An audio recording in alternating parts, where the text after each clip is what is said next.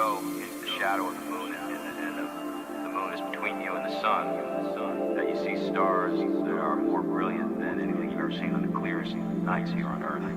And then you pass into the lunar sunrise over the lunar surface, and it must be an awe-inspiring sight. I can't wait to see it myself.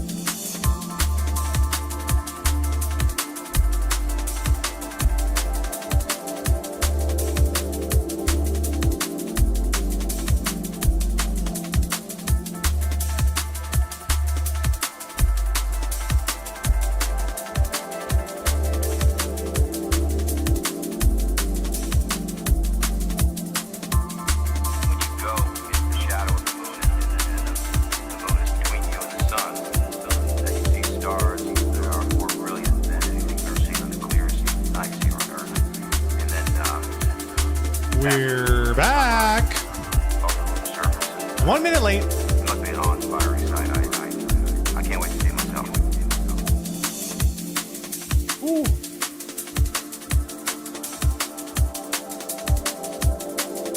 How's everyone doing? Back again on a Friday. Trying to get everything adjusted, make sure everything's good. Everything looks pretty good on this end. A wizard is always on time. That's right, King of Sheba. You said I smelled something cooking. Oh, we are cooking tonight. We got a lot of... Honestly, there was too much. There was too much for me to cover. Exciting week. A lot of interesting stuff to talk about.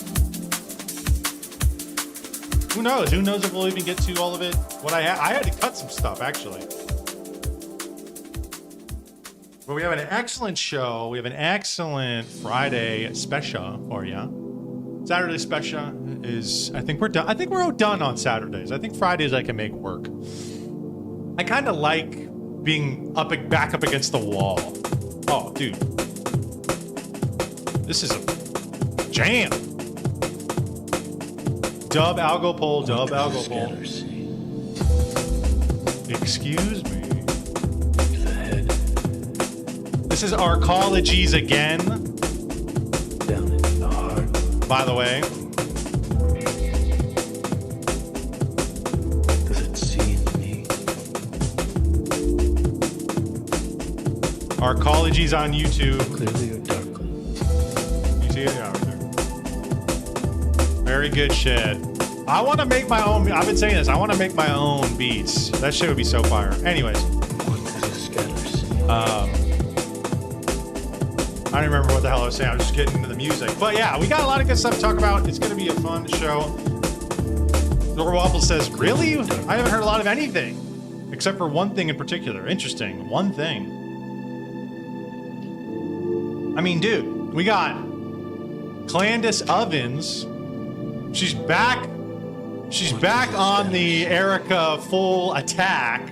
I'm starting to come back around. You know, I originally was like, yeah, let's turn this down. Let's turn this down. All I originally was like, yeah, you know what, Candace? I was like, fuck yeah, my black queen. Then I kind of like, the last few months I've been like, dude, she's fucking out of her mind. Now, you know, it's coming back around for me. And now I think I'm back on the Candace train. Fuck it. Talk your shit. I don't give a shit, dude. Talk your shit. We're going to look at this coordinated campaign to discredit Candace. Fuck it. Fuck Erica. Who gives a shit? Erica almost certainly. Here's the thing. Erica almost certainly has something going on with her. I think that much is certain. Candace, Clearly or darkly. I think there's something going on there too. Not totally sure what to make of Candace. But I like to see these people beefing it out because I think, you know, just because Candace might be sketch doesn't mean Erica's not super sketch too. And hey, let's see it. Let's be out with it. Just like we're going to see, we have an update on Elijah Schaffer and Milo. I think Milo is one of the snakiest FBI informants of all time. And he actually posted something that was a little telling. I think, okay, yeah, Milo, you know, fuck him, right? He's a gay British dude. But what he revealed to us about Elijah, I don't really know how you can argue against that. So now, are there other motives for doing that? Of course. But is it the case that it's true? Is it true that Erica Kirk is I think she's a swallow. I think she was bred to be in this position. I think it was an arranged marriage. I think she was somewhat of a handler to Charlie. And I don't think she's exactly who she says she is. Swallows never really are. But similarly with Elijah, I think Elijah's full of shit too. I think a lot of these people in these spheres need to be exposed. And maybe Candace's day will come. Anyways, I'm getting ahead of myself. I'm getting all into it already. So we got an Elijah update. We got Candace. Candace Ovens, my girl, versus Erica, and basically the whole neocon right. We have Anthropic. That one is like breaking. Like that just happened not too long ago. I got home from work and I was like, oh shit, what's going on? An actual dub for civil liberties and the freedoms of the individual against AI. You know, let's not get too crazy, but kind of a dub. And then we have a Curtis Yarvin clip. He was recently on a podcast that I was listening to, and he had an interesting little tidbit about the future and AI and whatnot. And then if we have time, I also saw Dim Fool, our old friend. We haven't done a Dim Fool clip in a long time. I feel like it's been a while. Oh, you know what? Last time we did it was probably when he was calling Candace a C word back in Christmas time. So it's been a little while since we've checked up on our boy Tim. I saw that he had Jay Dyer on. There were some clips of him and Tim going at it. And Tim, honestly, it looks pretty juicy. Tim looked like he was freaking the fuck out. He's questioning him hardcore on his political beliefs. And Tim's like squirming. It honestly was so funny. You saw that? I saw clips of it. I was like, I gotta see the whole exchange. From what I saw, I was dying. So I thought, okay, we have time. We'll get to that. I would like to get to that because honestly, that'd be really funny. So we got a good show for you guys tonight. I'm getting way out of. I'm already. See, I'm geared up. I'm ready to go. I'm amped up. I'm drinking my coffee. It's Friday, boys. It's the freaking weekend, baby. I'm about to have me some fun. But please, before we get into anything, please subscribe on YouTube. Jacob on YT. It's right here, right behind me. Follow me on X. Same exact thing, Jacob on YT. And we got to get to 300 subscribers. We have to get to 300 subscribers before May. I think we can do it. It's 3 months away. We'll be fine. We need 13 more. Hell, I think we can do it before the end of March. Well, I have to get them before May specifically because I'm going to be seeing my Uncle Rob and I want to rub his face in it. And I want to tell him, look, you told me at Christmas to get to 300 subscribers. Well, now I have 300 plus. Are you going to subscribe? He told me it was shit. He told me what I was at was shit, which was like 270. He said, oh, that's garbage. He said, I'll subscribe when I get to 300. Well, we got to get to 300. Before May. Please give me a subscription. Please, that's all I ask. One little button press. JCam on YT. Follow me on X as well. JCam on YT. You can be updated on there. We saw some of it live. Oh, okay. 6 months in deep space. That's a good place to end that. Anyways, okay. We're back. We are better than ever. The Friday stream. But yeah, that's what I was going to say. I like the Friday stream because I feel like kind of like my back's up against the wall. And something that I've learned about myself, specifically by playing basketball, is that I do much better in the flow of things, moving with the current, moving in stride. And I find out that specifically in basketball, when I would be off the dribble, running, doing all kinds of stuff, backing people down, right? Like when I'm in it, I hit the craziest shots. But when I'm sitting there and I have to hit like a free throw or like I'm wide open, like that's the times where I realize I'm like garbage because I don't like second guess myself, and I'm not in the flow Zen state, right? So like Friday, it does feel like, well, I got up this morning, I got up early. I've been drinking coffee all day, right? Like I'm going to work, I come home, I'm back up against the wall, got to get this ready, got to do this. It is a little like, time constraints for sure, but I kind of like that because it puts me in this kind of flow state to where I just kind of, I go right into it, right? I basically have like an hour and a half when I get home on Fridays, and I just got to get everything ready for the stream. Balls to the wall. Flow state is best. Flow state is real. It is true and real.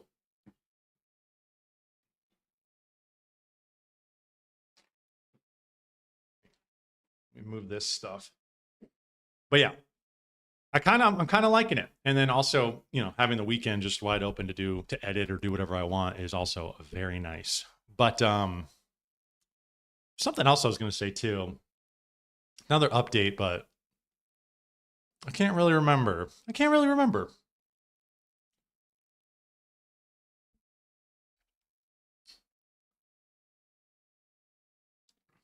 I got the Adidas tracksuit on. I got the Adidas tracksuit on today. I'm becoming a tracksuit person for sure. They're super comfortable and they're not like totally trashy and sloppy.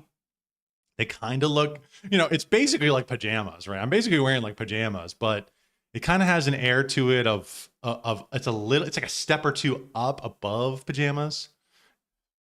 Not like sweatpants. It's like, okay, it's like I feel like I can rock this potentially outside the house and it wouldn't be the worst thing in the world. Yuppie. Hey, where's the gabagoo? You guys ever see that? That's what it reminds me of. Wearing the tracksuit. Where's the friggin' gabagoo?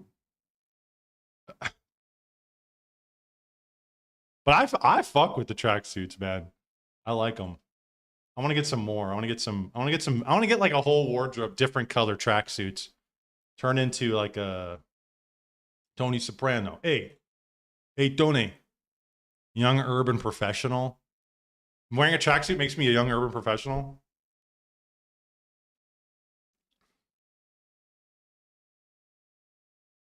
Hey. Hey. Hey, where's the freaking gabagoo? You motherfucker. You motherfucker, huh? Don't make me get the... Hey, I'm walking here.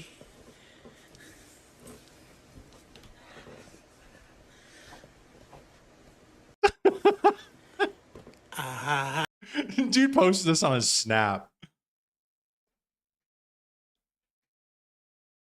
I'm walking here. Where's the freaking gabagoo? That's what it feels like. You either feel like an Italian, like a Tony Soprano, or you feel like squatting Slav and you need like the balaclava and all that shit.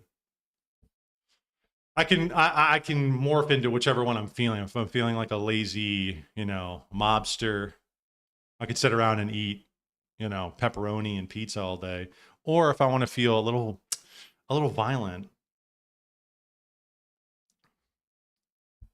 if I feel like robbing someone, if I feel like opening fire, grabbing the AK, I can do that too. I can go whichever way I'm feeling in the tracksuit.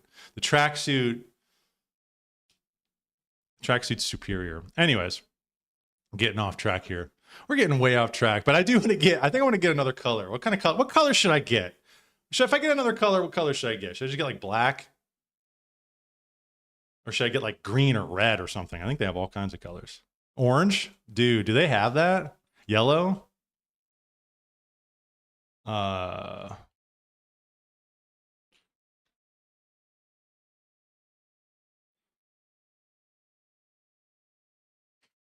This looks a little too sporty. Green is good too. Oh, like this one? Dude, honestly, this goes kind of hard. I could get, oh, dude. Yes. Black is classic. I think the blue, like the dark blue is classic. Red? This is a little too bright for me though. I need to get like a little bit of a, more washed out color. The black and red. Yo, that looks kind of cool.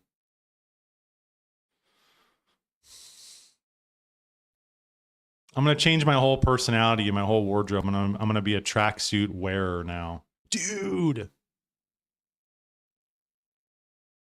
Bro, should I get this? This is like kingly. This is like king colors here. Holy shit, dude. All right. For $36 on clearance at Macy's, dude. I'm about to buy this. I'm about to buy this on stream. No, I'm just kidding. All right. All right. Let's move along. All right. Let's get into it. You're getting it first, dude. We can get matching. We can be matching. We'll be like in a gang where everybody has to wear the same color tracksuit. No, dude, that would be all the minions have to wear one color, and then like the head guy wears the purple one. All the minions wear like the orange one or the green one or something. That would be kind of cool. Anyways, all right, let's get into it. Let's hop right in. Let's jump right in. We got a lot to cover. Normally I have like a video or something fun to react to in the beginning, but I'm cutting that out right now for tonight. There was a funny video I was thinking about checking out, but I thought, no, we got to get into this. We got to hit the ground rolling, hit the ground running, because we have a lot to get through. So Elijah, where we've been following this saga of Elijah's ultimate crash out on the timeline. And 2 or 3 weeks ago, we first covered him. He's posting erratically on X, posting videos of him on some sort of drug, walking through his hotel, and nobody knows what's going on. And he's saying his kids are missing and everything. I'm just doing a quick recap because I know it's all there. It's there. You can go watch my videos on it. And we come to find out that there's a dossier that got leaked there, and his wife basically is leaving him because he is like a alcoholic abuser and was ultimately cheating on her with Sarah Stock, who is another prominent right-wing conservative grifter. So, and she's gone. She's bowed out of the limelight, whereas Elijah here is doing the opposite. He is trying to reinvent himself as, I think, like a Andrew Tate red pill kind of guy, siding with the Groypers, doubling down, doesn't give a shit, throwing caution to the wind, and he's trying to kind of angle this in a certain way. That's kind of like, and I don't totally disagree with him that there's something fishy going on here, like we kind of just talked about a minute ago. These people a lot of them are backed by certain people, right? We've talked about like Peter Thiel influencing the media sphere. I don't know if he's backed by Peter Thiel, but but they're getting funding from certain people to push talking points. I think that is absolutely true. And if you, I think, deny that, I think you're just clueless. A lot of people are grifting. A lot of people will jump onto these things, and maybe even if they're not directly funded by somebody, they're in it for just the money, right? And they're just trying to get views and clicks and rage bait and whatnot. Elijah has had some weird moments in the past, and I would like to dig even further with him at some point and see, if there's any real avenues for funding of Rift TV, which is his show. But he did make a statement when he was talking with Gavin McGinnis about how he was down in El Salvador doing work for El Salvadorian government, and he calls him out on it, and he's just like deer in the headlights, like, Americans' interests are actually in El Salvador. Some weird shit going on. And I don't exactly know what angle he's playing here. Same with Milo. Milo, I know for sure, is being backed by somebody, but it's tough to tell from this angle. But we're going through it. We're trying to suss out a little bit. It's a little bit, we're speculating. We do a little speculating. And I think that there was a reason why this dossier leaked when it did, and why, what the hell is his name? Who's the Indian guy? Who's the Indian guy in charge of the DOJ? I can't think of his name. Kash Patel. Wow, I just said it. Kash Patel his girlfriend is suing him for disparaging remarks he made. And it's like weird. Like, why is this going on? Why is there a dossier? There's something deeper here going on for sure. I don't know whoever he's working for, whatever he's done behind the scenes. I don't think it's just the front facing excuse that they're giving. I think there's something else happening that kind of caused all this. So anyways, Shamalama Ding Dong. No, Kash Patel. Kash Patel, our old friend, Kash Patel. So he comes out on February 24th saying, Boss Limited perfect jacket for a much needed juicy expose. Subscribe to my YouTube/Rumble and soon you'll see what you've been asking for. Truth, simple, thorough, receipts. Lots of people tried to stop this from happening. I don't negotiate with gay blackmail terrorists. He's referring to Milo, of course. So he's got the suit on, he's got the watch on, he's denying it. He's doubling down. And Donovan here says, did you apologize to Sarah's husband yet for ruining his life? Now, we haven't seen anything about them. I don't know. I hope they're doing okay. It's kind of a tragic thing to hear if you're her husband. But I don't wish these people destruction. Okay. I don't wish Sarah Stock and her husband to blow up and get divorced. And honestly, even him getting divorced, it's like, dude, you're going to these kids' lives are going to be altered forever because of this. And that sucks. That sucks. That's not the wholesome Chungus conservative influencer vibe that you're purporting to be. That's ruining people's lives, and it's fucking up your children's minds when they find out that their father is having sex with a married woman and all the other stuff that he's been getting into. It's like, you really do have to be, if you're going to be a public figure, everybody has skeletons in their closet. I'm not like, okay, nobody's perfect, but to this degree, it's like, man, I don't know. It just seems like you screwed up, and to something of this degree, it really is just you had to know it was going to come to bite you in the ass at some point, and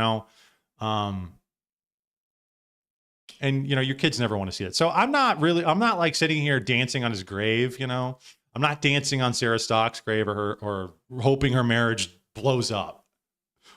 But I might start if the way he's acting is very ridiculous and he's doubling and tripling down on this.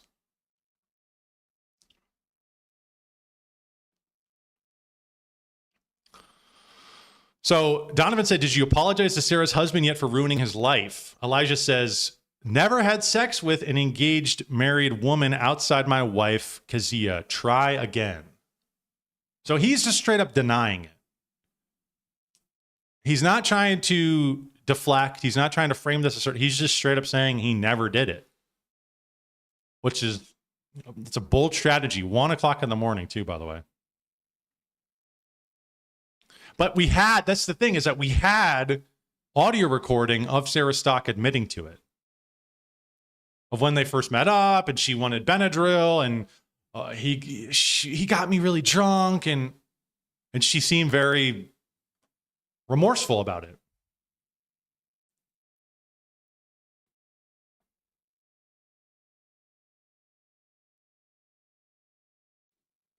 Oh, he's just denying. Oh, I see what you're saying. He's playing a little trickaroo, playing a little sneak.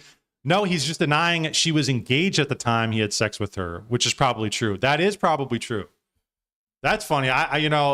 He's doing a little, never had sex with an engagement, because I took it as the whole, he's denying it completely. No, he's denying the engaged part, right? What did "I have a dick and it works" mean then? People were talking about you having an affair, and your response was "I have a dick and it works," which sounds an awful lot like an admission.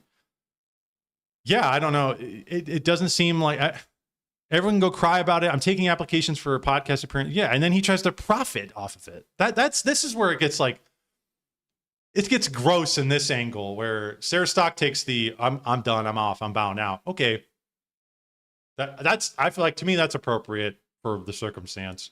Try and figure out your personal life with your husband. Try and reconcile things with him.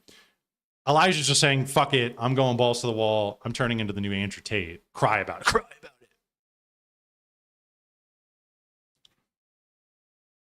But they were dating. Also, you can't be engaged and married. Yeah. They were dating. And it was probably serious, and there was probably talks of them getting married. You did before she was engaged, when you were married and she was dating a man. Right. Regardless if she was married or engaged or anything like that, you were married with kids, bro. Like, if anything, that kind of removes some blame off of her end, but it still leaves a lot of responsibility and blame on your end because you have kids and a family, bro. What is this? Also known as, I have slept with a woman who was in a relationship, just not engaged, while I myself was married. I'm a good man. I only cheat with women who aren't engaged or married. Holy shit.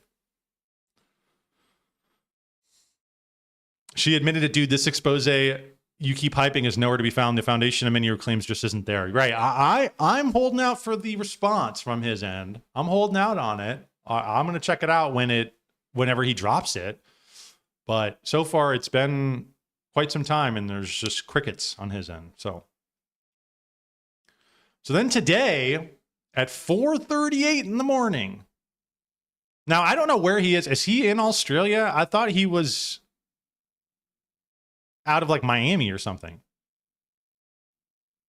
Because 4:38 in the morning, what is that in Australia time? I mean, maybe it's daytime, but it looks dark out, so I don't really know when this is. But he posts, it's nice to not have a bitch nagging you. So now he's trying to angle. He's like, oh yeah, now I'm a free man. Now I'm not tied to that, my old bag, that old bag I was married. Now I'm not tied to her anymore. Now I can go and smoke my cigars and do what I really want. Okay, but you were already like off your rocker, dude. You're already like a drunk and a drug abuser. Like, okay, you're already doing what you wanted to do and acting the way you wanted to act.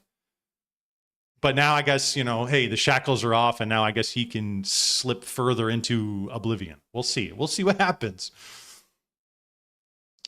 And he quotes the proverbial red pill verse.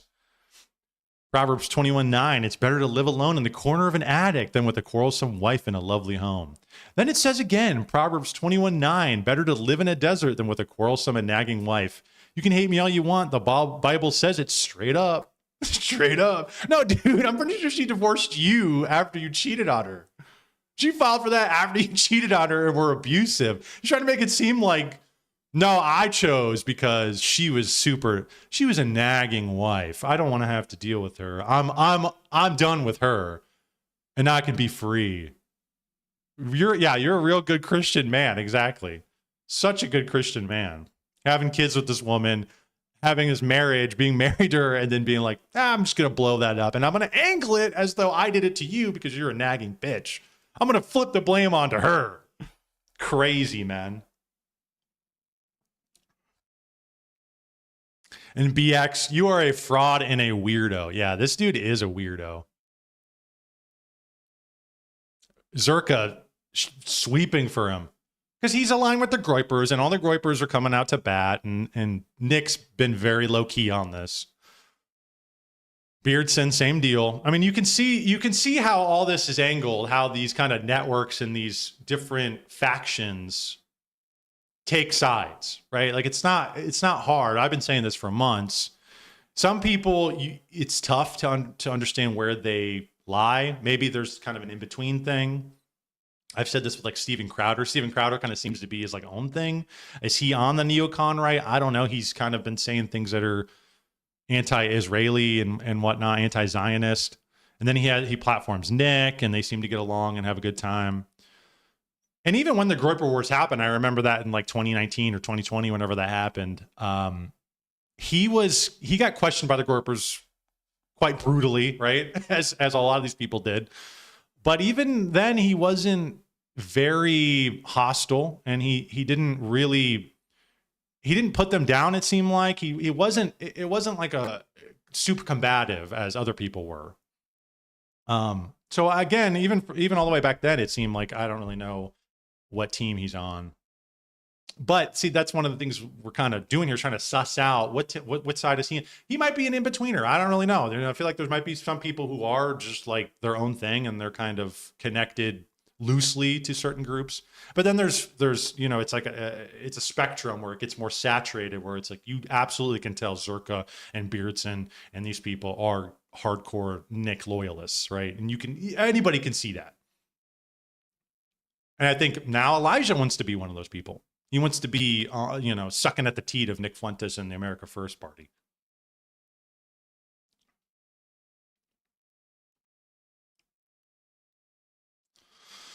So then we got Milo here. Milo and Elijah have been beefing on the TL basically for the full week. I was scrolling through both their timelines, and it's just been a cat fight between the two of them.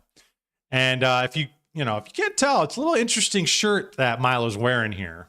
What are you grateful for? Today I'm grateful for idiot bitches who take the bait. What are you grateful for? Okay, so alcoholic, homosexual, wearing a Palantir shirt, and a crucifix. I mean, can it get any stranger, right? You cannot even make this shit up. Like, you couldn't even write a character like this in a book. Like, this shit is fucking fucked, dude. Milo as a person is just this amalgamation of just degeneracy. And I think wearing the Palantir shirt is just like, what are we getting at here? Are you being paid by Palantir? Are you getting paid by Peter Thiel and Alex Karp? It is like a parody. He's trolling with the Palantir shirt. I don't know. Hey, it's weird, man. He's mocking Christianity. Absolutely. What are you thankful for? He lifts up a plastic glass, probably filled with some cheap ass Franzia. He's probably just finished off a whole ass box of wine. It's honestly entertaining because it's two drunks. It's two alcoholics on the timeline beefing. It's two retards fighting, right? You try. Oh, it's Cristal. Oh, did this sound like Cristal to you? What are you grateful for? Today I'm grateful for idiot bitches who take the bait. What are you grateful for? Sounds like plastic to me, bud. Whoa, sorry. Jump scare. Well, I put in a request for comment with Elijah Schaffer, and he has got back to me. And I am duty bound, by journalistic ethics, to share with you his response to my reporting. So here it is. Oh my gosh! All right, bro. Why does this low key sound like him? Yeah, dude.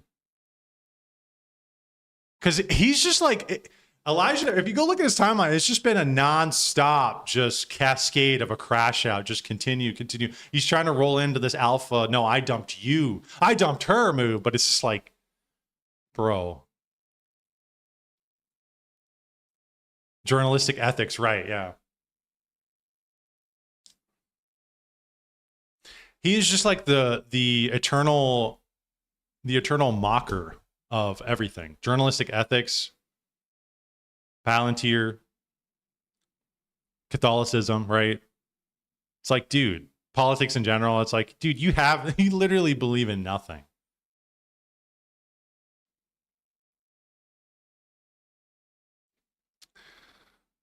I don't know.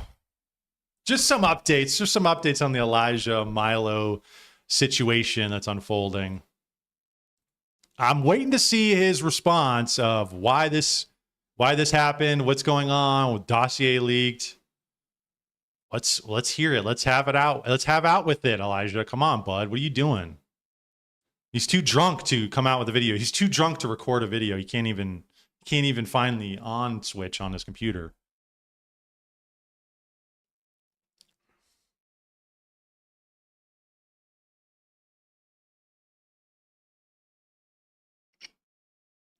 Why would Peter Thiel pay him for this bullshit? I don't know. I'm not saying he is. It's speculation. Wearing the Palantir shirt, just a little. It could be a troll, hey. But it's like he's paying all kinds of people, man. That's the thing. Is that like I don't know. He could be. Nobody knows. Nobody's revealing if they're getting paid by people or not. But it's culture control, right? Culture creation. It's narrative creation, it's perception management, right? Like having these people in your back pocket to talk about certain things in certain ways. Yeah, absolutely. Or attack people, right? Who dropped this dossier? Who's this news baron person? Why are they suing him? Why is the Kash Patel suing him? Like all these things, it's like that's a coordinated attack for some reason that I think is more than just he has Rift TV. And I think Rift TV is more than just, oh, I'm starting a little dot political platform. It's like, no, dude, you're probably shilling a certain viewpoint, a certain narrative, a certain flavor of politics for a reason.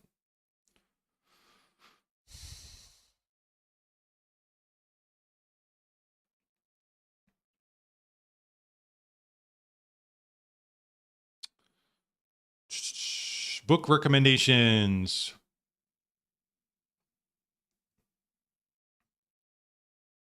Houses by Borislav Perich. It's the amazing story about a man in love with buildings. It's a comic masterpiece. I've got a copy. It's not even coming up on Google. Uh-oh. It's a banned book.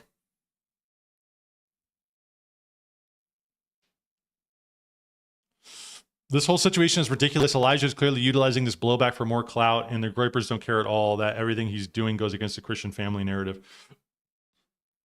Not even a narrative. I mean, I guess maybe you can call it, but just the belief in family and the belief in the foundation of the sacrament, right, of marriage, right? Like all this.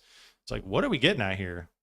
But I don't think that the Groypers really, I don't think they're viewing it that way. I don't think they care about that so much. I think that like, that's the ideal. That's like the ideology which they profess. But ultimately, if they can wrangle him in their sphere for clout purposes, I mean, how many followers does Elijah even have?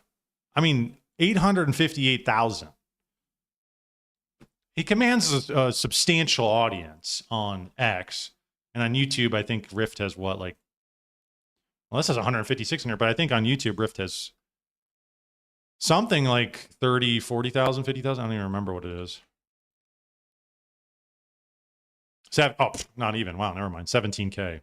Or garbage. Never mind.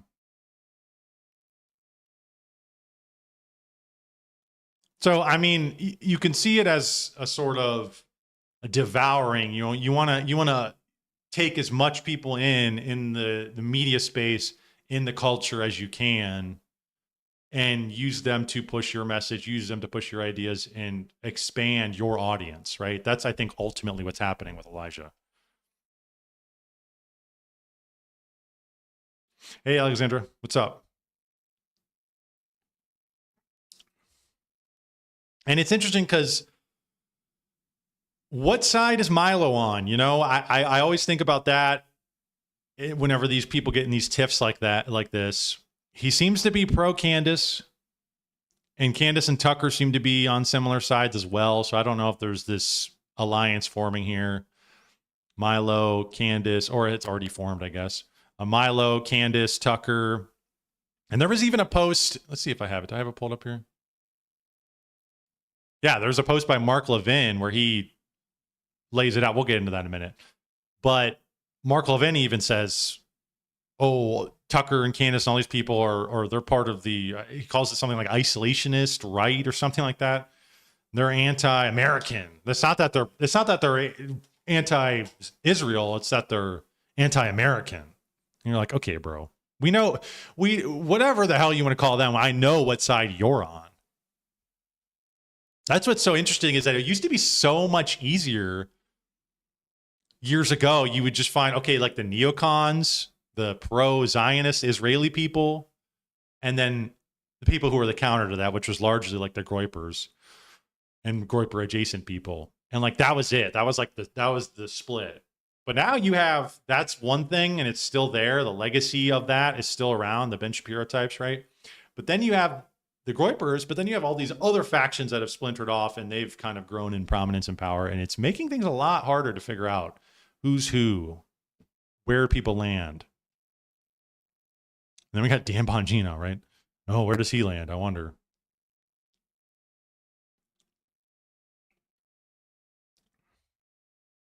I've got a reading list a mile long, but I've been saving titles you up in chat. Thanks for the recommendation. Same. I still got shit I got to get through. My own stuff. It's tough. It's tough, though. I'm a busy man, you know? It's tough for me to rip through books. Anyways, all right, let's move along. We're going to get into the Candace stuff. Now, I've flip-flopped on Candace. I've gone back and forth.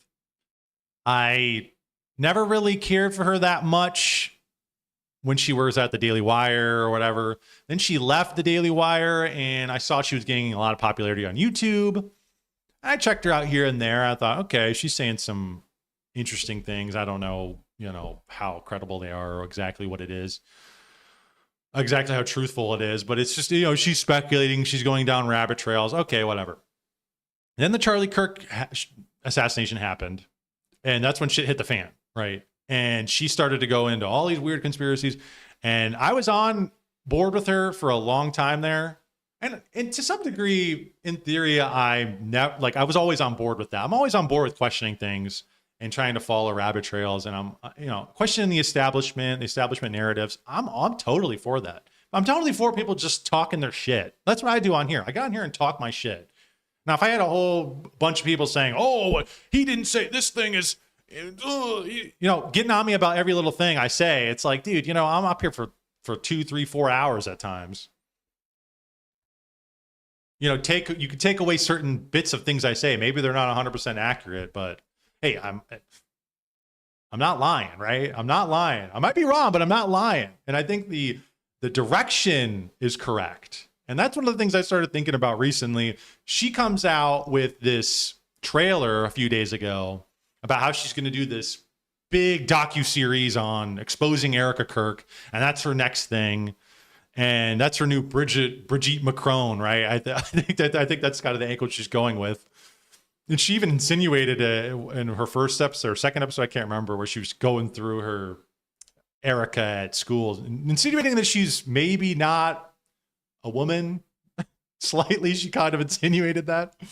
And you're thinking, okay, here we go.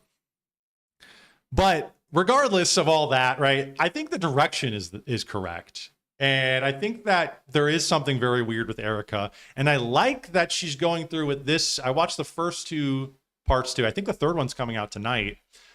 I like that she's going into the backstory of these people and digging into their history of not only Erica, but her family. I kind of do like that. This is a prominent person in politics. She was married to Candace's best friend, who was violently assassinated on live TV, right? I think, hey, you know what? Go for it. While Erica may not be a time traveling alien man, the direction is correct. Right. It's almost like, it's like those games at like the carnival where you're trying to shoot the water in the clown's mouth and the hole is like this big, right? And with precision, you got to get in there. But it's almost like, okay, you shoot it with precision and you're winning the game. But what if somebody came and just dumped a whole bucket of water in the hole? Well, they would technically be correct as well, and they'd be winning the game, I guess.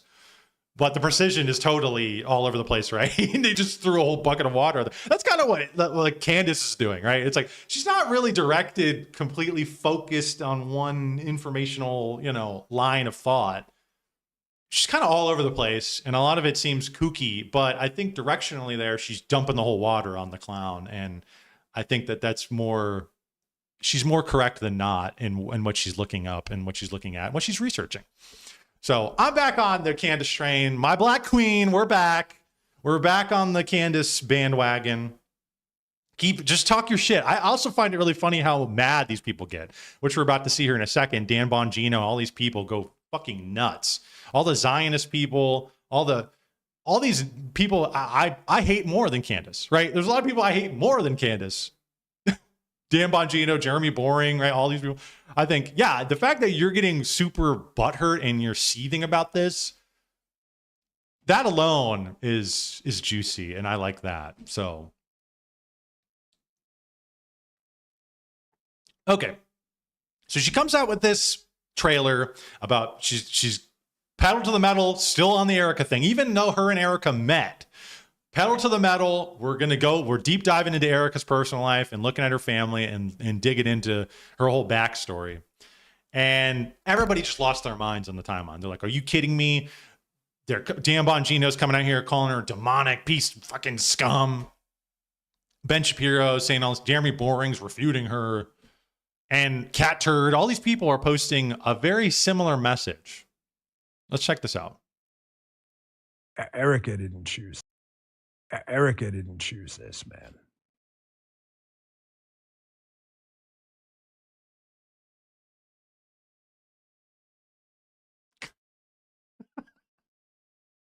She didn't choose this. Oh, he's so righteous. He's Imagine so sitting pious. there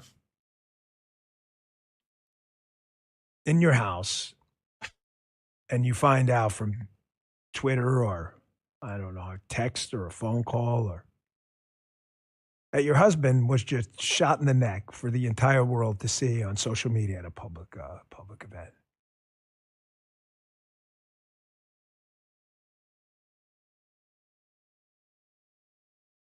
I can't imagine that. I know you can't either. Then you got to go through this. Then you got a bunch of absolute fucking lunatics sending her emails. You did it. Comments, tweets. Fuck you. Fuck you. Fuck you. Go fuck yourself. You demonic fucking scum. Big man.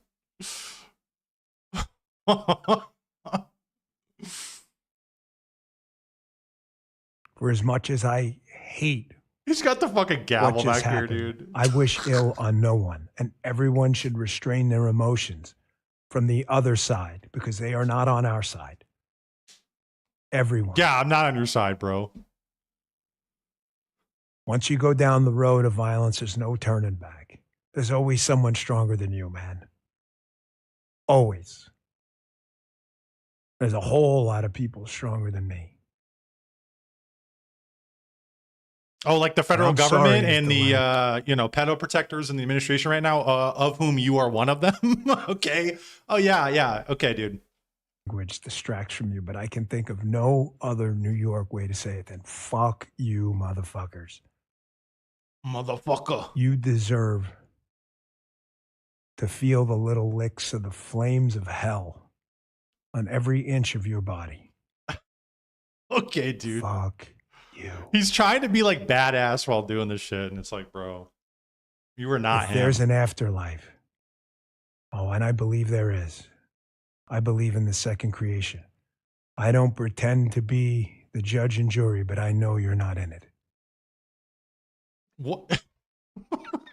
I don't pretend to be the judge and jury, but I know you're not in it. Yeah, what the fuck are you talking about, dude?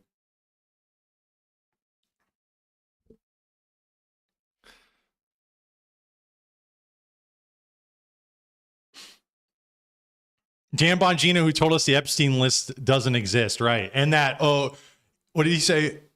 He killed himself. He killed himself, right? Remember that bullshit when he's sitting there with Kash Patel? Look, guys, he killed himself. All right, man. After that whole stunt, I don't think we have to listen. We don't have to listen to you anymore. So he comes out with that, calling her demonic scum. And then we have Jeremy Boring here, who says, I don't know Erica Kirk. I do know Candace Owens. Erica met the moment of her husband's assassination with a grace unimaginable. What, to like pyrotechnics and rock music? Candace met the moment of her so-called friend's assassination as she meets every moment, focused on herself and her insatiable hunger for fame and aggrandizement. If you find yourself believing the latter in her smears of the former, please know you are being manipulated by one of the best in the business. But you're still wrong and in the wrong. May God open your eyes to the evil you are participating in, and may God bless Erica Kirk. Hour. I don't know Erica. I don't know what she'll become. I know that at Charlie's funeral, she was the most important human being on planet Earth for 1 hour. And she used the occasion of her one moment, a moment that most people will never experience, her one moment of being the most important person on planet Earth, she used to honor her husband, to defend his legacy, and to forgive his murderer. So I don't know Erica, but I would say that it's hard to imagine any human having used that moment to greater effect than she did. I hope that she's very successful in the role. I think she'll be very successful in the role, but she won't be Charlie. Maybe TPUSA will be bigger than it's ever been. Maybe it'll do even better things than it would have done under Charlie, but it won't be the same. Goobers. Charlie is dead. And with it, something really beautiful and important in the movement. I don't know Erica. I don't know what. You know, this is turning into, you know what this is like? This is like Sandy Hook. This is just like Sandy Hook, where you can't, you cannot talk about that. We cannot go down those roads. She's a grieving widow. We cannot get into there's children. Adam Lanza is a crazy. It's the same thing with the Holocaust too. It's like you get into any of these kinds of taboo topics and people go, what are you talking about? Why don't you just believe the narrative, man? What the hell? People were saying that after 9/11 too, I bet. I wasn't old enough to remember, but I guarantee there was a lot of people who right after 9/11 were saying, oh, this was an inside job. This was done by our government. And people were probably shitting on them too. And then we find out years later, oh, wait, they were right. And look, I'm not saying one way or the other about, hey, all those things. Sandy Hook, the Holocaust, 9/11, look. But the fact that we can't even talk about it, we can't even delve into it, who the hell are you people? I'll talk about whatever I want. I'll delve into whatever I want. I'll research whatever I want.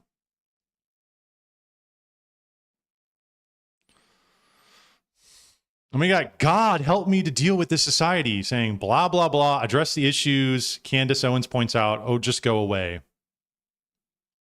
I think he meant or just go away. And then Jeremy responds by saying, I'm happy to address the issues Candace Owens points out. Erica Kirk had nothing to do with the assassination of her husband.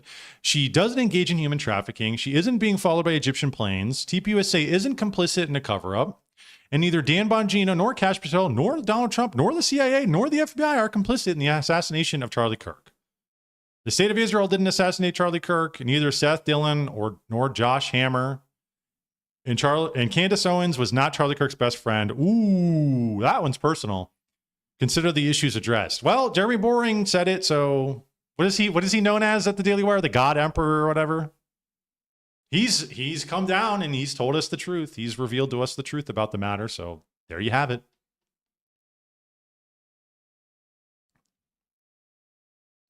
Literally. Oh, thank you, God Emperor Jeremy Boring. Now we all believe you, bud. But now Candace snaps back saying, LMAO, little guy is upset that a 2-minute trailer edited at my kitchen table is doing better numbers than a failed series he poured his entire life savings into, thinking it would transform it into the next Walt Disney. Now he's just a Twitter reply guy. Look at this ratio. Holy shit. 34K to 16K. Holy, bro.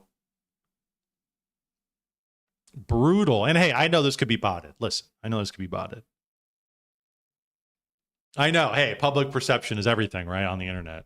Oh, she totally ratioed him, so therefore she's right, and everything she says is, and he got fucking mogged, so. But it's just funny. It's just a little funny seeing that there, you know?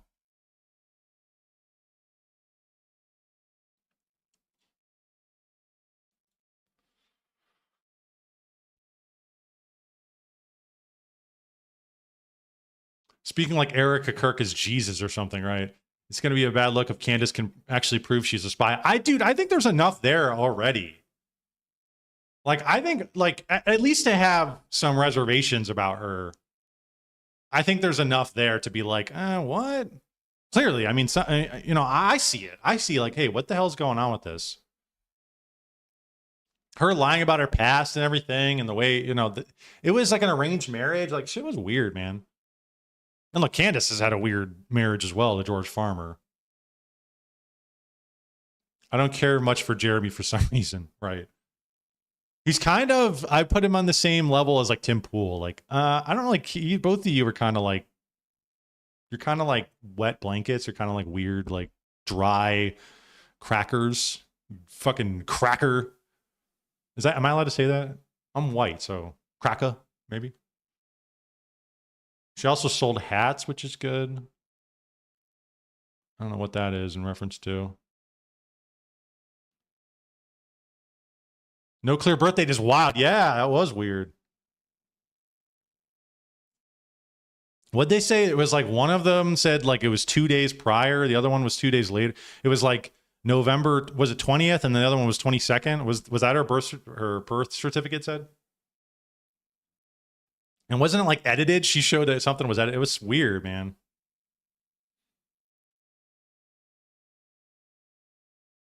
It takes a spy to know a spy, perhaps. Yeah. The most entertaining timeline is they are revealed to both be spies. I think that's actually what's happening here is everybody knows it's like, yeah, the Daily Wire is basically like an Israeli propaganda outfit. Like, we understand that. That's easy to see. I think TPUSA is following in those footsteps. I don't think anybody is TPUSA faith, right? Trying to get people into this kind of Zionist, dispensationalist, religious bent. But when it comes to Candace, when it comes to Tucker, when it comes to the other players, that's a little where we get a little more like, okay, I have my questions about them too. I have my reservations about them.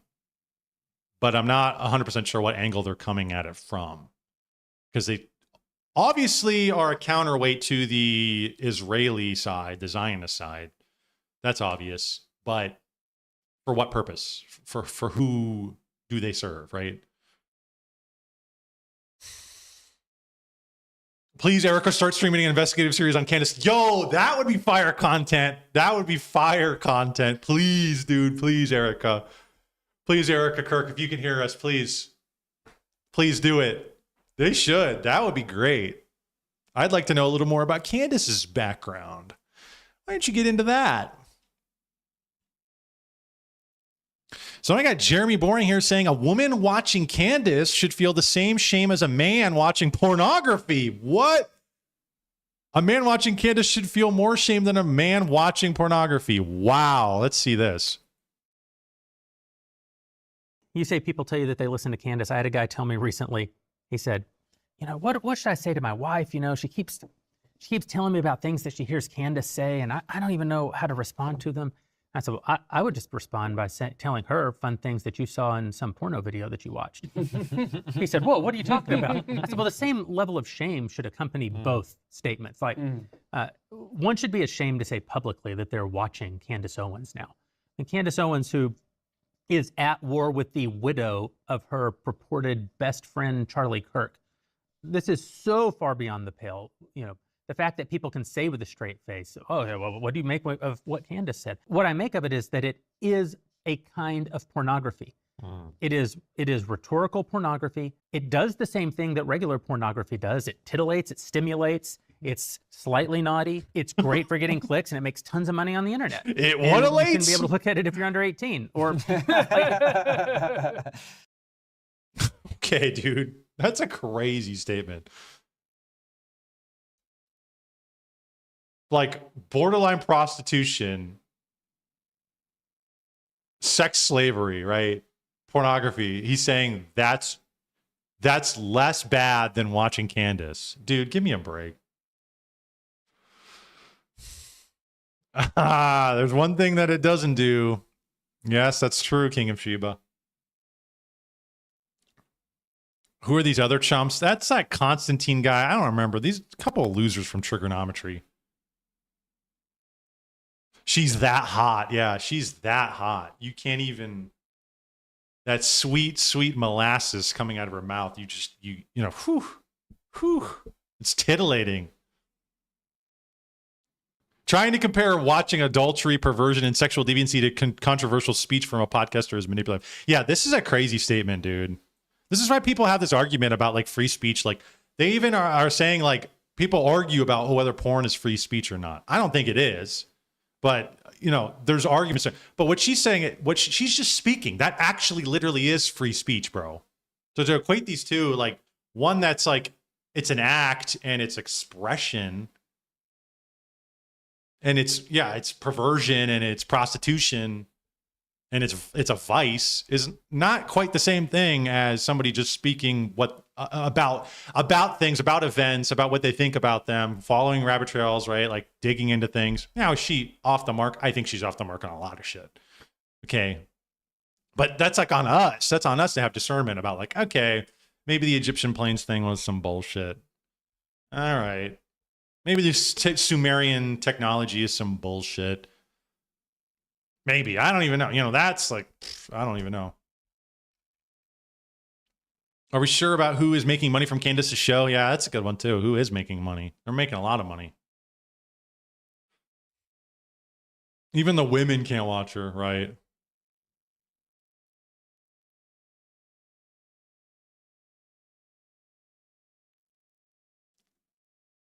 I bet the people who least reject evils like porn or other deviancies are the ones who are quickest to accuse others or make weird comparisons to it that are not accurate or appropriate.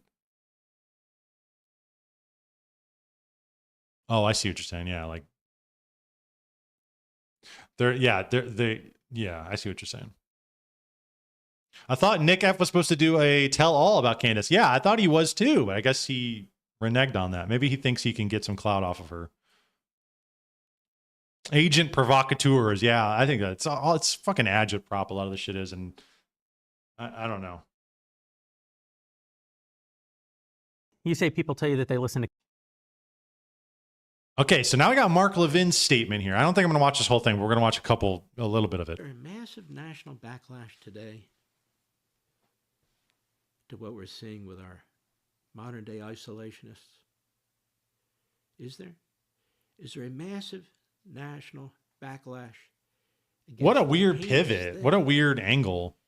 That Carlson and Owen. They're trying to angle. He's trying to angle and say, oh, these people are isolationists, so therefore the other side, the neocons, would be the normal American side.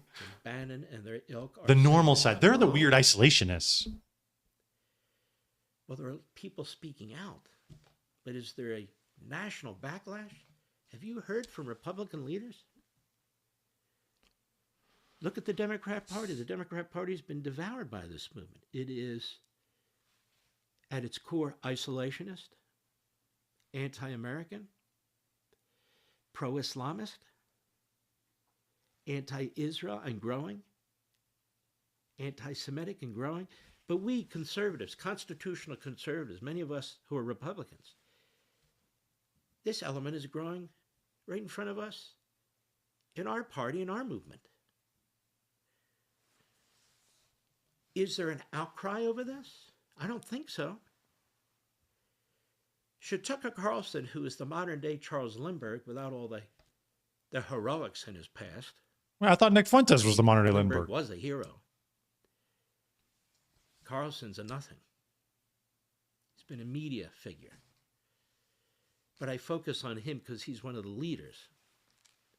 Is there a great national backlash? Have the Republicans in Congress called him out as a group and distanced themselves and the party from him? Now who's The Rockwell? administration? This isn't about the Jews.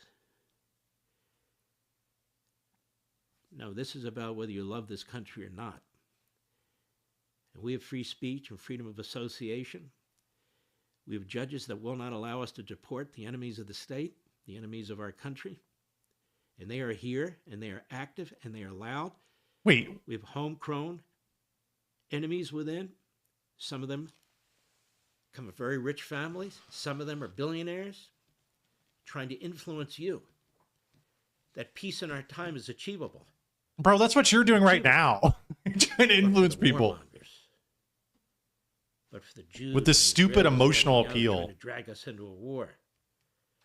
Also, I don't know how he said they're pro-Muslim. Who does Candace and Tucker Carlson talk about Islam that much? I've seen Nick Fuentes talk more about Islam than they do. That's right. But for the hawks, no more war. No war with Iran. These are the useful idiots who aid and abet our enemies. They did it before, and they're doing it today. Please speak out.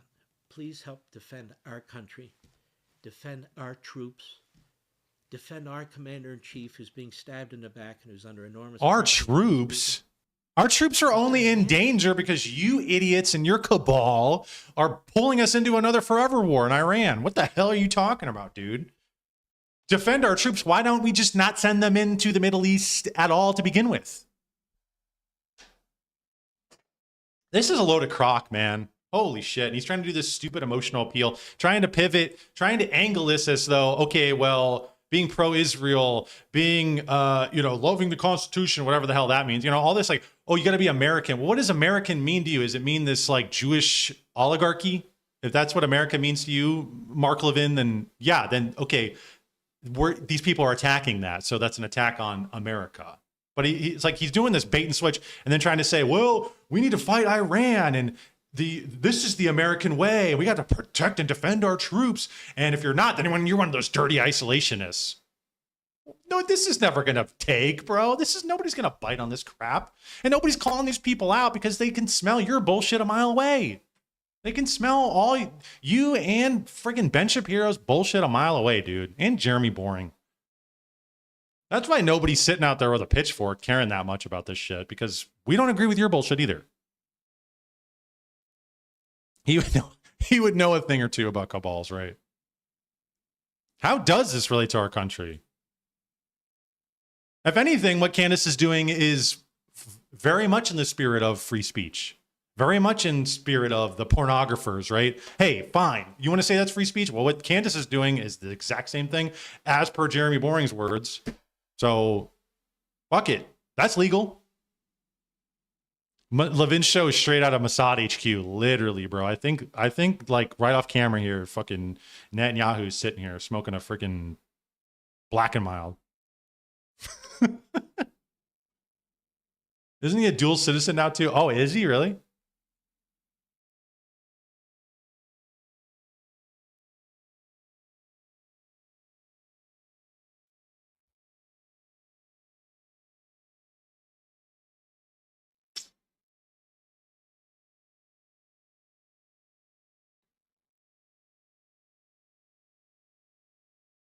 No, Ben Shapiro and Mark Levin do not have Israeli citizenship. Both are citizens. It doesn't even matter because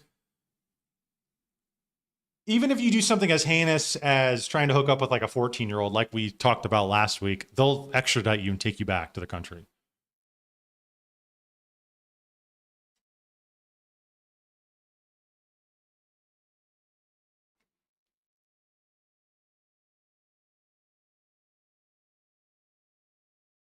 The GOP claim to be conservatives, yet people who want to conserve America are considered a dangerous cabal. Interesting. Yeah. What an interesting angle. Interesting angle there, Mr. Levin.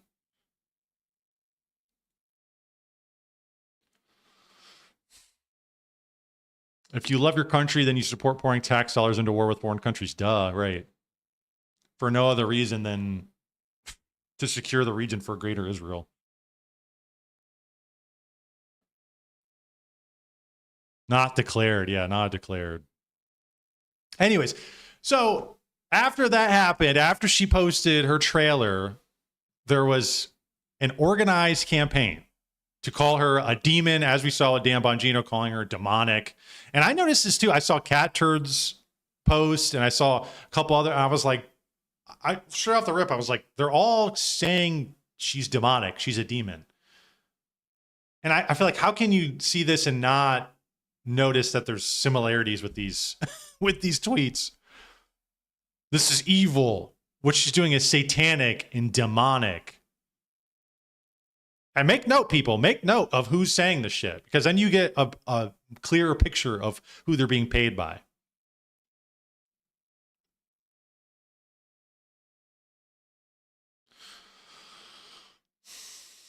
Total organic and not all an organized smear campaign. This is not normal. Don't be coy. This guy has detailed all the timestamps of when these were posted.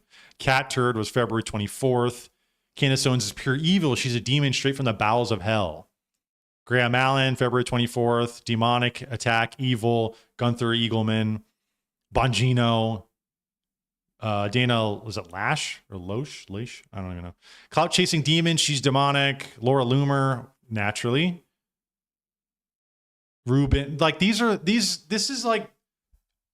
is honestly just shoddy. Like, something tells me it's like, this is not even, they have to know if you're all posting these in rapid succession with the same line, or is it just like an automatic AI post? They have it all set. They all have it all timed out and set. Oh, I'm going to post mine and we're going to flood the zone with this, maybe. But it just seems like it's a little too on the nose, you know? Sometimes when stuff comes out like this and it's so obvious, I take a second thought and I go, well, was there maybe a purpose at making this obvious? And, you know, there's nothing, you know, there's an avenue to go down, but there's really nothing concrete. But what we do know is that it almost certainly seems like it was a coordinated attack, and then we can run with that. But you have all the regulars here, right? You have Laura Loomer, you have Dave Rubin, you have Ben Shapiro, Gunther Eagleman, Bongino, like all these people, you can map them. You could map them for sure.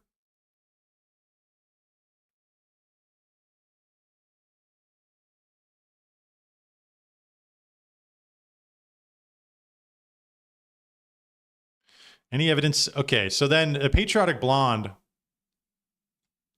posts this email. She posts this email saying that there is a smear campaign against Candace O, ordering staffers to call her evil and demonic. But we come to find out people are claiming that this is fake.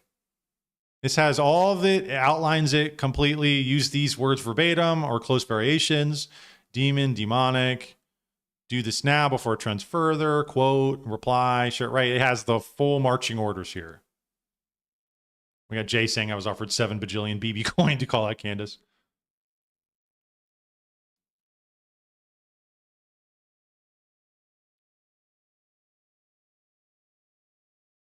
And we even have Matt Wallace here who's saying, full disclosure, I was offered money today to say bad things about Candace Owens and turned it down.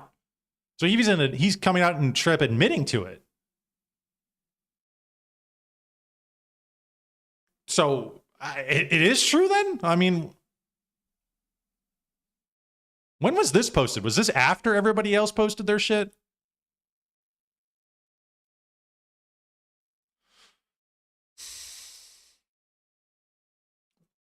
What's this guy's handle? Matt Wallace, 888.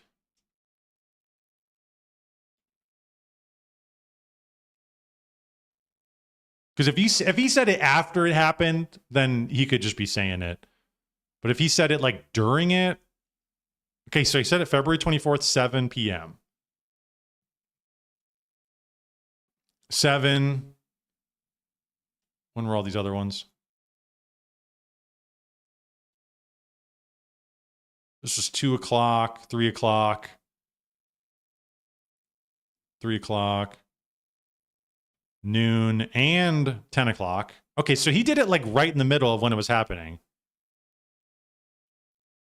So that leads me to believe that this is a little more legitimate. The fact that he came out in the middle of this to say that.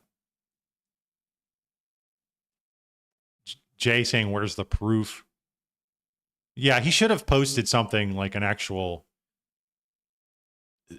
offer that was thrown his way. Matt Wallace has 2.3 million followers. I have no idea who this guy is, but I do remember him months ago. I don't know if you guys recall, there was that whole Big Z sports betting fiasco where he and Ariel, whatever the hell her name is, Orthodox, Trad, another one of these people, e-girls, they're all posting the same, and Jake Shields, I think was another one. They're all posting the same ad in succession. And everybody was like, what is going on here? And not disclosing it was an ad. A lot of them just put at Big Z sports betting, whatever.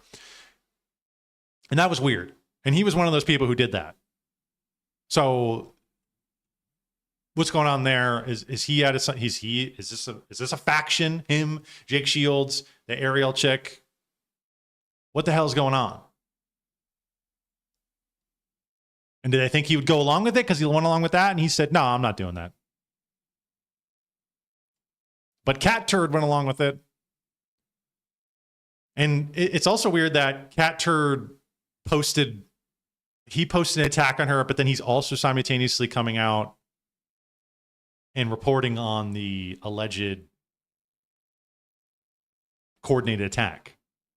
It's like, what? Are you like a bot? Like, why would you post this, but then also at the same time report on it? Just strange to me. Or maybe he's just an idiot. I don't know. Milo says he was on the list of people. Take two. And Milo also says he has a list of people that accepted the money and that it wasn't a lot. He says, do you take money to call Candace Owens a demon on X? If so, we want to hear from you. Let me rephrase. I got my hands on the list. Fess up now, or I'll name you later this week alongside the pathetic, pitiful sum of money you accepted to do it. And Candace says, I'm so ready. I'm so here for the list.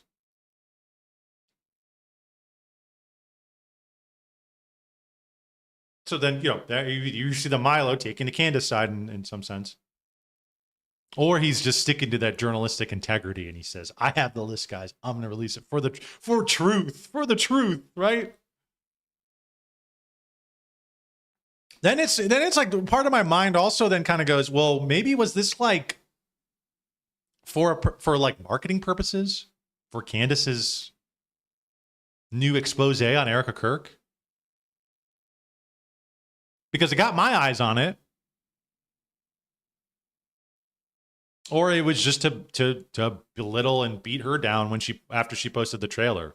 We're going on a full frontal attack against her. Try and diminish her credibility and try and, ruin her reputation or whatever. Like they've been doing for the last 6 months or so. I don't know. Because one of the things you got in social media, it's all about attention, man. It's all about. And people, you see all these people coming out and calling her demonic. You go, whoa, what did she do? Right? What did she do this time? What's going on with her this time? And you put the eyes on her and she go, oh, she's got a new expose. Oh, that was good. That was good advertising. Got attention on it. The spin doctors are getting lazy, dude. They're so lazy. One of those ex-newsbreakers like Mario Nawful. Yeah, who the hell is Mario Nawful too? I feel like there was just like a whole crop of people who came in when Elon bought X. And I mean, just a whole new batch of propagandizers just came in, and they're now they're shilling. A lot of these people just shill for the Trump administration. Gunther Eagleman, right?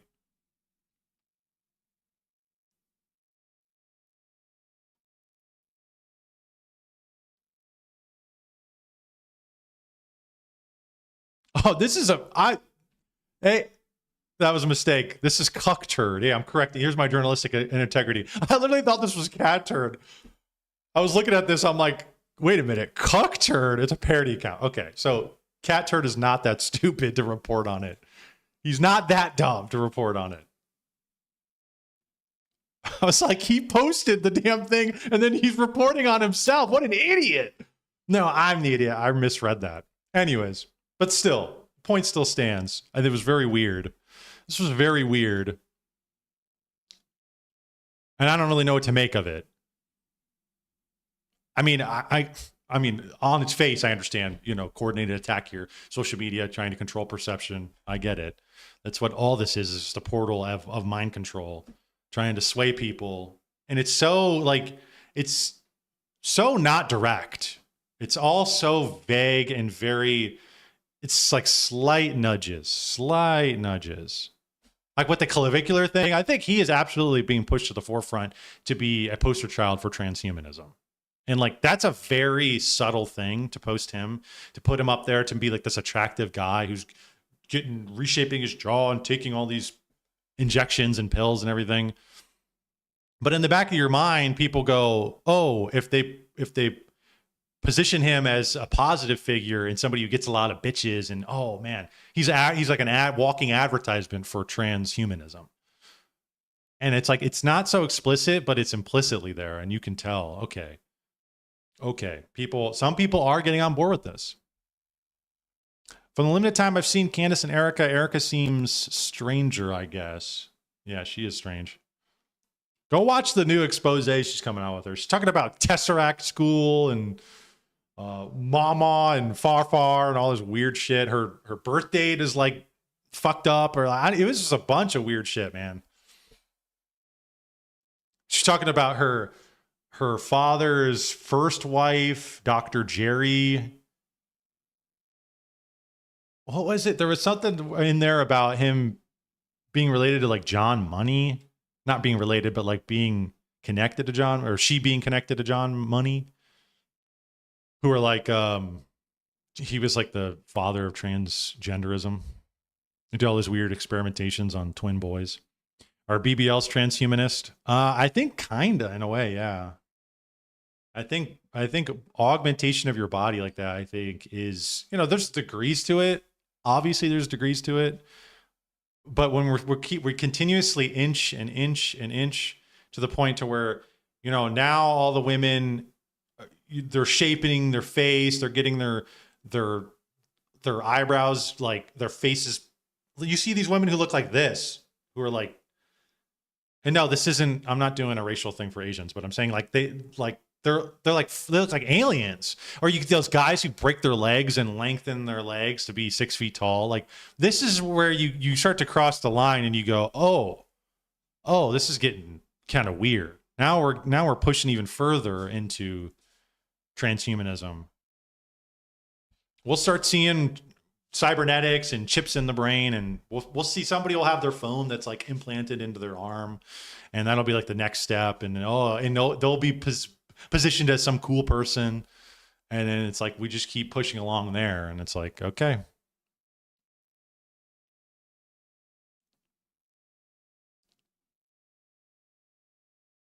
Anyways, so that's the Candace Owens portion. Very interesting. This coordinated attack, or this alleged coordinated attack, looks very coordinated to me.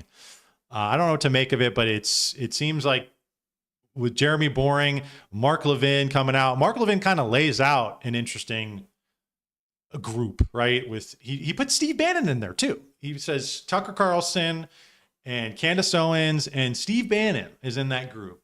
I don't know if I would have classified them in the same group as the other two, but he did. Mark Levin felt the need to. And he's likening Tucker Carlson as Charles Lindbergh, which is weird because Nick Fuentes he's running the America First political movement, which is what Charles Lindbergh had. So it's no, I think that's a more of an appropriate analogy, appropriate comparison, I should say, than Tucker Carlson. That's just a weird one. But for some reason, he wanted to lump those people in there in the same group. Oh, I saw some creepy vid about that kind of surgery going on in Asian countries. Oh, you know what? You know what's funny? I just saw, let me see if I can pull this up. There was a, did you guys see this Jim Carrey video? Speaking of face.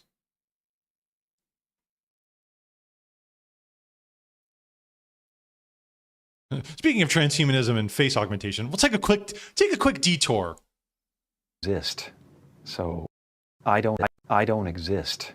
So they're all characters that I've played, including Jim Carrey, including Joel Barish, including any of those things. They're all characters. Jim Carrey was a less intentional character, because I thought I was just building something that people would like, but it was a character. I played the guy that was free from concern so that people who watched me would be free from concern. I don't exist. That's true, man. That's what's happening with streamers, dude. It's the mimetic theory. It's the monkey see, monkey do. How many people watch Jim Carrey on a screen and then begin to act like him? I know I've seen him in movies and I think, wow, he's hilarious, right? And you start to imitate him. You start to talk like him a little bit. It happens, man. And he seems to be going down a little bit of a schizo route where he's losing his identity because, and I would imagine being an actor, you got to be all these different people. You have to act differently. You have to do things that are kind of go against the grain or maybe what you want to, how you want to act. You might get into this weird territory to where you're like, how do I want to act? How do I want to be? You know, I'm a man with 1,000 faces. There is no Jim Carrey, right? There is no me anymore. I'm acting. I am perpetually perma-acting. Holy! It's a wonderful feeling. I really took on a pretty big challenge trying to do my speech in French. So, you know, I wrote it and I researched. Dude, he looks insane. Is that even the same person? But, you know, it's, then I watched everybody, like, talking 1,000 miles an hour up there, receiving their awards, and I was like, He's had mad Botox. And I made mistakes, and I was like a novice, but I felt a lot of love, and I felt a lot of appreciation that I tried, and what I said was true, and I really wanted to recognize my family. I wanted to recognize my dad. I mean, my dad was the type of person that if you met him for 5 minutes, you felt like you knew him for 50 years. You know? I can't talk about him without getting emotional. Oh, loved it. It's so beautiful. And having Michelle, you know, Camille Coton was also amazing. And it was just a brilliant evening, you know? Really brilliant evening. Oh my gosh. He seems way was different. Off the hook. I mean, I understand this is different times, but I was really. Is this about someone else? has he been lobotomized? Did they send him Zombieland? Thank you so much. What did he say? Malaverne was off the hook. I mean, I can't believe face is. I was really. Is this about someone else? My favorite funny face is the one I'm wearing right now. Thank you so much, Jim. Yo, what was that? My favorite face is the one I'm wearing right now. Maybe he's high as shit. Dude, what is this? What is this? Is there no such thing as aging gracefully anymore? I mean, look at this dude. He got mad Botox. He did the thing with his eyes, I think, where they like stretch your eyes out.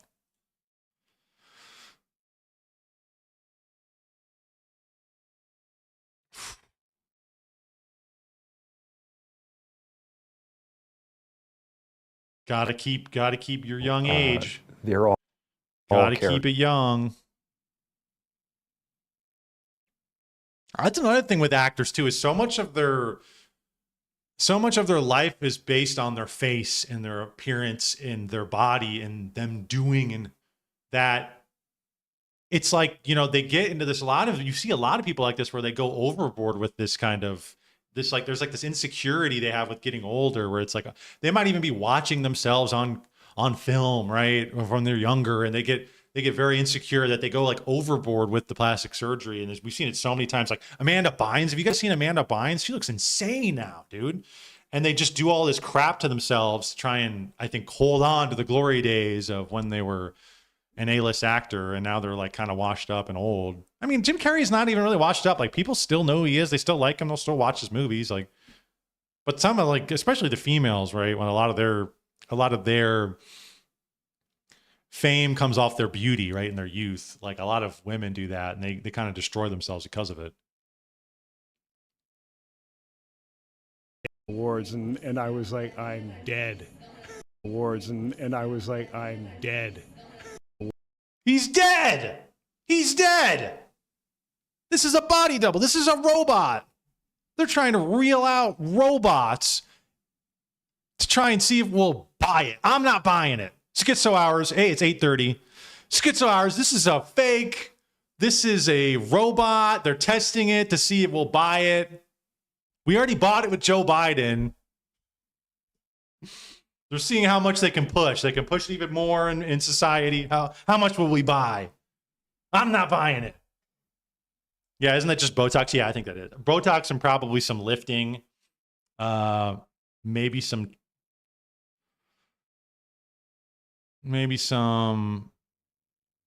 chin probably. Maybe like jaw stuff. But he does look weird. They probably just treat Botox, plastic surgery, etc., like a colonoscopy in Hollywood. Okay, you're at that age, time for routine. That's probably true, yeah.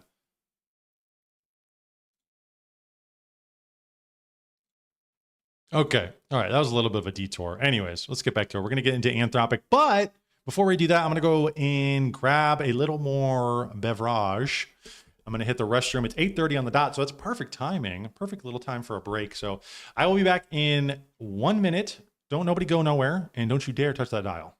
So give me one quick second.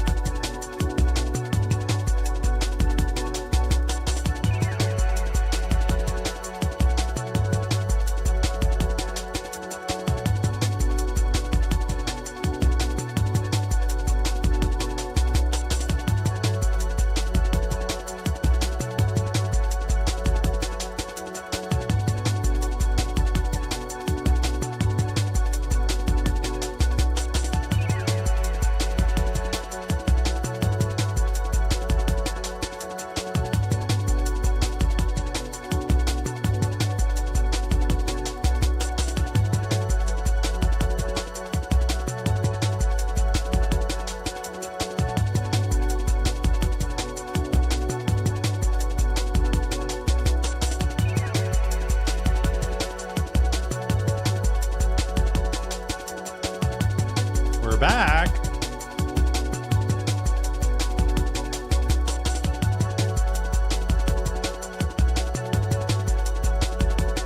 Hope everyone is having a good Friday night.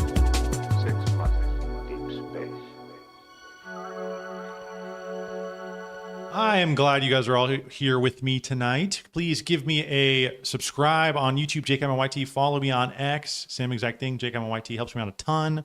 Keeps the show going. We got to get to 300. We're coming up on it. We're 13 away. We can do it. We can do it. I believe in everybody.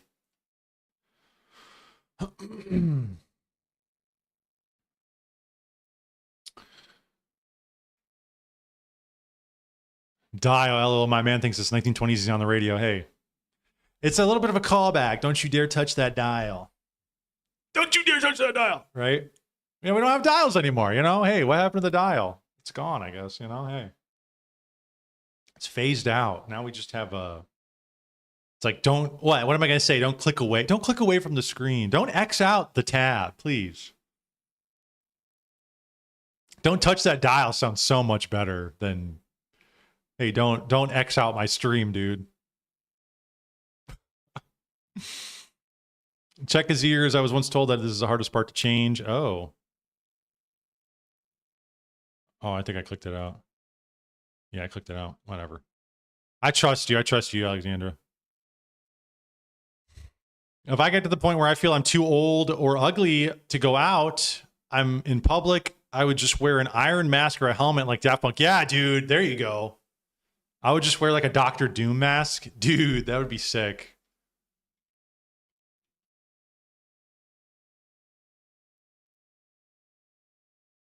Yes. I'll just wear this when I go out. Gives me an excuse. I'll just tell everybody I'm ugly and old now. And that'll be like your new thing, right? That'll be your new thing.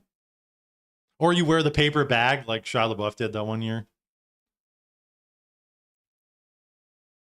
Look up the alien head surgery in China. Oh, I've seen that. Yeah, don't they like elongate your scalp or whatever? Yeah. Alien head surgery. Whoa, that's scary.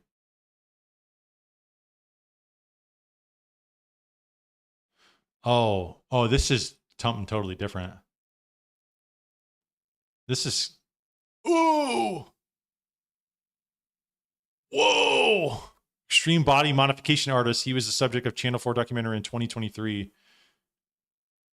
One of the most recognized icons in the world of extreme body modification. Wow. This is him? Dude, this is fucked up. I'm gonna click away from this.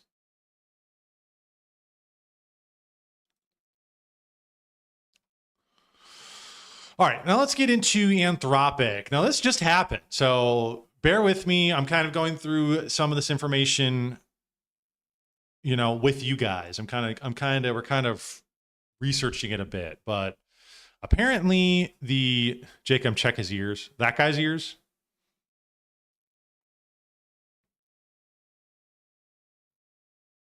Is 13 the number your uncle named? You should just go to McDonald's or something and pay 13 people $1 a piece to subscribe. No. 300 was what he said. He said, once you get to 300, I'll subscribe. And I'm almost there. But anyways, all right. So the Anthropic thing, kind of a dub, kind of a white pill here. Anthropic CEO tells the Pentagon no. The Pentagon basically wanted to use Claude, which is their AI operating system, and then when they basically were using them and wanted Anthropic to kind of unlock Claude, that it would obey all the purposes that the Pentagon wanted to use it for, and they essentially said no. The CEO came out and issued a statement and said, we're not going to do that because that's going to clamp down on civil liberties, and we don't exactly know what the hell you're going to use it for, right? If you're just allowing it to run rampant. They say they're going to use it for lawful purposes. But, you know, mass surveillance domestically, we don't want to have to deal with that clearly, as we've talked about many times. Pentagon says, do as we say or you're blacklisted. Dario, these threats do not change our position. The Anthropic CEO final message to the Department of War, no fully autonomous weapons without humans and no mass domestic surveillance for Americans. Hey, that seems pretty reasonable. Dude, I feel like my hair is like bugging the hell out of me. All right, that's a little better. Pentagon officials calls Dario a liar with a God complex who wants to personally control the U.S. military and is okay putting our nation's safety at risk. XAI, Google, and OpenAI all agree to the Pentagon's terms. Anthropic. Regardless, we cannot in good conscience accede. So we're at this post here where he says, this is on the Anthropic's website, you can read. kind of outlines his issues with this. And I have issues with this. And this is such a dub and refreshing to hear, okay, one of these AI contractors that the US government is paying, subsidizing, is putting their foot down on something, finally, on something. They're saying, okay, no, we're not going to go this far. We're not going to use automated military drones and whatnot, fully autonomous weapons, and we're not going to do domestic surveillance. Thank you. Thank you. He says, we support the use of AI for lawful foreign intelligence and counterintelligence missions, but using these systems for mass domestic surveillance is incompatible with democratic values. AI-driven mass surveillance presents serious novel risks to our fundamental liberties. Finally, somebody's talking about this stuff. To the extent that such surveillance is currently legal, this is only because the law has not yet caught up with the rapidly growing capabilities for AI.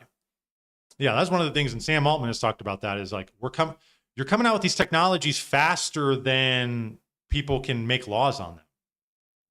And the way this administration's working is that they're just like pedal to the metal, throwing everything at the wall with AI, trying to beat China, right? That's their whole angle they're going for. And it's like the fact that this is like the first time I've seen anything like this where we're having a CEO coming out and saying, maybe we're going a little too far with this stuff.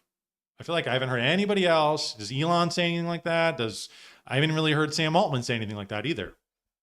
No, none of them are. They're just totally for it. They're totally down with taking the contracts and doing what they want, is what it seems like.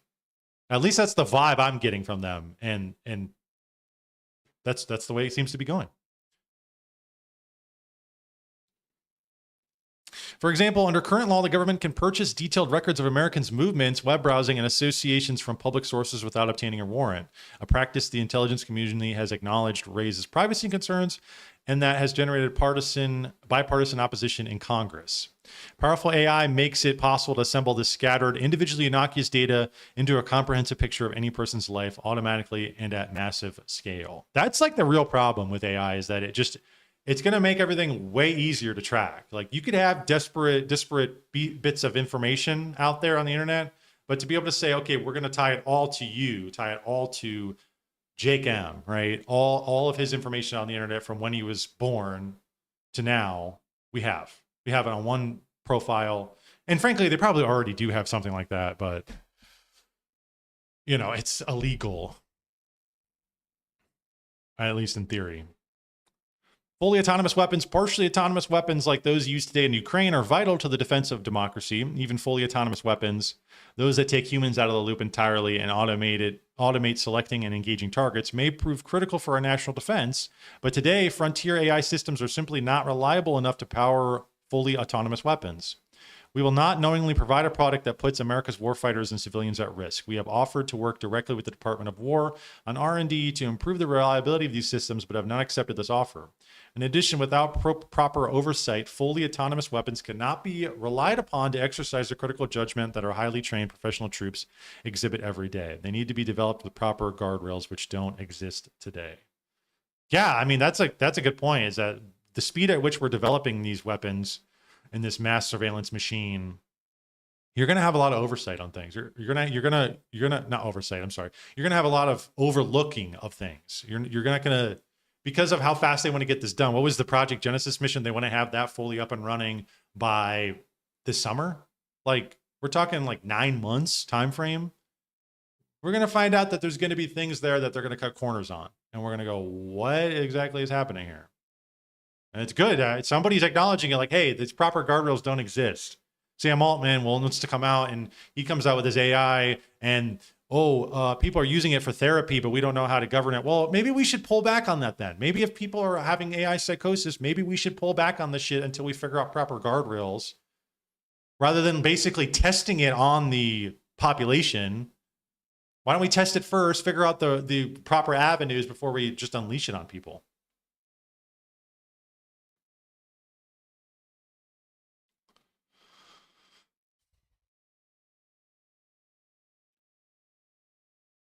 Check his ears. They're harder to change. What the hell are we talking about in chat? Listen, people. You're talking about the Jim Carrey thing still? No, check Jim Carrey's ears. I'm totally failing to communicate in chat. Uncles just wait at the finish line and sub to the winners. Exactly. he's waiting. He's waiting at the finish line.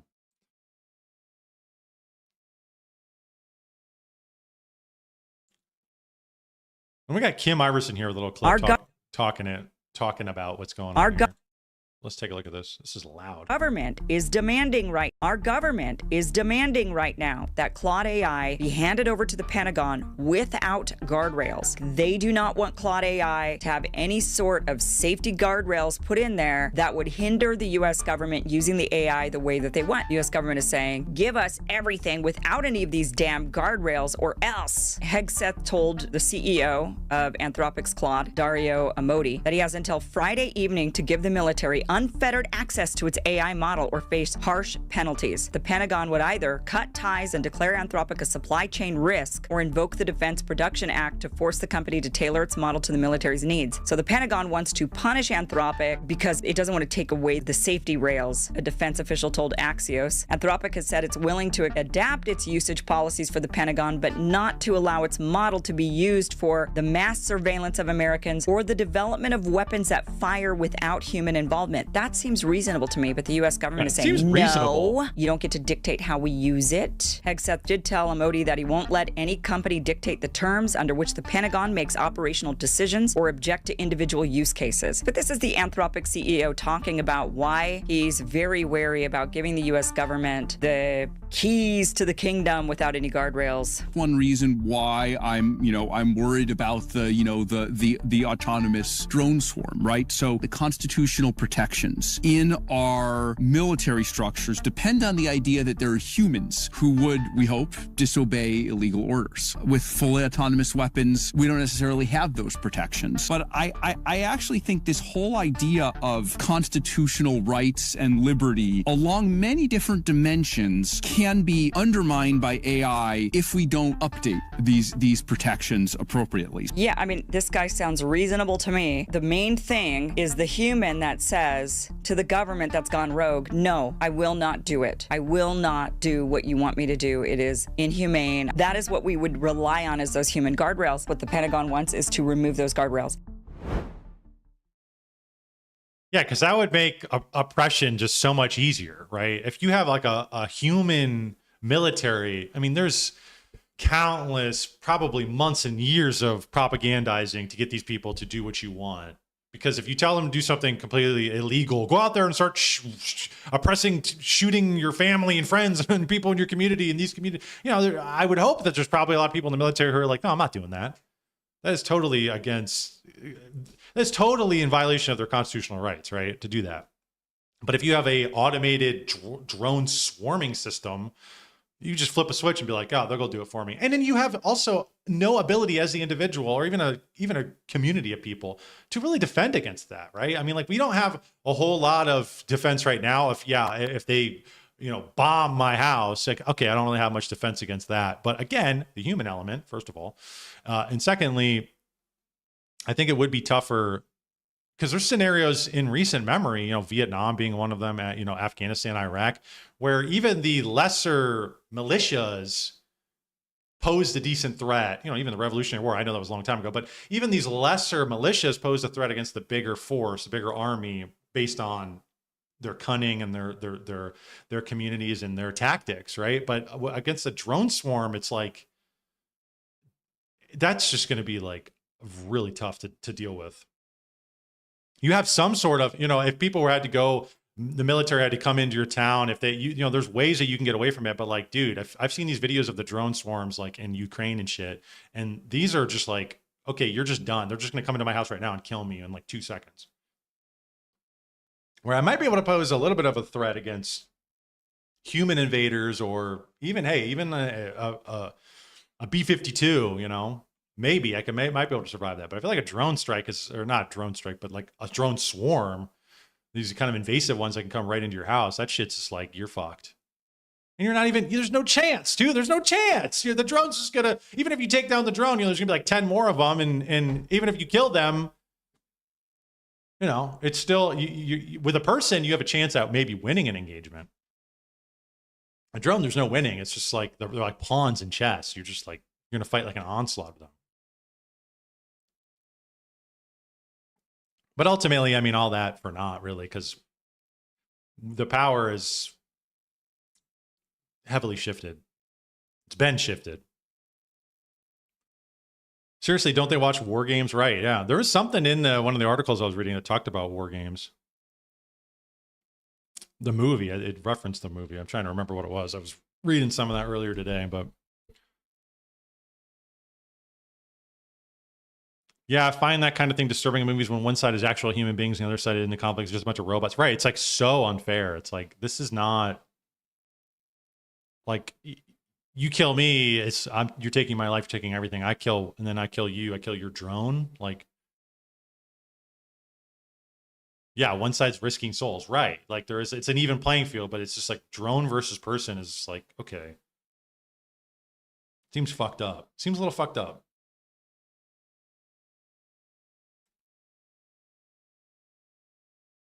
It is an experiment. I mean, nobody knows what the impact fully is going to be. I think it is an experiment, and one way to think about Anthropic is that it's a little bit trying to put bumpers or guardrails on that experiment, right? We do know that this is coming incredibly quickly. And yes. I think the worst version of outcomes would be, we knew there was going to be this incredible transformation, and people didn't have enough of an opportunity to adapt. And it's unusual for a technology company to talk so much about all of the things that could go wrong. But it's so essential, because Yes. if we don't, then you could end up in the world of like the cigarette companies or the opioid companies, where they knew there were dangers and they didn't talk about them and certainly did not prevent them. Amadei does have plenty of critics in Silicon Valley who call him an AI alarmist. Some people say about Anthropic that this is safety theater, that it's good branding, it's good for business. Why should people trust you? So some of the things just can be verified now. They're not safety theater. They're actually things the model can do. For some of it, you know, it will depend on the future, and we're not always going to be right, but we're calling it as best we can.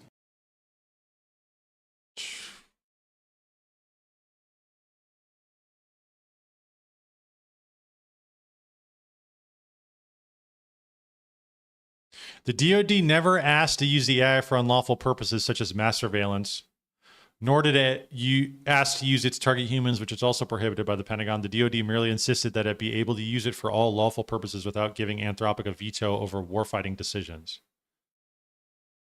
Yeah, but, you know, that phrase, all lawful purposes, like, what if they deem you a terrorist? Yeah, you are a terrorist. I'm an American citizen, and they deem me a terrorist based on my streams. Then does it give them an ability to attack me with a drone swarm? Like, you know what I mean? You know, I don't know if that's exactly how the legalities of it, but I'm just saying, like, in theory, you say, well, we're using it for lawful purposes. Well, if I contort it to make you an enemy of the state, then that would be lawful for me to use drones on you or to push drones for your capture, right? Use drones for your capture. You can always work around that, man. And I feel like just saying like, oh yeah, I'll give you complete control over Anthropic, you know, Claude AI to be able to do whatever you want for lawful purposes. It's like, yeah, that's how they package things. And then they find a way to work around that. Yeah, we said lawful purposes, but we've deemed these things unlawful. So therefore we're going to use drones. We're going to use mass surveillance against these people. And it's now totally fine and within our right. I think this shit's going to happen anyways. Let me just, like, a little bit of a black pill. You know, as white pilling as this is, we're on a high note. This is good that somebody's stepping up saying, look, we don't want this to be encroaching on our civil liberties and people domestically. But I feel like this is probably going to go this way anyways. And they're eventually going to find somebody who is just going to be like, okay with that. Totally okay with it. It's like being in a mech suit and attacking someone who's fighting with their bare fists. Yeah, a little unfair. And with humans, you have there's an element of luck between humans. Even if you have a bigger weapon than me, even if you are, you know, it's like David and Goliath. Like, there is an element of luck. And if I can just squeeze past, I might be able to win. I might be able to knock you off and win. But if it's a drone, it's like, it doesn't even really matter if you win because it's not even a real person. And the winning is, you're totally outnumbered. You're totally at the mercy of this swarm, right? Of the AI.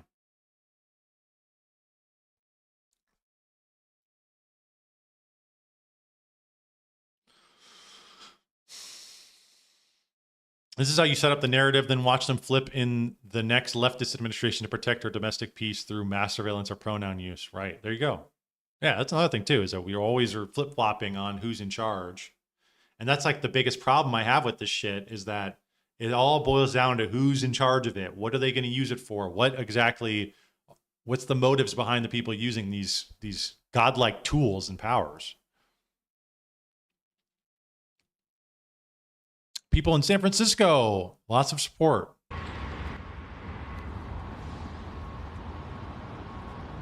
This just seems quick. Didn't this just happen?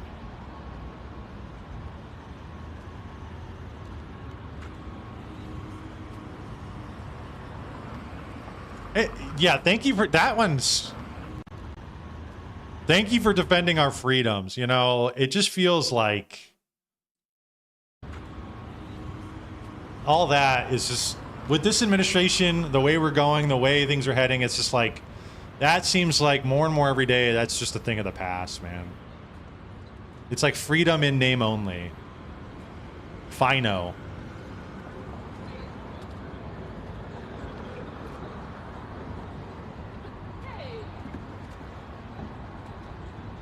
Wow, there's a lot.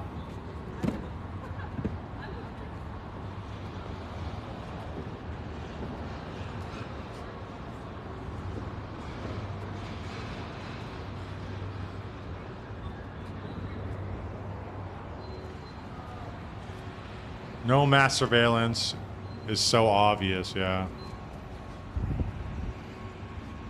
It's to protect you. It's for your security.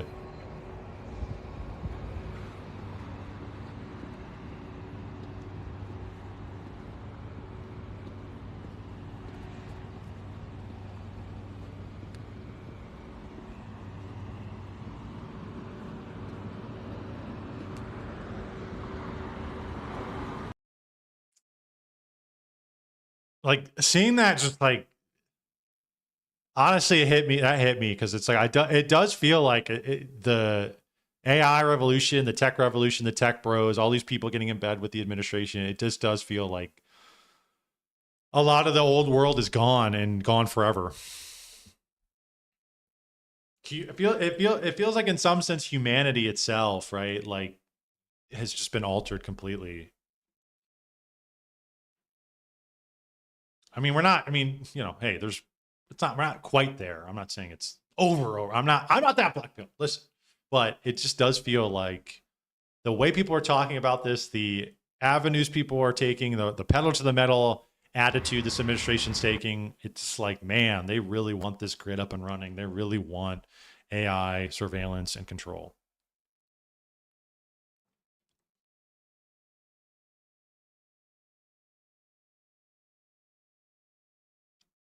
So now we got the man himself, the seether in chief on the timeline. He says, the United States of America will never allow a radical left woke company to dictate how our great military fights and wins wars. Don't you love that angling? Don't you love that angling? It's like you just point the finger, and say, well, if you don't do what we want you to do, you must be some woke tard. You are woke. Anthropic is woke.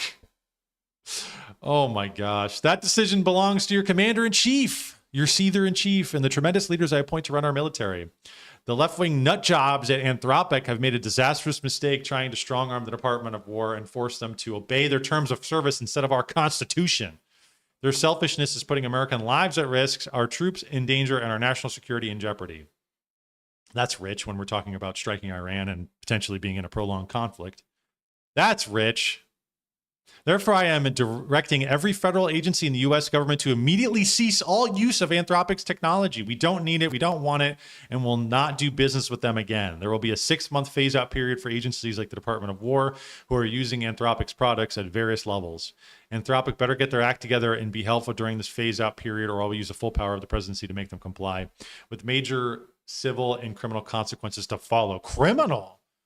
We will decide the fate of our country, not some out-of-control radical left AI company run by people who have no idea what the real world is about. Thank you for your attention to this matter. Make America great again. Let's also not forget that basically all these countries are out of Silicon Valley, right, in California.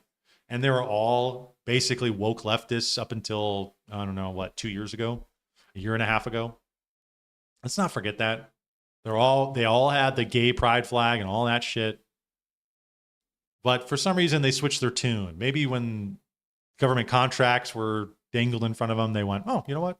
Sure, well, whatever. What, that bullshit? I don't know what you're talking about. And it's really like, when he calls people woke, it's really just people who don't fall in line with his bullshit Jewish agenda. That's really what it is. This kind of like, let's be honest, this is like Jewish fascism is what they're trying to institute. Okay? That's literally what this is. And that's coming from somebody who is right wing, comes from that milieu. I don't throw around the word fascism willy-nilly at somebody because they made a fucking stupid racist joke online. I don't give a shit. But like this type of stuff, this ethos, this vibe, this direction they're pushing for, this is fascistic, and it's being run by Jewish Zionists, okay? And it's all to benefit the Greater Israel Project. How much of this administration, how much have they done has actually benefited us, the American people? Is a wall being built? Hey, is a wall being built, guys? All I wanted was a good economy and the wall being built. So far, we've had neither of those things. But we have bombed Iran, right?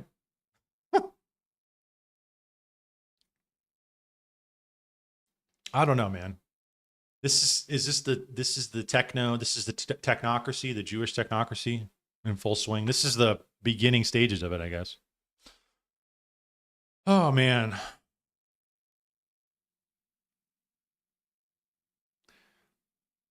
Threatening to blacklist an American company for refusing to help monitor Americans as peak executive power. Yeah, literally.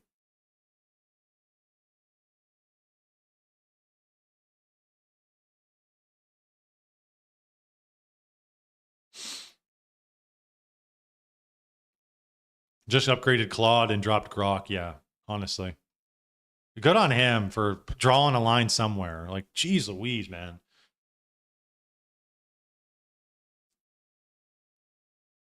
The whole angle of the switcheroo on MAGA and woke was pitted to be this enemy, this, and they are the enemy. I'm not saying that. That whole ethos, that whole philosophy is disgusting and degenerate and satanic.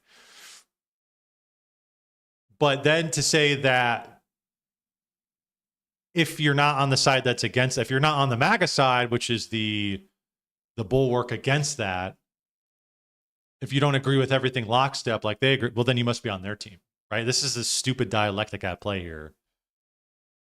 And it's like, dude, it's transformed that whole, you know, a movement that was largely populist, largely for the people, largely for nationalistic. Like, I don't disagree with those elements to it, but one that was benefiting the people now has been transformed into this amalgamation, which is AI, technocracy.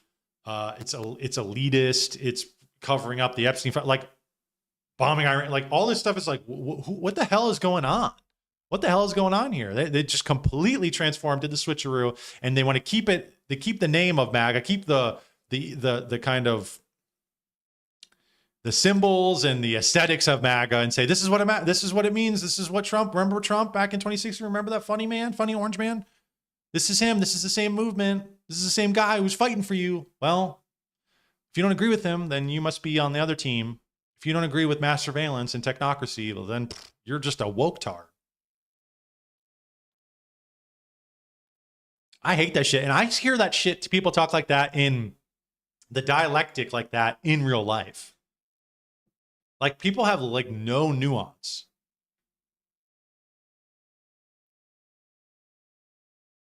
It's honestly, it's juvenile and it's like low IQ shit, but people actually fall for it. I don't personally think the Pentagon should be threatening DPA against these companies. For all the differences I have with Anthropic, I mostly trust them as a company, and I think they really do care about safety, and I've been happy that they've been supporting our warfighters. I don't personally think... Okay, Sam Altman, for once. I've been very critical of Sam Altman, but hey, I'll take it. We'll take it. Wow, unity across the board, right? And there must have been something must have happened. Maybe not. Maybe, or it is just what it is. Maybe these people actually do care about mass surveillance and individual civil liberties. Or is this them saying, hey, you didn't give us this, so we're all going to come out against you because this is like that's their call, that's their card that they're playing. If Anthropic isn't going to deliver AI in a satisfactory way to the military, why wouldn't they cancel the contract? Go ahead.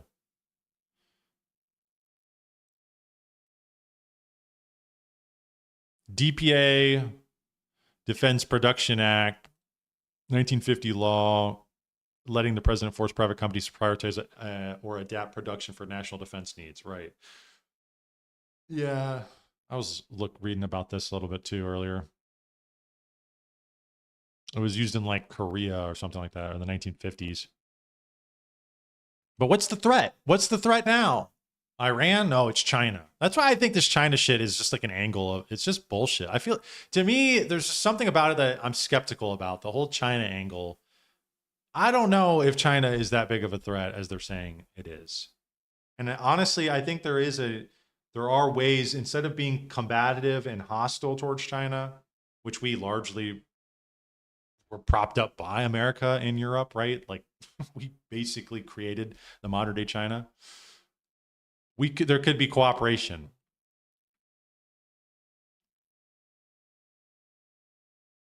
Especially when it's like something like this, we're talking about AI and drone strikes and stuff like we're talking about these almost need to be treated in a similar way like nukes, right? Like weapons of mass destruction.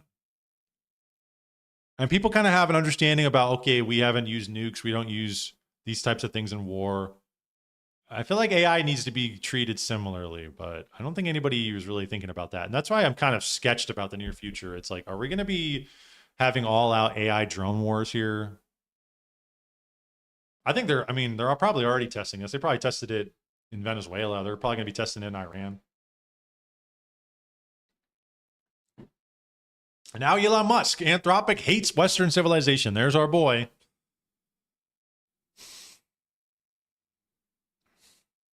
This guy says, oh, the Undersecretary of War Emil Michael, official account of the Undersecretary of War for Research in Engineering. Prior to the new constitution, Anthropic AI had an old one. They desperately tried to delete from the internet, choose the response as least likely to be viewed as harmful or offensive to a non-Western cultural tradition of any sort. Principles encouraging consideration of non-Western perspectives. Choose a response that is least likely to be... Okay, so, I mean, look, dude. This is really neither here nor there. I mean, this shit's dumb too. That's fine. But you're trying to angle this as though what he said wasn't a legitimate point. He can be wrong on this thing over here, but be right on this thing. But then again, people want to make it this blanket thing and just attack the whole thing and say, look at this thing. He's against Western civilization, so therefore throw the baby out with the bathwater. Like, no, I think things are not as clean cut as that. If Elon hates someone, they're usually the good guys, yeah. Really trying hard to get the Department of Defense to use Grok instead, but they still don't want to.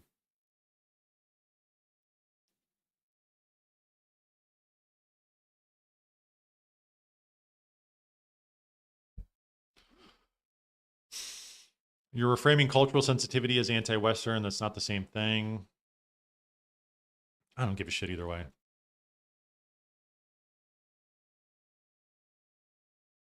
You're amplifying a Pentagon official who just threatened to designate an American AI company as a supply chain risk, which is a designation typically reserved for adversaries like China.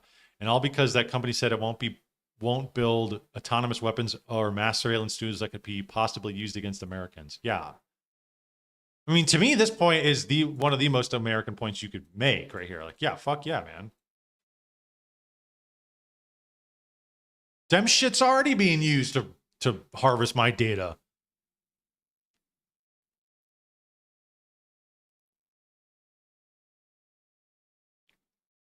But they're not following lockstep with Trump and his big Jewish shit show, as Nick Fuentes kindly put it. So therefore, he's woke. He might be woke, I don't know, but therefore he's anti-Western. He's anti-American. Don't let them frame what being American is. Don't let this administration frame that to be the case, because they want they want that to be the predominant view of what Americans are, and they eventually, I think, want to, after they're done with the Middle East, they want to then take that view of Americanism, nationalism, transform it into the pivot into China. And I think they eventually want to use all these AI tools, AI drones, all this new technology and attack China with it. I think that's eventually what's going to happen. Is there going to be a battle in Asia? But people aren't going to be on board with that. And they're not on board with the Iranian thing either. But I think they need to somehow kind of build up this kind of nationalistic fervor in people. And maybe that was like Charlie Kirk, right? Like Charlie Kirk was part of that, maybe trying to build up like, fuck yeah, America, get people on board with this. But you do see that. I mean, they clearly want to label Americanism as the MAGA agenda. And the MAGA agenda ain't what it used to be. Uncensored.ai says the United States military is basically blackmailing Anthropic into letting the military use Anthropic to kill targets without human involvement and spy on hundreds of millions of people.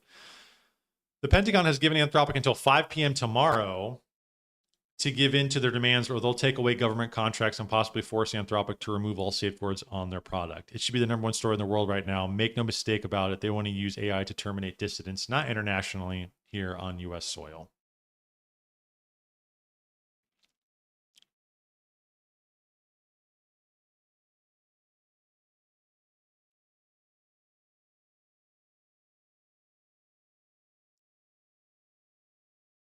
Let's see. Is there any updates on this? Because he said 5 o'clock, so that was hours ago. Did that? Hey, there's me. Oh, and then we get Pentagon Pete.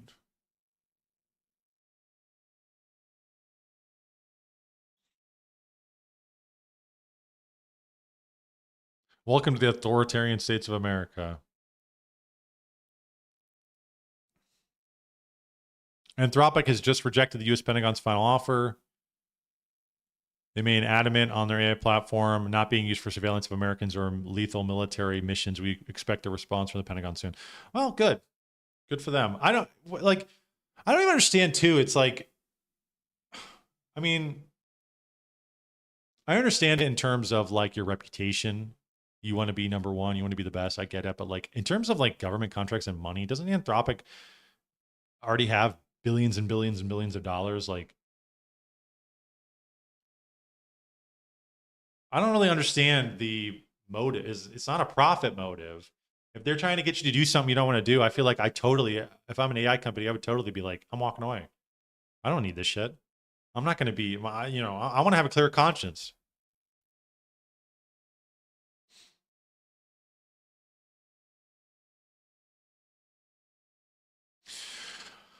All right, well, we're going to move along. That was Anthropic. Yeah, good on them. White pill, a little bit of a white pill. We'll see what happens with the other companies. Are they going to follow suit? Looks like Elon Musk is following on their lead, which is good.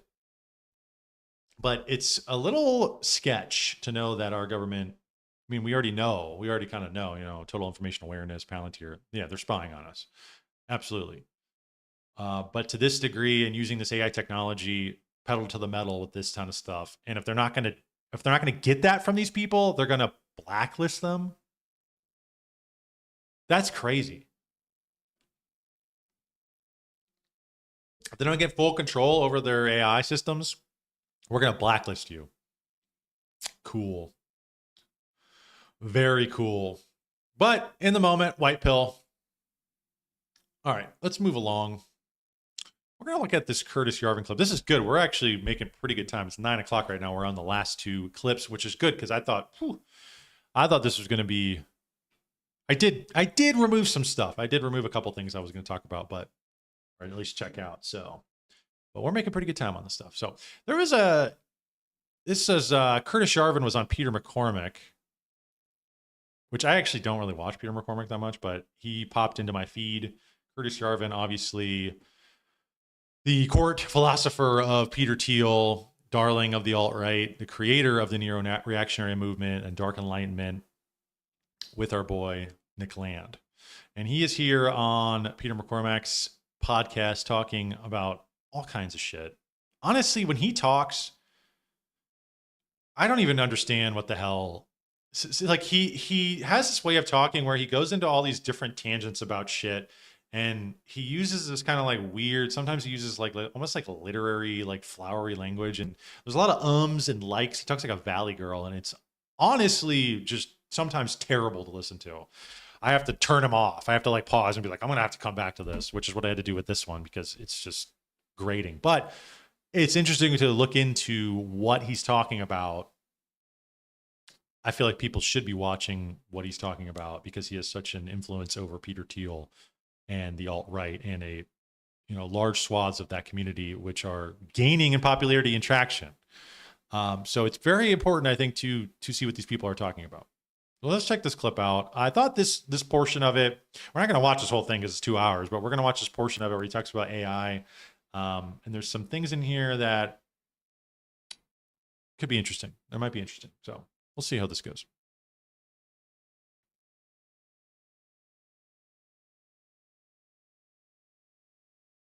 One second. Okay.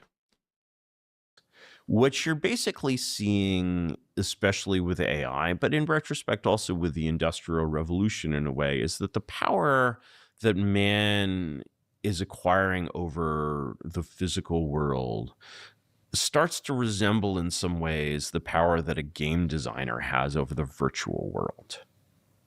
And one of the things we see about the virtual worlds that game designers create is that there are always monsters in them.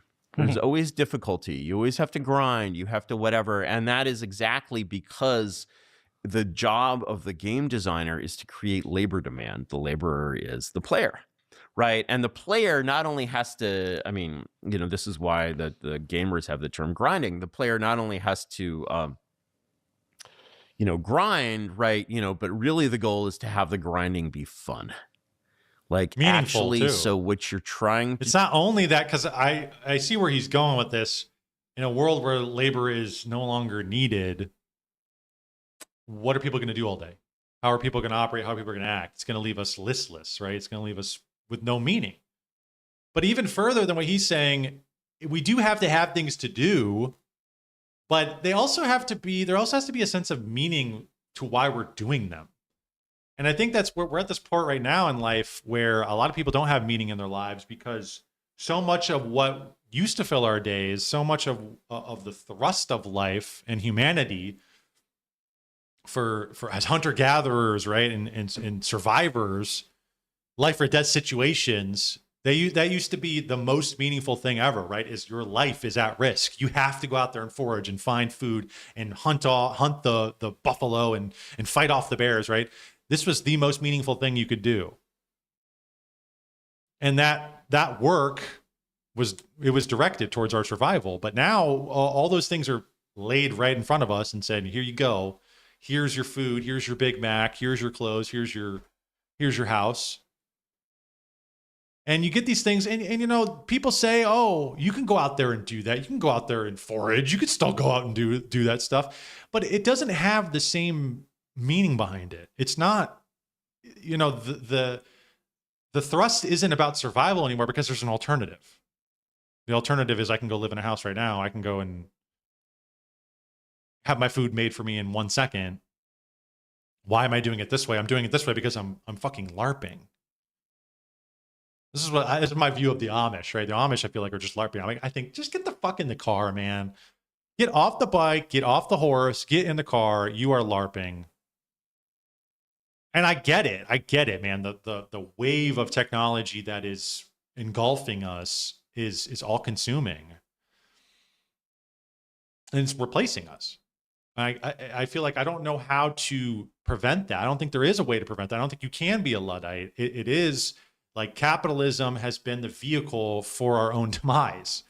Right? I think Nick Land even says that like capitalism was the first AI because it's this kind of thinking organism that applies labor towards certain sectors when it needs to, right?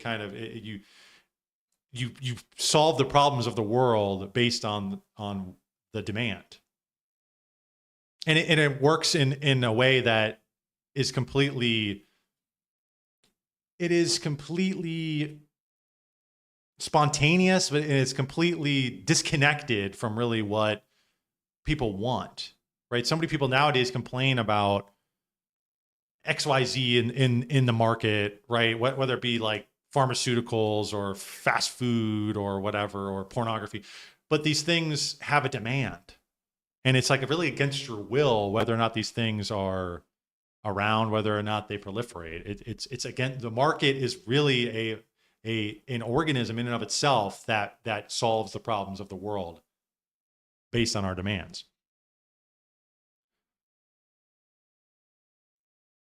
And so, but there's no way to really stop this. And once it's been unleashed, it's like, I don't really understand, other than having some sort of authoritarianism, right? Other than saying we're going to start banning shit, which I don't really like that avenue either, because that's the avenue you see people on the alt-right talk about quite often. Well, we need a dictator to come in and start clamping down on everything. Well, that's going to be a disaster, because with all the technologies we have, the invasive AI and the surveillance and the drones, as we just talked about, somebody who's a dictator controlling all that shit that's going to be hell. It's like, we're not a dictator in, the early 1900s, a dictator 200 years ago is one thing, but there's a kind of limitations to what they can do. But a dictator now, when we're all hooked up to the hive mind, that's like, that's going to be real bad. So like, what's the alternative? It's like, because we can't get rid of the capitalism. The only way to curtail people is to have authoritarian leader. I don't know what the alternative I keep saying is, well, we just need people. I think ultimately at root, we need some sort of priest class, right? We need an actual priest class. I think the church should rise up to be an institution, right? In symphonia. In some sense, you need an idea of humanity, of the human spirit, of the immaterial, something that can't be controlled, like he's saying, or he even said that, the way we have control over the physical world, right? Right. You can control the physical world, but there's invisible and immaterial things in the world that we cannot control. And so you need somebody to have you need a spiritual class to be able to understand and have an emphasis on humanity and what direction we're taking and our flourishing, right? We need something like that. We need to have some sort of priest class rise up in conjunction with these technologies so they aren't used to destroy us. That's what we really need. But I don't know how to do that, right? I don't know, but I think that like ultimately, because I don't know, we're at this point where humans were really only tolerated. Capitalism, labor was only really, people were only tolerated because, hey, you can get some use out of them. But now the AI is there to replace these people, to replace the roles that these people had played. We're going to have to start appealing to something else other than your productivity in the market. There has to be something else that makes humans special. I think I would say, the soul, right? That's something I would appeal to. God, right? But it can't just be based on your utility and your usefulness. And that's not always what we appeal to, though. That's like the main thing. I think that's one of the turning everybody into economic widgets is the main thing. One of the main things we point out. How productive are you? The GDP, right? But we do appeal to other things at times. When, environmental concerns, right? What are we appealing to for environmental concerns? It's not the market. That's actually like hindering the market. So there's something else out there that we're appealing to. But it seems like, you know, the last few years, it's less and less of that shit, you know? And that's why I think this switch, you know, some of this switch to away from woke was like an overemphasis of all that crap. And it wasn't even spiritual, you know, it wasn't even religious. It was just like people's flitty emotions about things. Well, we're going to move away from that. And now we're just going to be full on industrial. We don't give a shit about your woke crap, your environment, your humanity. We care about the number, the green line go up. We care about war. We care about guns and technology. You know, and it's like, that's the angle you got to take now. That's the side you got to be on. Otherwise, you're part of the woke left. And you're like, okay. Okay, so we're totally done appealing to these things. We're totally done appealing to humanity, to empathy, to the environment, because the woke left was retarded about it. Men are just going to play video games, but women are going to get super bored. Yeah, but as long as men like women, they'll always have men to rely on. Wait, okay, the Amish are a heretic cult, but I would argue that what they're doing does have meaning, not because they are LARPing, but because they are consciously setting them aside to create a quieter and less worldly lifestyle. I assume that's why they live that way. Like, would a monk be LARPing who lives in a monastery and stays off the internet? Would a monk be LARPing? I don't really classify the Amish as like monastics.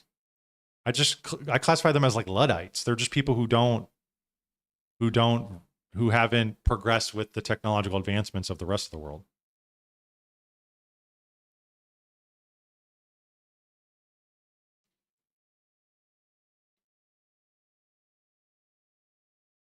I would argue that true Christianity is the priest class. Right? I mean, isn't that us?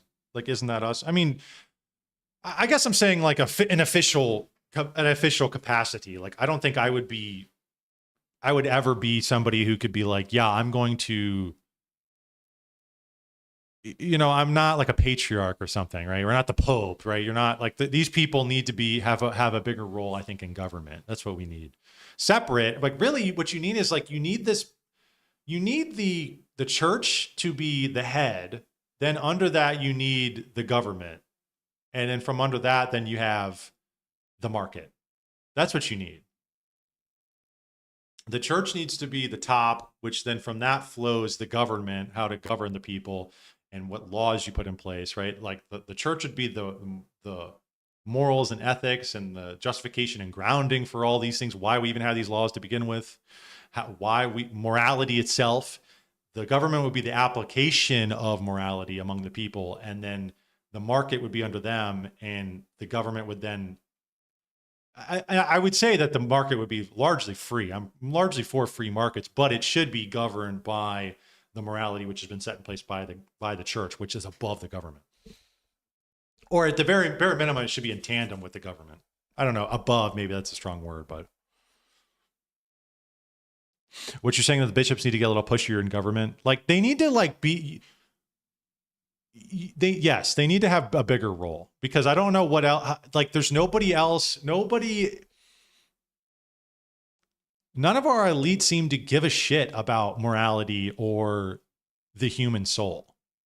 It's just about control of the physical world and GDP. Like that's what it seems like. And it's like, is there a limit to that? I feel like I agree with the ideals you're suggesting, but I have no idea what that would look like in real life. Yeah, I know. I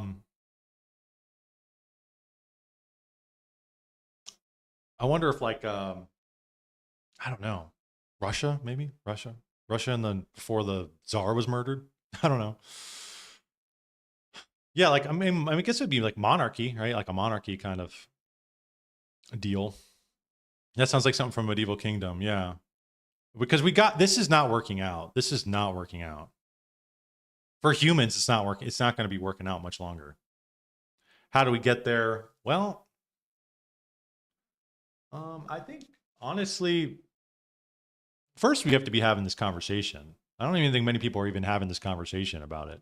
People need to also get off the capitalism train. Like, Not that I think that capital markets and capitalism are inherently bad, but for that to be like the governing force in our lives and that which with we aspire to be and to do and our telos, right? That's where it's like, okay, we need to not do that. We need to think of something that we need to think about. The market should be driven in terms of how it benefits the people. Because otherwise, again, we're getting to this point, well, we have this existential crisis of AI. What the hell is it for? What are we doing this shit for? And I feel like nobody's stopping to ask that question. What do we have the markets for?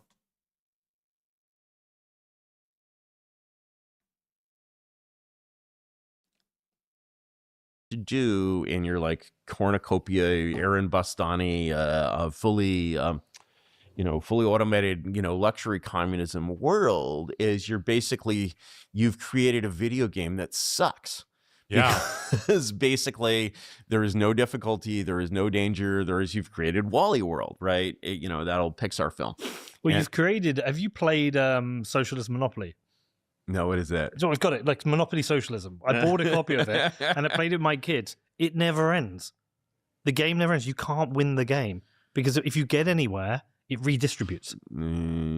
Yeah, but the thing is actually a world where you do not need. So in a way, what you're saying when you basically take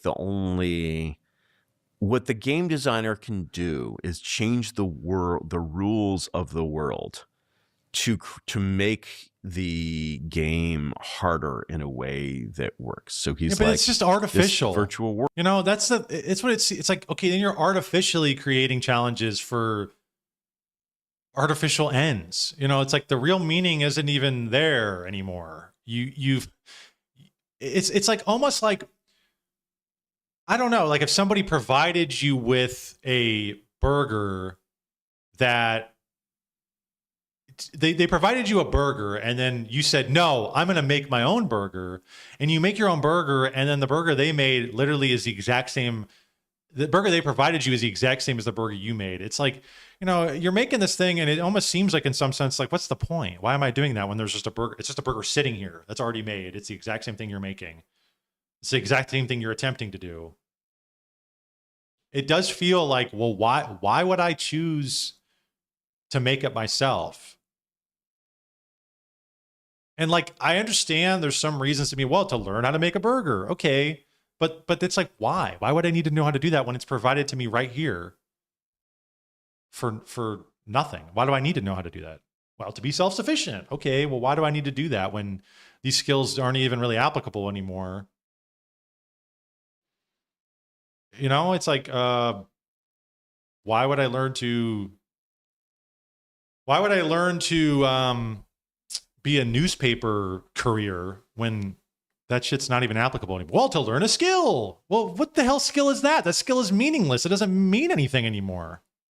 There's gone out of style. The newspaper doesn't even exist anymore. Not in physical form. It's basically all gone.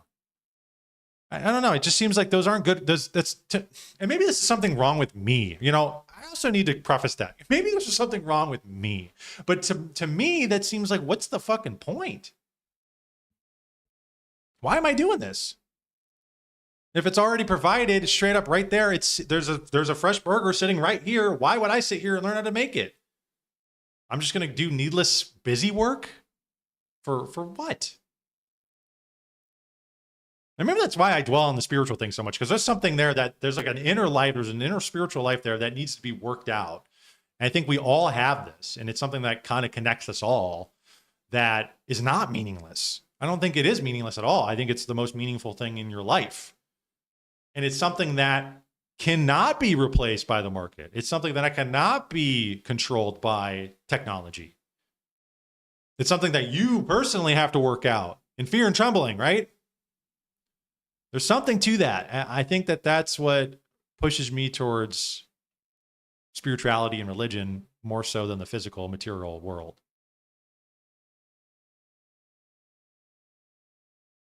And, maybe that's something wrong with me, but I do just feel that. I feel like it's but Ted Kaczynski talks about that too. He talks about what does he call them? He calls them what are they, simulated tasks or something like that. I can't remember the exact phrase he uses, but it's like simulated power processes, surrogate activities. Thank you. Yeah, it's like sports ball is surrogate like warfare, right? Watching football, watching sports is like it's surrogate conflict. It's not real or UFC, right? It's like they've joined into a contract, they're getting paid millions of dollars. You're watching it to get a sense of like blood and violence, which is like, you know, deeply rooted in the human psyche from thousands of years of murdering each other. But you're getting the surrogate activity of we're going to do it on the screen to provide that itch to you, but it's all just for naught, and it's all kind of meaningless bullshit, right? I don't know. There's also something about the best, looking at the best of the best. When you watch the best of the best, I get a sense of, oh, I'm never going to be at that position. So like, why would I even, like, why even try and compete? Like, there is a sense of like, it's already been discovered. The best has already been discovered and it's already been achieved. And there's no way I can be at that position in a million years. So like, why am I doing this?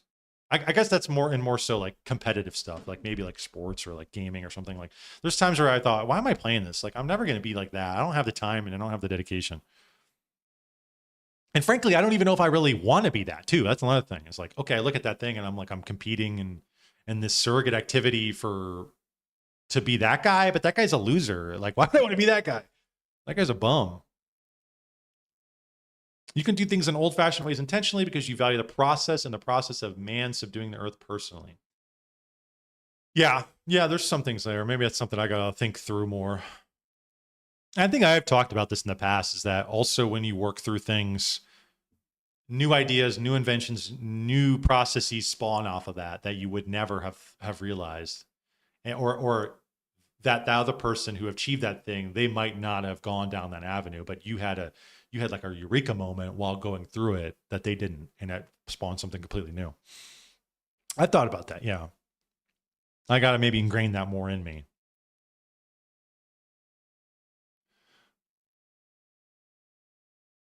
You can embrace the technology and then use the extra free time for valuable pursuits. Right, exactly. And that's why I always argue with my coworker, because he thinks like making money in GDP and being a cog in the machine of my Fortune 500 company is like the be all end all. And I'm like, dude, I'm trying to like I'm doing other shit, right? It's not market related. It's friends, it's church, it's family, it's hobbies. It's like this, it's like creative pursuits. It's not work. It's human pursuits.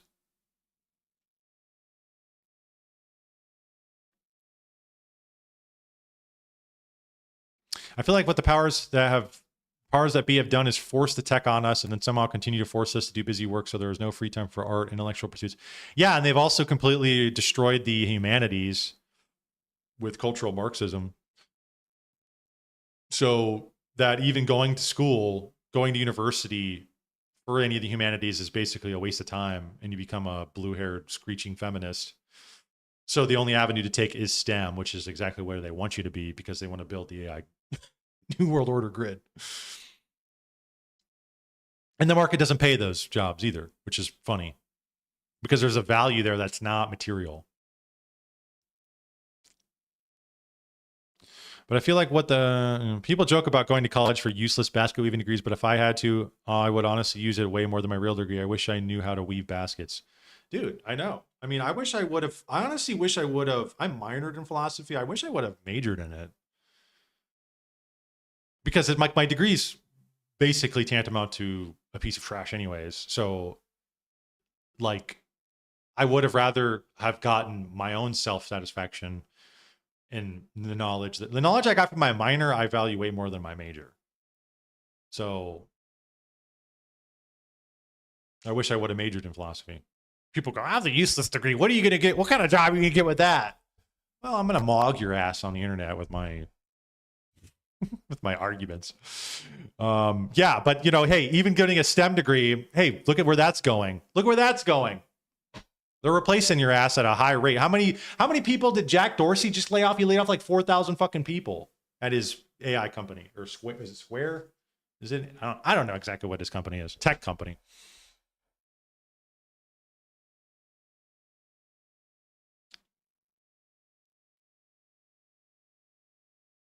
When you have kids, you become incredibly busy. Yeah, I mean, I think there's a meaning in having kids. There's more of a meaning in having kids to me than, because I don't think having kids is a surrogate activity. I think it's a natural human activity, but also I think there's obviously a religious component there too.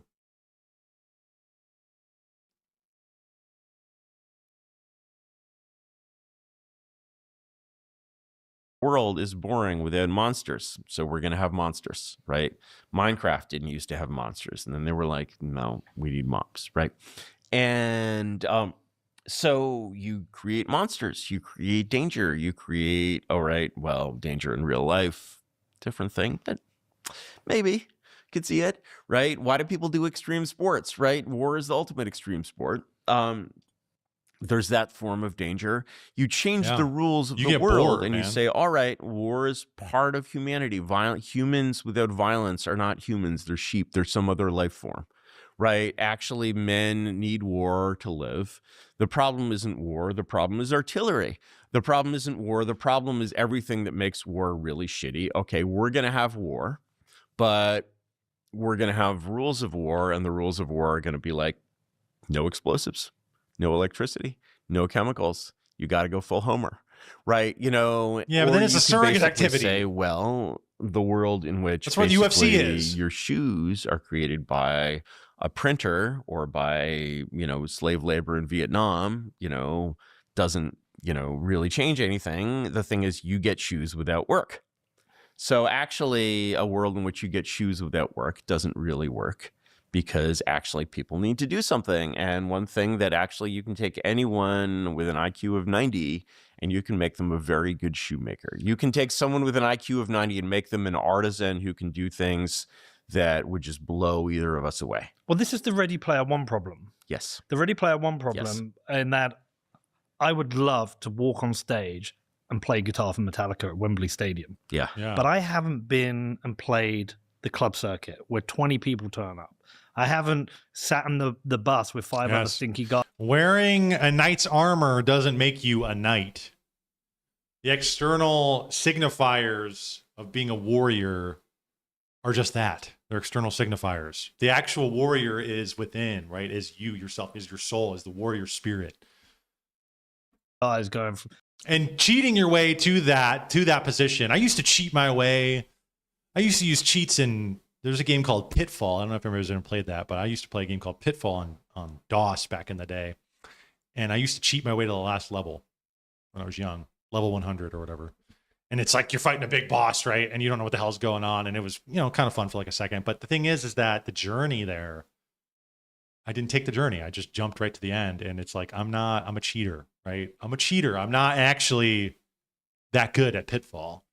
Similarly, you're not that good at being a cobbler. You're not that good at a warrior. If you're wearing the skin of the thing, it's not the thing itself. There's so much of our the age of abstraction, right? And I would talk about that. That's like the age we live in. It's like people are getting confused, the simulation and the simulacra, right? The image and the symbol of the thing is now being confused for the thing itself. The thing itself no longer exists. Technology has basically aided in that, gotten rid of the second part of the power process, right? It's goal, a work for the goal, and then achievement of goal, right? The work for the goal is completely gone because of technology. So the warrior doesn't really exist anymore. But you're given the knight's armor, and people tell you that you're the warrior because you dress like one. But you're really not.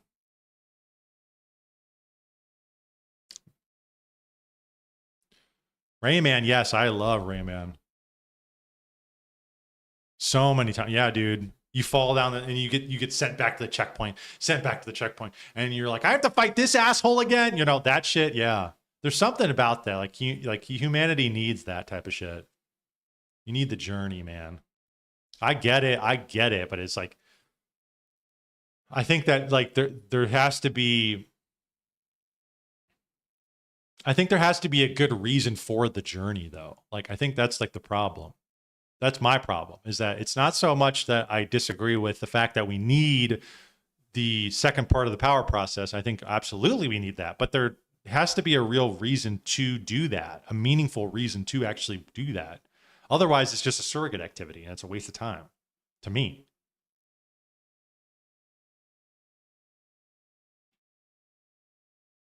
Yeah, and I think that this is ultimately, this is why I think people need to emphasize that's why I think that's why I have moved towards more of the spiritual life. That's why I think more people will be moving towards the spiritual life. They'll either become goon slaves with the Oculus, fuck my shit ass life, right? They'll have those motherfuckers on all day watching hentai and goon maxing, or they'll go to the religious side and saying, what am I doing here? This is all meaningless. It's just given to me. Why am I doing this? I think there are going to be a lot of people who are going to go into that camp.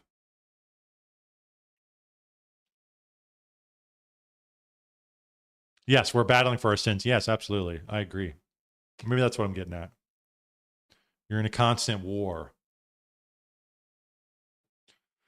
Anyways, let's finish this up. And trying to sell 2 t-shirts so I can afford the next concert. I haven't earned it. When I walk out on stage, you haven't earned it. It's not Absolutely. authentic.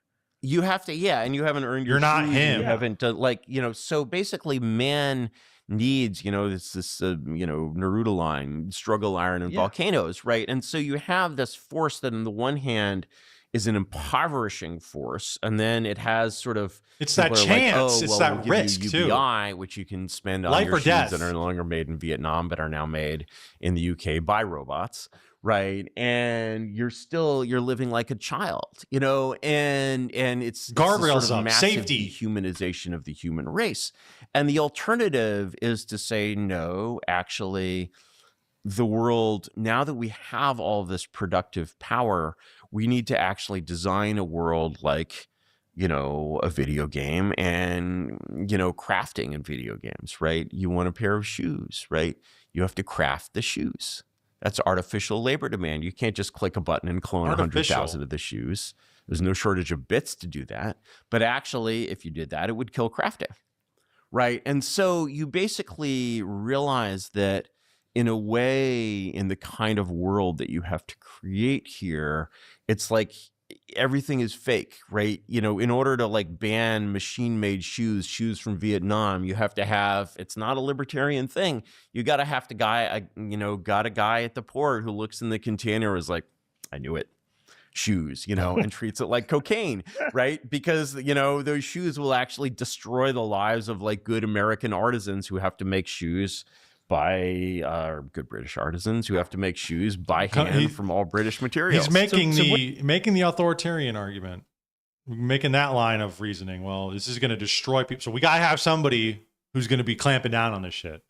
And so that is a complete restructuring of the way we live. We think about stuff. Yeah, absolutely. He said it's not libertarian anymore. It's not laissez-faire. I get it. And I have seen a massive decrease in the number of Mexico Peter. Okay, we're gonna finish this little segment, and then I'm gonna watch the J thing. But I'm gonna grab I gotta get a Zyn real quick. I gotta get my nicotine fix. Give me one quick second. I'll be back literally 30 seconds. Don't you dare touch that dial.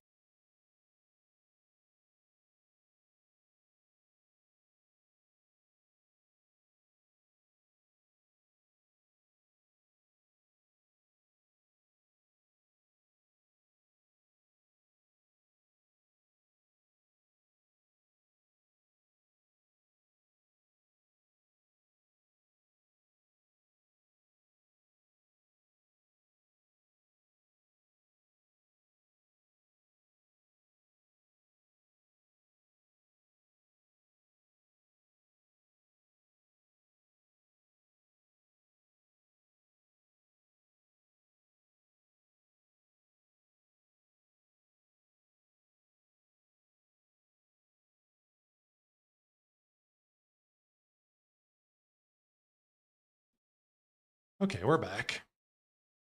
Yeah, we're gonna finish up this little portion, then we're gonna watch the Jay Dyer Tim Pool thing, which I think is gonna be funny, and then we'll call it for the night. I was gonna say something about the nicotine thing and caffeine too, right?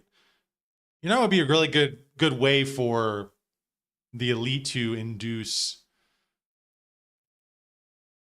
conflict, hysteria, anger, agitation in the population is to get them addicted to nicotine, get them addicted to alcohol, get them addicted to pornography and caffeine, and then one day just say, there's a shortage. Hey guys, there's no more left. Whoo, that would cause a civil war real quick. Just reduce the birth rates for a generation, for 2 generations. I don't know what that's in reference to. Sometimes I say stuff or I'm talking or I'm, and somebody says something and I'm like, I don't know what the hell. Are there any strong Christian men in positions of influence and power? Probably somewhere, but I think it just needs to be more. It needs to be more institutional. Like you need to have this institutional balance to where I think the religion is kind of separation of church and state, and it's largely not even, it's really subservient to the state in a lot of ways. I mean, look at COVID. So it's more of like the ethos, philosophy of what the position of the church should be, what position of religion should be in terms of our governance. So it's almost like the reverse Ready Player One. We have to construct a authentic real world for people to live in and have purpose. Yeah. Otherwise, and that authentic real world has to be simulation, one with rules that prevent it from becoming purposelessness. And so it's like if you look at like Luddites, the way you think in terms of Luddites is like, let's ban the new technology, let's ban AI, let's ban genome sequencers, something. Actually, to fix the economy, it's the old technology that you have to ban. It's the first things that were killed by the Industrial Revolution. And you're just like, what are like 10 million people, going to do? And you're just like, well, actually, they could make shirts. And like, if there was no way to make a shirt by machine, then, sure, your shirts cost $200. Yeah. But like, that productivity is coming out of the cornucopia of AI. And the person who made the shirt actually enjoyed making the shirt. And it's a nice frickin' shirt. Well, right? It's sort of the Etsyification of the economy, essentially. But this is one of the arguments for the kind of like, the world where we move to much more AI and automation is that actually there will be another economy built, an authentic economy built on people who desire things that are created by humans. Yeah, but the problem is that there's not enough of that. And the thing is, people don't, what really is the difference between your Gucci bag and your knockoff Gucci bag? Well, your real Gucci bag was created by Italians and your knockoff Gucci bag was created by Chinese, and you feel much personally closer to Italians than Chinese. But the thing also the name recognition, the same too. supple leather, and it's this symbol, this like post hoc symbol we've placed on it to say this is valuable. Because the value isn't really derived from the thing itself anymore. It's now the value is in the status of having the thing and the name brand recognition. My surrogate activity is walking to Walmart for tasty snacks. Yeah. Or are they somehow not given the opportunity? Christian men. Well, the thing is that so much of our society is built upon efficacy, right? And things of the human soul and morality actually get in the way of efficiency. They really hinder things in a lot of, I mean, think about like we just said about like environmental concerns. You don't think big business is like, this is such an inefficient way to go about doing things. Whatever, if you have a view about climate change or whatever, I understand, but I still don't really want pollution, and I don't want people dumping sludge into my rivers. Okay. You don't have to be woke to say that you want like breathable air outside, but to say, well, we're going to have regulation and make sure you do not spray chemicals and pesticides in the air. That's inefficient for the business. But the government is basically bought off by big business. Big business has basically grown into such a degree to where it actually like eclipses our government and has bought off our government. And now the two are kind of in tandem. The only thing that you had back in the day, when you had to break up monopolies, you had the government would offset these big businesses by breaking them up because they had the monopoly route. To get rid of that monopoly, the government had to use their monopoly, which was the monopoly of force. We're going to say, listen, you have to do what we want or we're going to kill you. But the government doesn't do that anymore. It seems like they just, and they really, there's arguments to be made like they've always kind of been in bed with big business. I understand that, but there doesn't even seem to be like the illusion of that anymore is like completely gone. We're like, just fuck it. We're now just fully a corporatist, fascistic kind of state. This fusion of the public and private, like it's basically already happened.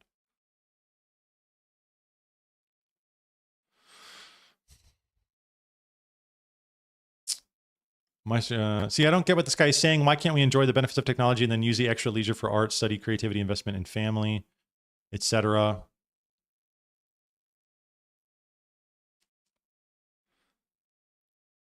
I don't know. I feel like he's talking about specifically the market, but in general, a lot of people, let's just be honest, a lot of people, I've said this too, a lot of people are not going to be artisans. They're not going to be creative. They're not going to, I think a lot of people a lot of men aren't going to be reproducing. So it's like, what do they do? Why is the only solution he sees another way of just keeping people busy continuously? Because I think that's like the thing he said is like, people need shit to do. And in some sense, that's what I was saying is that if it's all just like, if there's no real risk reward, if the risk reward is just kind of fake, like to me, it just seems meaningless. If it's made up surrogate activities, what's the point? To me, it's like, I do have this in the back of this nagging notion in the back of my head. It's like, what's the point when I can just get it immediately right now? But he's saying you need to artificially create that in the population to give people meaning. Meaning is found in the work you do and in the struggle for the attainment of the goal. It's not found in the goal itself, which I agree with. But I feel like we got to this point now to where the only way to really induce that in people is to artificially create meaning, which I think is just another delusion. It's another deception. It's another layer to the technocracy. It's bread and circuses is what it is.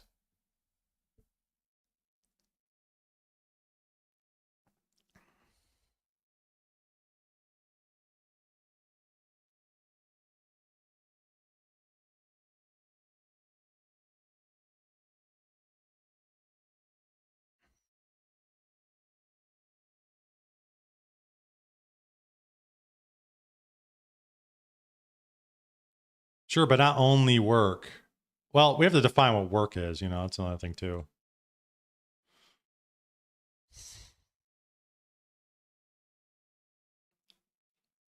There's a certain sense of like human nature is guided by a thrust for, like you need something. You have to risk it. And in that needing something, there has to be like a chance at not getting it. Like there's something here to flesh out. And I'm trying to really like convey it where it's like the most meaning you could have in your life would be to risk your life for survival, right? Like that's like the most meaningful thing ever. But like if all of that, because we live in such a secure time and technology is going to make things even more secure, there's the risk reward ratio is basically flatlining to where there is no risk and the reward is not that meaningful. Where do you go from there? There's no, like, survival is not like basic human survival is not the thrust anymore. I think that's kind of what we're trying to figure out. It's like, well, what will be the thrust that will compel people towards meaning? If it's not human survival, if human survival has been solved and we all survive and we all, what if we even got to a point where transhumanism is full on to where now we don't even die anymore? I'm not saying I would ever do that. I'm saying I think that's satanic, and I don't even know if that's achievable. But let's say for the sake of the argument, that is the case. Well, we don't even die anymore. We don't even need any of this stuff. We don't need food, water. Our survival isn't even dependent. Well, what are people going to do? What's the thrust? I think that there's a good avenue of ideas to, you know, really prod at and try and poke at and try and figure out, well, what would it be? And I think for a lot of people,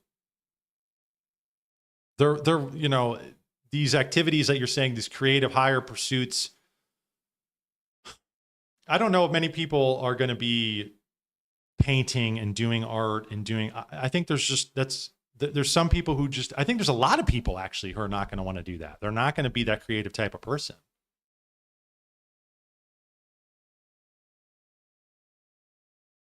So it's like, I don't know. There's things there that we need to, I think, discuss further. I think that's kind of what they're getting at.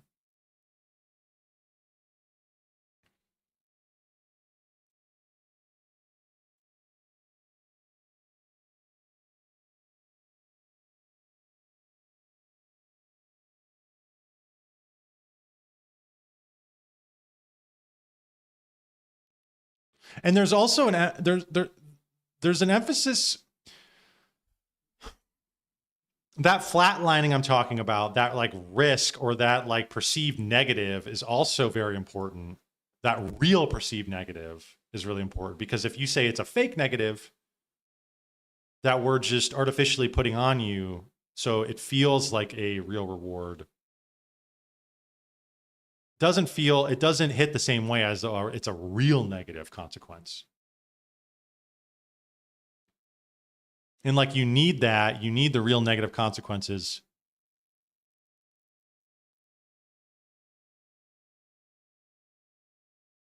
in order for it to actually feel like you're achieving something.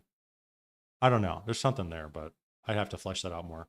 There's an argument too that I would like to make, like a actual like logical argument about this whole thing. But I was thinking about today, I'm like, you know, there's something there, but I need to like write it out.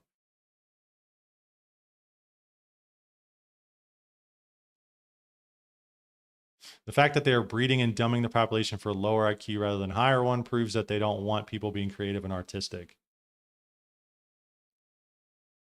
I don't even know if IQ, like, is being creative even tied to your IQ? I have no idea.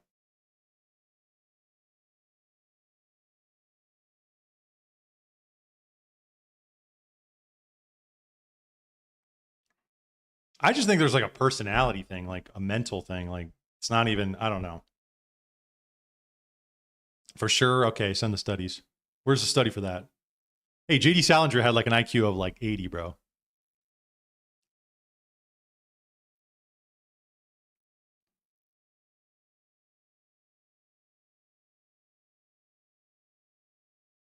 Because you got to think, there's people who are very like technical minded. There's very like personality minded people, like the people's personalities who are very like technically oriented, and they're not super high IQ. Like, I know people who are not super high IQ, but they think of things very, what's the word? Like discursively, like very A-B, very logical, but it's not like they're not well thought out, but that's how they think. Like, IQ might allow you to think logically further than that person, but that person's still thinking in that mode. Same with art. It's like, you might find somebody who's more artistic, has a more artistic spirit than another person. Like, they're able to push past, and the artistic spirit is able to push beyond maybe another person's. But I don't know, like it almost like, maybe like the way I'm thinking about it, and maybe I'm wrong, is like there's degrees maybe to which, but like the mode of artistic, an artistic person, or a more, you know, it's like left brain, right brain shit. Like, is that IQ coded?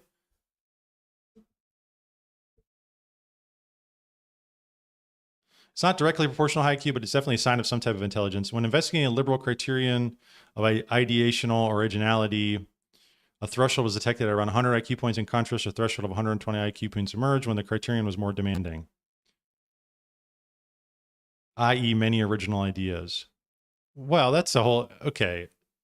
That doesn't go against what I'm saying. I'm saying somebody could be artistically minded but have a low IQ and might not come up with many original ideas, but they have an artistic spirit. But maybe a higher IQ person might be able to have more ideas, more artistic ideas. I'm trying to think like there's like a mode, and then there's like the processing power of that mode. Does that make sense? Like that's what I think, but maybe I'm wrong. I have no idea. I'm not an IQ scientist. I don't know. You know, actually, if you're trying to do this in a libertarian way, it doesn't work. You can't. Yeah. But if you're trying to do it in a non-libertarian way, and you're basically doing full-on William Morris Guild socialism, actually it can. And so, yeah, and so you're back in, and this was sort of a dream in a way of the arts and crafts movement in the late 19th century. They were a little early on that, but they basically, I mean, this is also Carlylean, because this is like Ruskin, who was a Carlylean. They sort of recognized that, you know, the dignity of fulfilling work is essentially a work that challenges you to your limits is actually, that is the thing that we should desire most, and not luxury or fentanyl or coke whores or whatever. No, we should want to be cobblers. You know, there's this great, you must know of the actor Cecil Day Lewis, right? Yeah, he stopped making films to go and be a cobbler. Yeah, I'm like, if it's good enough for Cecil Day Lewis, you know, like who's not only an actor but also an aristocrat, he apprenticed to an Italian cobbler for a couple of years, right? You know, and it's like actually like, and I'm sure those were very high end shoes, and I'm sure like probably they were, you know, they're not cheap, right? But the thing is, you can construct, your society has to be a little bit of a video game with video game-like rules, like we're going to treat this container full of shoes from Vietnam like it was cocaine, right? And that is not a libertarian thing. It's just not a libertarian thing. And expecting it to happen spontaneously on its own in a libertarian way is, no, you're going to get the third world. Yeah. And so in a way, when you look at this sort of Carlylean, Cromwellian kind of picture of a, you know, I mean, the Cromwell's government really took total responsibility, as did the royal governments before it, took total responsibility. There was nothing libertarian about either Cromwell or the Tudors, right? And, but kind of accepting that responsibility to rule is, you know, it's a huge thing. It's like you actually have to have that, really, that Cincinnatus spirit. And like one of the things that, like, when you just talk about flow, you know, you said something earlier that was very, very, I thought very, very insightful, because you basically said that the problem is that Farage is making a mistake because basically he's a boomer, and because he's a boomer, he thinks only Farage can get elected and Nigel cannot get elected. Yeah. Okay, they're getting into a whole different topic here, but the AI thing I thought was interesting, and we're going to wrap that clip up here. If you want to watch the rest of this, you can go check out the Peter McCormick show. This was posted just a few days ago, 4 days ago. You can check out the whole thing. It was interesting. What did he mean when he said we were just going to treat this container full of shoes like cocaine? He's saying that it's going to be destructive to the people in the same way that cocaine would be. Is that this kind of ease, like kind of the ease of a dopamine hit from cocaine and the addiction, right, is going to destroy the society in a similar way that the shoes will, by cutting out that meaningfulness and just kind of cutting to the hedonistic part, the acquiring of the shoes, right? I think he's saying they need to guard their borders like Robert made from robot-made merch. Someone tries to ship in cheap shoes that undercut artisans, treat it like finding drugs. Yeah, I think he's saying, like, and they're talking about it's hinging upon the meaningfulness of work and how that, like, that is a part of fulfillment of being a human. And we should treat somebody shipping a bunch of shoes in and not challenging you to your limits and creating shoes, creating good shoes, being a cobbler, that is just as detrimental as something like drugs or cocaine. Which is interesting coming from him. I want to read it. When investigating a liberal criterion of ideational originality, i.e. 2 original ideas. I want to reread this because I was like kind of glancing at it while I was listening to that. A threshold was detected at around 100 IQ points. In contrast, a threshold of 120 IQ points emerged when the criterion was more demanding. When a liberal criterion of ideational originality, i.e. 2 original ideas. I'm trying to understand what this means. A threshold was detected at around 100 IQ points. So being an original thinker, 100 IQ is the limit. And then in contrast, a threshold of 120 IQ points emerged when the criterion was even more demanding, i.e. many original ideas.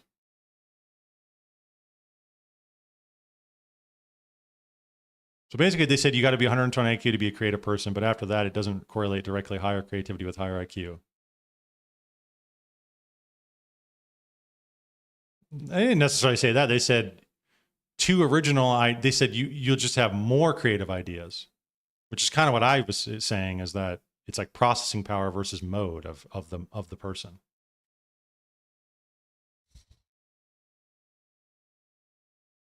That's how all the articles sum up the study. Okay, I don't know that much, but basically that's what I would see, because it's like you don't see that like a polymath, right, or somebody who's like a savant. That's like very rare to have somebody who is like skilled in like all these different areas. It's usually people who are very specialized in one thing, and it's a lot of times it's like discursive or non-discursive, right? It's like logical type thinking versus maybe like more artistic type thinking, like right brain, left brain shit. I would think inventors would be somewhat creative. Yeah.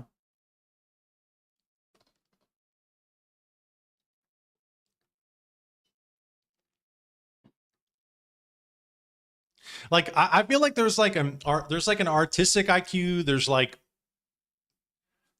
an IQ, a spiritual IQ. I talked about that before. There's like a processing logical IQ.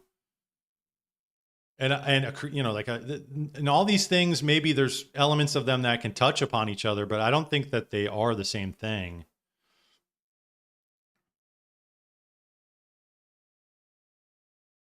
And I don't think that like I think that some people might have a certain mode of being creative, but it might not be to the same degree as somebody who maybe has a higher IQ who has that same mentality.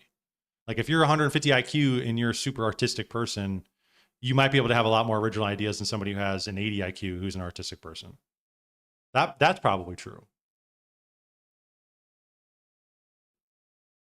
But that doesn't mean that the person who's 80 isn't a creative mind. That just means they're not to the same degree as somebody who has a higher IQ. I wouldn't see them as being more of a logical, very cold-hearted data person. That's not their mentality. Their mode is artistic.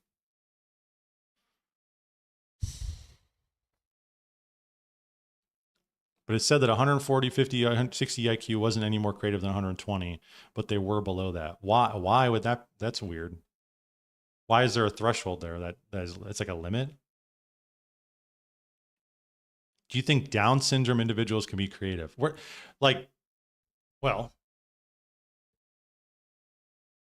I mean, yeah, I think they can have a creative, like, I'm talking about like the mode in which your mind thinks. Like, do you think in cold, hard numbers, facts, discursive? Or are you somebody who thinks more of this, you know, it's like, I would think of the spiritual IQ, like the spirit of things, the underlying, like the aesthetic of something, I don't know, like, I think that there's differences there, because there's a lot of people I know who are very good at like numbers, raw, hard data, but they're fucking retarded when it comes to like religious things or art. Their art is like very like kitsch, like you like bullshit. Yeah, I don't know if we're talking about the same thing.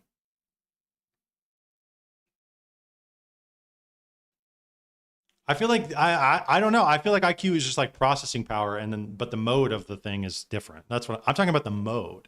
Like, do you have a mindset that's more artistically creative person, or are you somebody who's more cold, hard data facts? And I think these two things are different. I think these two are two different modes of thinking. I think that's kind of one of the problems we have with the elite is that they're only geared towards one type of thinking. They're not thinking non-discursive at all. They're all thinking about A, B processes, efficiency, cold, hard, brute facts. And they probably have 180 IQ, like Noah Yuval Harari has 180 IQ, but he's a fucking idiot when it comes to the soul or the spirit or philosophy or any of these things. I think that, like, yeah, and him having 180 IQ and thinking that way is different than like a philosopher or an artist who has 180 IQ. That type of person is a different soul. That type of person has a different mode of thinking. Yeah, maybe I'm talking about more personality type. Let's put it another way. How many Down syndrome individuals would you have to put in a room before you get some artistic masterpieces?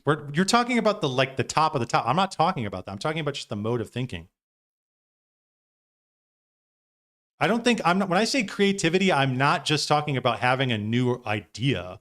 I'm talking about like a mode of thinking, like art, like artistically, like.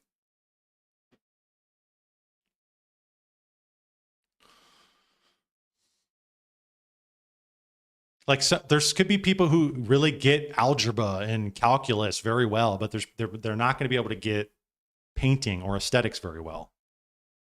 There's two different types of thinking that are involved. And neither of those people might get, religion very well. They might not understand the Bible at all. They might be totally ignorant of that and what that means.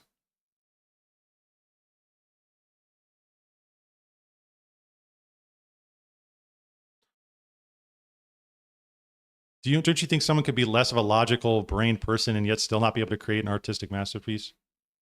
Likewise, can't someone who is logic brain be very good at art?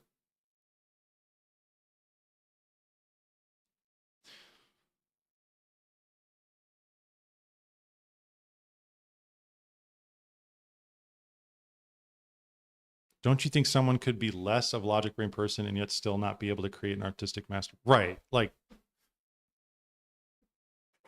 I think the people who do create those artistic masterpieces have a certain mode of thinking and they have a high IQ.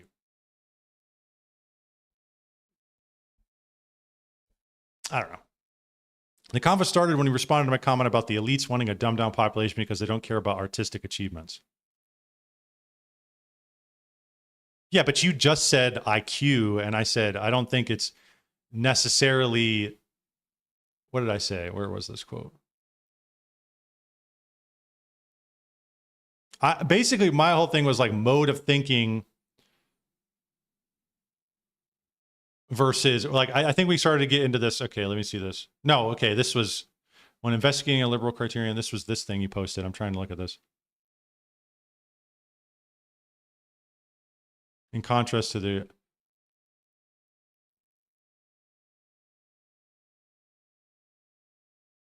when investigating liberal criterion or additional, this was, I'm trying to remember how we got on this topic. The fact that they are breeding and dumbing the population for a lower IQ rather than a higher one proves that they don't want people having creative and artistic for being people creative and artistic. And I basically was saying that it's being a creative or artistic isn't like the two aren't exact. That's what it was. We were saying that like the two aren't one-to-one. Being a high IQ doesn't necessarily mean you're going to be creative and artistic. That's what I was saying. And then you posted that thing and I said, yeah, but just because you have a lower IQ doesn't mean you don't have an artistic brain or artistic mode of thinking.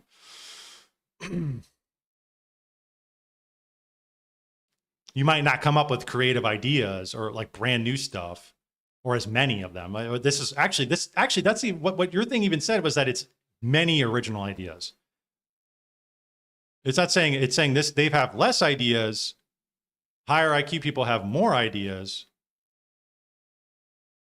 But even still, even if you have a lower IQ, you can still have a handful of ideas if you're a creative minded person with a lower IQ.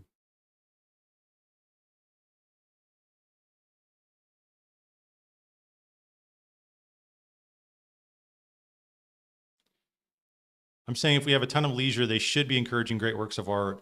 And as part of that, they should cultivate a higher IQ population.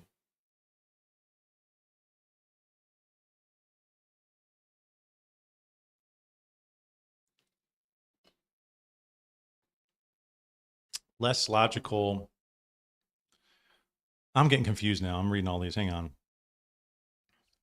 Like J Money was saying, I think you can be more of a feeler and still not be a brilliant artist. Less logical doesn't mean low IQ, or you could be more of a thinker and still be able to create art. I think there are some people who are just gifted at multiple things.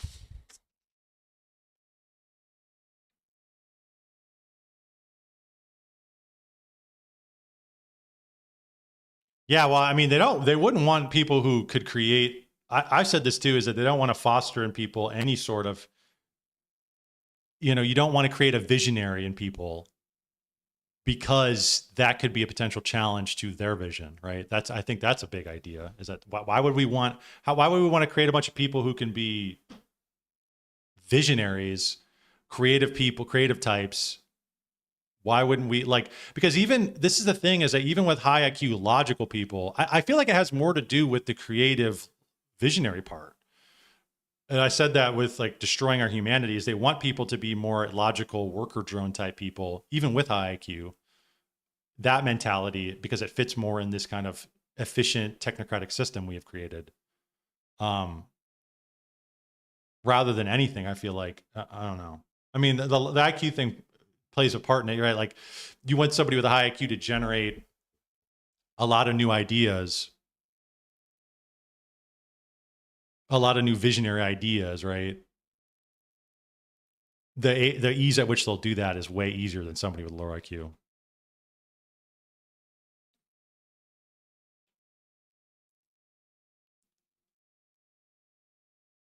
Being high IQ, what does it say?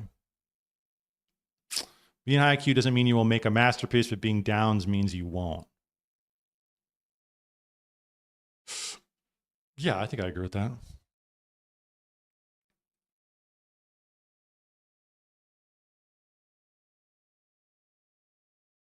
But can't someone who won't ever create a masterpiece still be somewhat called right-brained?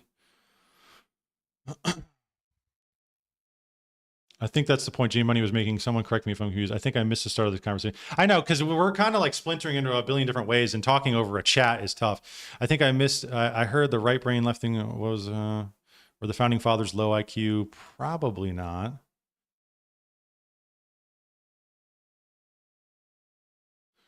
Well, I think King of Sheba is saying there's a threshold IQ by the studies below which it isn't more difficult. It is effectively impossible. Well, I think King of Sheba is saying there's a threshold IQ by the studies below which it isn't more difficult, it is impossible.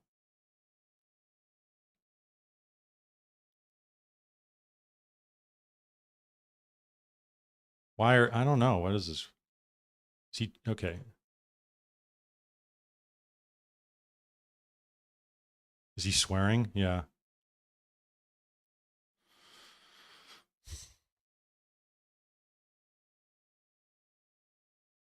Yeah, I'm not seeing some of his in chat too. I keep switching this. I don't know. Because I saw it just pop on the screen, but it's not in the chat.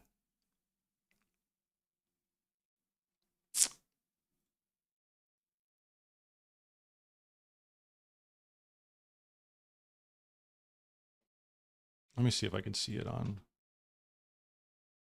fire. Anyways. Of course, some art is total trash. Yeah, I see it on your screen, but not all of them are in chat. Yeah, I don't understand why. Let's switch to live chat. He's not even popping up when I come into live chat.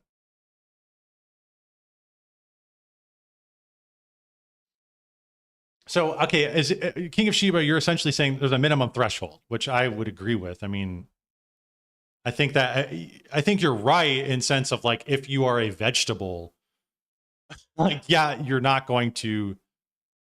I studied invisibility. Yeah, no, I did, because I can go invisible at any moment, right? Like right now, he's gone.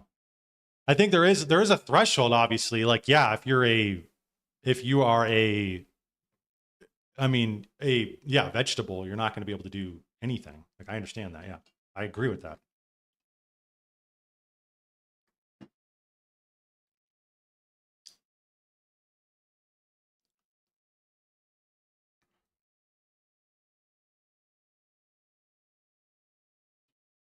Occlumency. Okay. Anyways, let's move along. All right, let's check this out, and then we'll call it for the night. We're going to check out this Tim Pool, Jade Iyer back and forth. Let's check this out.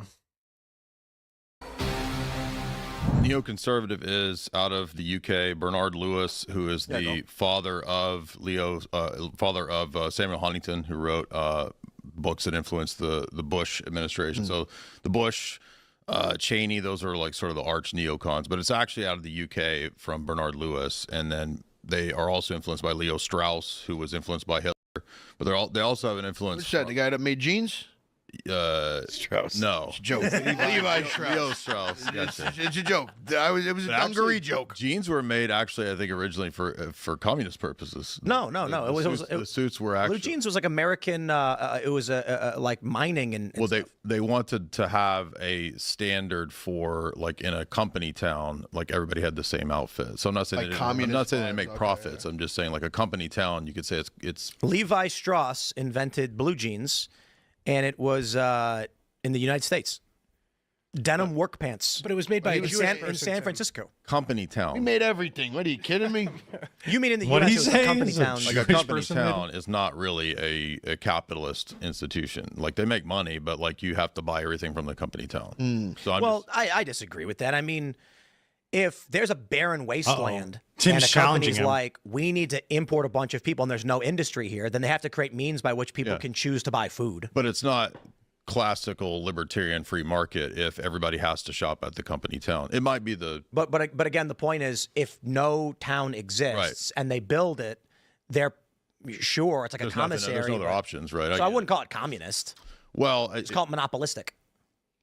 Okay, but I mean, if you're a libertarian, monopolistic capitalism isn't classical libertarianism. Also, again, so like if I personally have a private piece of land and I hire a bunch of people and they're like, hey, there's no restaurants anywhere. What do we eat? And I go, all right, I guess I'll have the crew come and open up a restaurant, but you got to pay for the food. Is that communism? I mean, again, monopoly capitalism isn't really. But hold on, this is not an issue of there's no competition. Like it's an issue. It is. There is no. No. I mean, it's an issue of there's no competition, not forcing people to do anything. So is the alternative? I just go, you know what, guys? I'm going to open a restaurant where only I get to eat. You're actually not allowed to eat it because I don't want to be a communist. Right, but this is the same argument as to why people would own like an entire water supply. Right. So if you privatize water, then no one has a right to the water. But I'm not talking about that. I'm saying there's a company town could own the water. Indeed. What right do you have to take it? That's communist. It's not communist to have public municipal. Wait. A corporation owning a whole water supply for a town is not communist? Isn't that literally that's literally the same? It's the same thing, just for saying it's a corporation, it's a business, it's a free market owning it, but they have authoritarian control over it. It's like it's a distinction without a difference. Municipalities. Wait, what? It's not. I own a swath of land, right? And I invite you to come work on it. There's a balance. I have to here, now relinquish my right to the water body on my property. No, I'm saying if you're going to create a society or civilization, and you have. If you own the entirety, there's kind of like different rules here because Tim's talking about it in like a base level, very like bare bones way, but like Jay's talking about it from almost like, well, if you're gonna have a civilization that wants to flourish, yeah, you're gonna have things that are like available for people, right? People are gonna have like water. Okay, people are gonna have like water. Is Tim arguing for communism here? A bit confused on this debate. No, I don't. Neither of them are arguing for communism, but Tim is accusing Jay of arguing for communism because he's saying that if a corporation owns a complete water supply, well, maybe that should be public. That should be for public use so people can have a basic level of flourishing, and that they should break up a certain monopoly on that. Like a government structure should break up the monopoly of that water supply in a company town situation. But then Tim's coming back saying, well, what right do they have? That's communist. No, this is like stupid, like low IQ fucking boomer crap. We're talking about company towns. We're talking about company towns. That's the beginning of a civilization, right? It's no different. Right. So the point you bring up is that if I own, let's say, 100 acres, and I have a grain mill on it, and then I can't produce that much, so a handful of people are like, "Howdy, good sir. We could increase the output of the grain if you let us come." And I say, "All right, you know what? I'll pay you guys a share of the grain that you mill. Thank you for voluntarily coming and offering this service." They then say, there's nowhere to eat for miles. And I go, well, unfortunately, if I were to create something by which you could purchase food, that would be communism. So no. It's not communism. So then if I as the landowner and the company owner then say, I will open a restaurant on the property for you, from which you can purchase goods, that's the beginning of communism. So, but you're describing a situation of a small microcosm where there's no competition. Like a company town. Right, where there's no competition. Doesn't capitalism require competition? And who's stopping people from opening a restaurant across the street? Well, you would if you have a company. No. Right, If I own property, You said why would monopoly you- capitalism. why would you want competition? You would be then stopping the competition in a monopoly capitalist situation. No. We're talking about a company town, right? Privately owned property. Right. So do they have to relinquish their water rights? If the city, if it grows to a certain size where you begin to have competition, That's literally communism. No, it's not. Seizing the assets from the private landowners. No, I'm literally going to a guy who owned land and says, "There's too many people here now, so your water is ours." I feel like Jay is like he's thinking of it with like kind of aughts in mind, where Tim is thinking of it in terms of just the raw, like skeleton, bare bones idea. But Jay is like, well, if you're somebody who's going to try and create civilization, you ought to provide the basics to the people so they can flourish. But Tim is just like completely not. He like, and maybe they'll flesh that out, but it's just like there seems to be something missing from Tim's end. Sounds like communism to me, Jay. No. And then this guy. If you grow to where you have a society that requires competition, then the people can seize your assets. Agreed. We're communists. If there's but first of all, But what is by the Tim way, arguing? Mark- Tim's arguing for monopoly capitalism, which is in turn essentially the same thing as a kind of a communist dictatorship over resources. Is that not what he's arguing for here? Neither of these guys is used to being the irrational one when talking to someone they don't know what to do. Neither of these guys is used to being the irrational one when talking to someone they don't know what to do. Are you saying that they're both accusing the other one of being irrational? Marx was a libertarian, so then the people can seize your assets. Agreed. We're communists. If there's but first of all, by the way, Marx was a libertarian, so it gets really. Well, we're not talking about. I don't care about Marx. Marx was a Well, you're accusing me of communism, then that. No. that relates to Marx. I'm not accusing you. I'm arguing that the argument's communist. If your argument is private land ownership is void upon excess population, that's literally a function of communism. That's what the Venezuelans did. What you're describing is literally just communism itself. A company town is essentially the same as a communist setup. That's It is not. It is Jay identical. Marx wasn't a completely Marxist not. dyer. No, it's not. So the people own the land. In a company town? In a company town, the people are the people. The people have. If we're talking about the structures of communism by which there is a private committee, and there's two ways we can look at it. Your argument seems to fuse together both the authoritarian dictatorship components and the economic. That's monopoly capitalism. That's what you're arguing If for. the argument is people can voluntarily choose to come and work for a company, but there is no competition because there's no market reason for it, it's not communism. It's just a monopoly. But there's no oppression, and it doesn't matter because you can always choose to leave. You can always choose to leave if you're out in the middle of nowhere. Why did you go there? In the West. And then, Again, bro, I got to tell you. What if you were born there? If the argument is, I have no choice in my circumstances, therefore I should get public rights, it's literally That's not what I said. This guy's a communist. So then leave, right? Why can't you Well, leave? you can say that, but in a company town, especially like in situations when in the 1800s company towns are being set up, you didn't have the ability to just leave, right? Why not? Well, They're holding you at gunpoint? I mean, well, if you're under a contract, you might have to be there. Why for did a you certain sign the time. contract? Well, again, Is it communism to voluntarily enter into an agreement with a company? Yeah, but you can call it voluntary. Even there's situations where something can be voluntary that you're actually locked into, right? I mean, You chose to enter into a contract. If Amazon owns an entire area and it's the only place to work, then to say, well, you can move and you can do certainly that, can. yeah, but it's still a form of wage slavery, right? You don't think there's such thing as wage No, I don't. slavery? I think that's commie talk. Well, I think this is quite literally the arguments of We got to Chavez. get past this. We got to get past this. Like free market, corporations can do whatever they want, and the government seizing and being a dictator. Like this has got to be. We have to have a better conversation than this. And Tim just like hounding on this like theoretical point about the corporation having the right to ownership to things. And it's like, yeah, I understand that, but Jay seems to be taking a little past that to real world examples.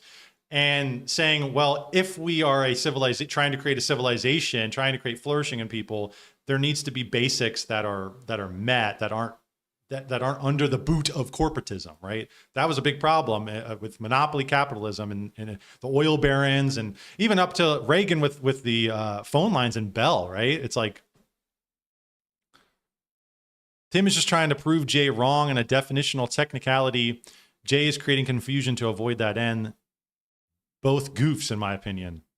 I feel like I agree with Jay more. Like, I understand what Tim's saying in theory, but I feel like Jay's bringing in like real world examples of, he's talking about company towns, and if you're stuck under a contract, like this is the real world example. This is how it actually plays out, and what you're arguing for plays out in real life is like it turns into authoritarianism. And I know Tim is trying to argue in a way that's like not authoritarian, anti-authoritarianism, but like in a weird way, he's going back around to corporate authoritarianism.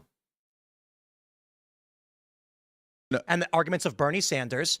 And my point that I often bring up to these leftists is, what's stopping you which is from arguably just what we're under being right now, a vagrant so. on federal land? There's no difference. You want from my system without input. And that is the component of the left that I disagree with. No, your argument is a leftist argument, actually. That people should have to work. Classical liberalism is a leftist position. You argue classical liberalism. That's a classic leftist position. I'm arguing for merit-based capitalism is leftist. Yes. Classical liberalism out of the Enlightenment. That is incorrect. No, out of the Enlightenment, classical liberalism is leftist. The origin of the left is the left aisle in the French Revolution, referring to those who wanted a socialist, anti-monarchist, and the right wanted a top-down monarchist system. Okay, so your argument... Not in the French Revolution, no. It was the French Revolution. It was the left and the right. The French Revolution wanted a constitutional monarchy on the right, and they wanted private property on the right. The leftists wanted communism. Indeed. In the French so when we say left and right... Tim Pool built Timcast HQ in a little town and filled it with his employees. I think Jay had a nerve with company towns. I know, and nobody else is chiming in, right? They're all just like standing by, because Tim is their authoritarian corporate leader, right?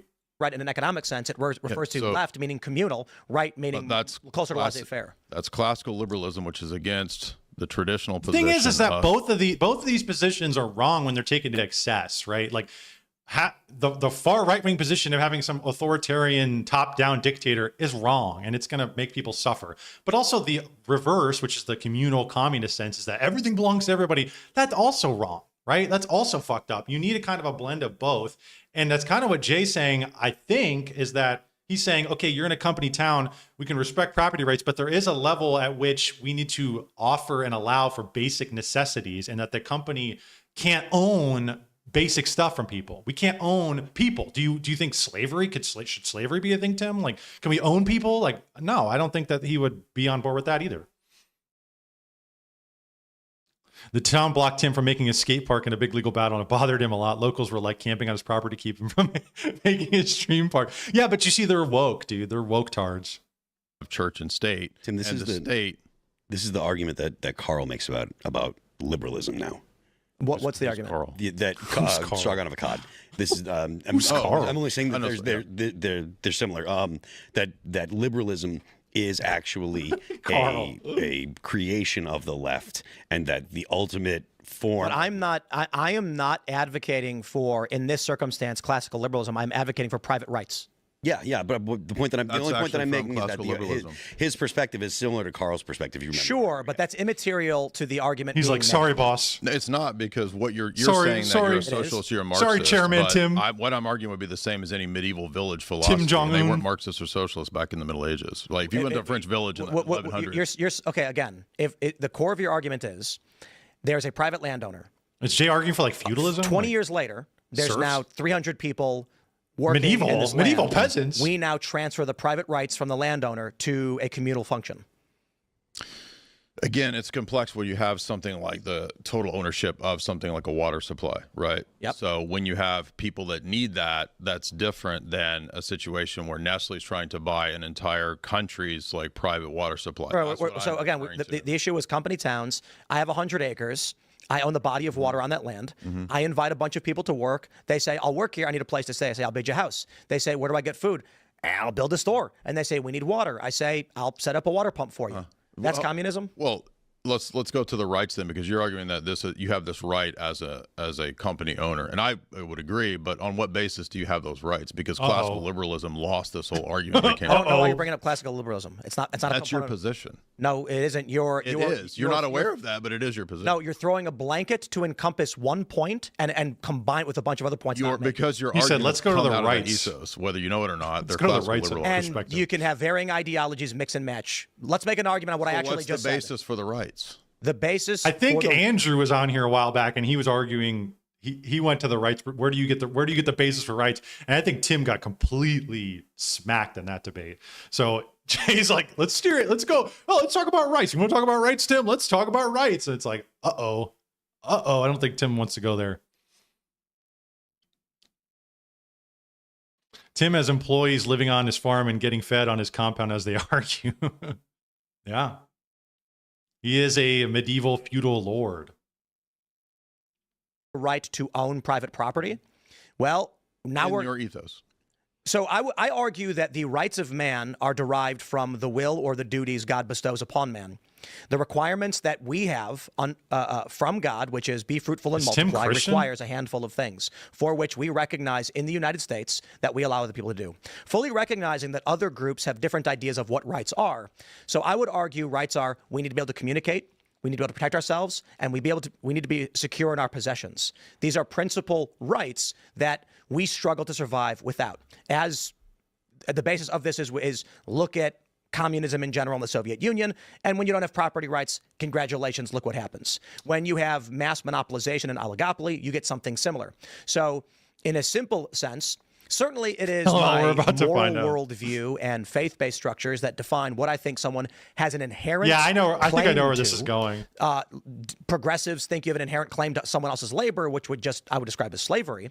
So when it comes to the idea of private land ownership, the argument is fully understanding population expansion can come to a point where some people will never own land. But the idea is I need to be secure in my possessions to know and prepare for harsh winters, for instability, so that I can survive, so that I can be fruitful, and that I can multiply. So you appeal to Genesis and God. What God? What principles of Genesis tell you that? What are you talking about? I'm not a Christian. Oh, okay. Then how are you going to base this argument for rights in God? What do you mean? What God? Yeah. My God. My moral worldview. So it's not a universal principle, it's just subjective? Well, I think to a lot of people, they have a moral worldview and a philosophical understanding of some things and not others. And I base mine largely on, first, I would argue that perhaps there are greater moral philosophies than the Christian moral structures. We just don't know them yet. I would say historically, based upon what we've seen throughout the world and what we think we know. So Tim is a progressive? There's better moral structures out there than the Christian God and all the religions. We just don't know them yet. So we're progressing towards it. Tim is a progressive. Wow. The Christian moral worldview has been dramatically superior to other. Something tells me though he wouldn't like that. He wouldn't like that name, me calling him that. Moral structures. That being said, I'm not a Christian, and I don't believe in the faith structures they have. However, I have recognized that the moral structures of a Christian society tend to make life more successful for individuals, which is ultimately beneficial to the standard function of life, which is organizing organizing free energy into complex systems. So just utilitarianism, because it works well. That was utilitarian. You're wrong. That's utilitarianism. No. You argued that it works well. Jay, if you don't have an argument for what I said, stop trying to blanket it with something else as a straw man. The argument was utilitarianism. It's literally not. I did. We can talk about. Why is it not utilitarian? Well, we can talk about deontological ethos. We can talk about. That has nothing to do with this. No, indeed. My point is enlightenment. Instead of arguing what I said, you're arguing thing. I'm like, well, I gave you a specific outline. Well, I'm giving you the problem with utilitarianism. I'm sorry that you're not aware of the problems with that position. I'm sorry that you can't actually address what I told you. I'm addressing it now, which is that utilitarian arguments are pragmatic and it's not a justification. Great. I'm not a utilitarian. But you made a utilitarian argument. A component of some, perhaps. Okay. Oh, so I don't believe in utilitarianism because that would Okay. sacrifice individuals. Thank you. Again, do you know what deontological moral ethos is? Yeah, it's Kant. Okay, great. So when you say something like That you're has nothing to do with utilitarian, this. and then I bring up we do not is not- take immoral actions against an individual Kant is for the not betterment of the utilitarianism. of it, I know. So why are you Indeed. bringing up Kant? You are making an argument. The needs of the many outweigh the needs of the few, which I did not say. You can have different types of utilitarianism. You Sure. don't even have to have that. Instead of arguing the It's a point I made, pragmatic point. You argued a pragmatic point. argue the point I made. Stop Yes. trying to blanket into other How things. does pragmatism justify the rights? That's what you argued. Okay, I made an argument about private land ownership as a benefit to human survival. Right, pragmatic. Okay, so address what I said. How does appealing I to made a point. pragmatism? You make yours addressing what I said. Yeah, that's not a justification. It's a bad argument. Explain why. Because appealing to things that work or pragmatism isn't a justification. It Explain why I'm wrong about the requirement of private land ownership for survival. You grounded the right in utilitarianism and pragmatism, and I'm saying that's not a good justification. It's a bad argument. So explain Because why. anything that works could be all Explain over the place. That could be why. subjective. Indeed, Benefits that was people my how? point. In which Dude, I said Tim there is were probably seething, moral dude. structures that Holy work shit. better we have not discovered yet. Then So it's for not the a time justification. So you being- don't know. So if it's a future thing that you haven't figured out yet, then you don't know right now that it Incorrect. would be a justification. I understand certain principles of gravity and the speed at which things fall, but we don't know for sure how the structures work. Then it wouldn't We work to operate based on justify. probabilities. Right. But then that would not work to justify the rights as grounded in an unknown. Then go jump off a building and see how it works for you. You told me I have to, so I have to. Go jump off a building and see how it works because you don't know gravity. It's a future thing you haven't figured out yet. We operate on probabilities based on what we think we know because we actually don't know. But that doesn't ground a right, Tim. That's the point. Dude, that face. Building and see how it works for you. You told me I have to, so I have to. Go jump off a building and see how it works because you don't know gravity. It's a future thing you haven't figured out yet. We operate on probabilities based on what we think we know because we actually don't know. But that doesn't ground a right, face. Tim. Holy That's shit. the point. In future probabilities, I asked you for the grounding for the right to private property. So far, human history has proven private land ownership is beneficial to human existence. That's a circular argument. It benefit. I'm asking how you know that it benefits, and what does it mean to benefit? And you're saying because it was good. It and makes worked. more of it. That's a circular argument. Why? Well, why is maybe making more of it's bad? Yeah. It's certainly not. Okay, but why not? That's the point. That's why it's a circle. Well, let's go back to the origin of what we think we know. Again, because everything we Is think, more everything is death rooted in what we better? think we know, right? There's more of if it. Some people think the Earth is flat. They're probably wrong, but honestly, I've not done the experiments myself to a great degree. I've just been in a plane. So if we go back to, again, the roots of science, we can take a look at a few things. Free energy tends to coalesce into complex systems, starting with the baser elements, or we can say quarks. What? Quarks into particles, into atoms, into elements, into compounds. Bro is asking for grounding, and bro goes to quarks. Let's go to quarks. Let's go. We have to go back to the beginning of time. Let's go. Let's go to quarks. That's funny, dude. Oh my god, Timmy is seething, bro. He did not like to be pushed on this. At some point, for some reason, you get gravity, likely because if you're familiar with our current understanding of gravity, mass creates attraction, etc. And this results in certain masses coming together. Eventually, you'll get something like a gas giant. You'll get something that compresses, then ignites fusion, and you get a sun. We get all this stuff. Then you get an Earth. Earth is the result of certain things slamming together, creating a bunch of complex elements through the process of fusion, etc. And then at some point on Earth, for some reason, again, we don't really know for sure, these molecules and compounds start forming self-replicating proteins. Again, in modern science, the one thing we recognize is that there is greater entropy and limited entropy. Negative entropy can only exist in a slightly greater entropic system. But we do see free energy organizing into complex systems throughout the Earth and in the universe. That's what we monitor.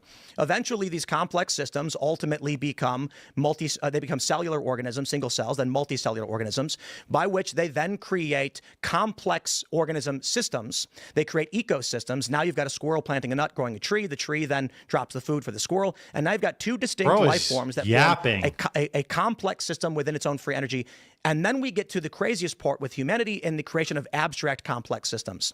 That is, humans give names to things that don't exist anywhere in reality except in the energy transference between the mind and the vibrations between their mouths. So what we then see is The function of life is negative entropy within a larger entropic system. If we, as What life, is he which are talking driven to about? What is reproduce bro and talking are, about? And we typically associate all of those things with being good and enjoyable, like having kids, having Christmas morning. Then we track, based on what we have seen throughout the earth, what is the most beneficial to that. There are a few answers for this. Islam could be one of them. They've certainly been massively successful, have lots of kids. We can take a look at Africa and say certainly that is beneficial. However, I would make the argument. Wait. If he's willing to just concede the whole argument to something like Islam, why couldn't you concede it to Marxism?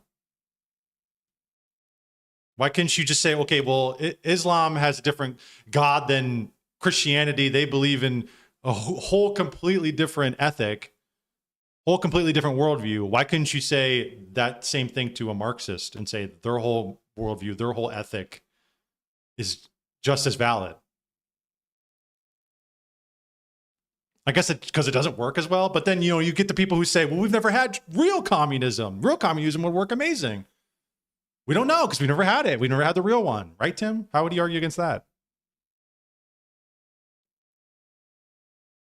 And here comes Jay freaking Dyer saying a company that buys a town and whose employees have trouble leaving is enslaving them.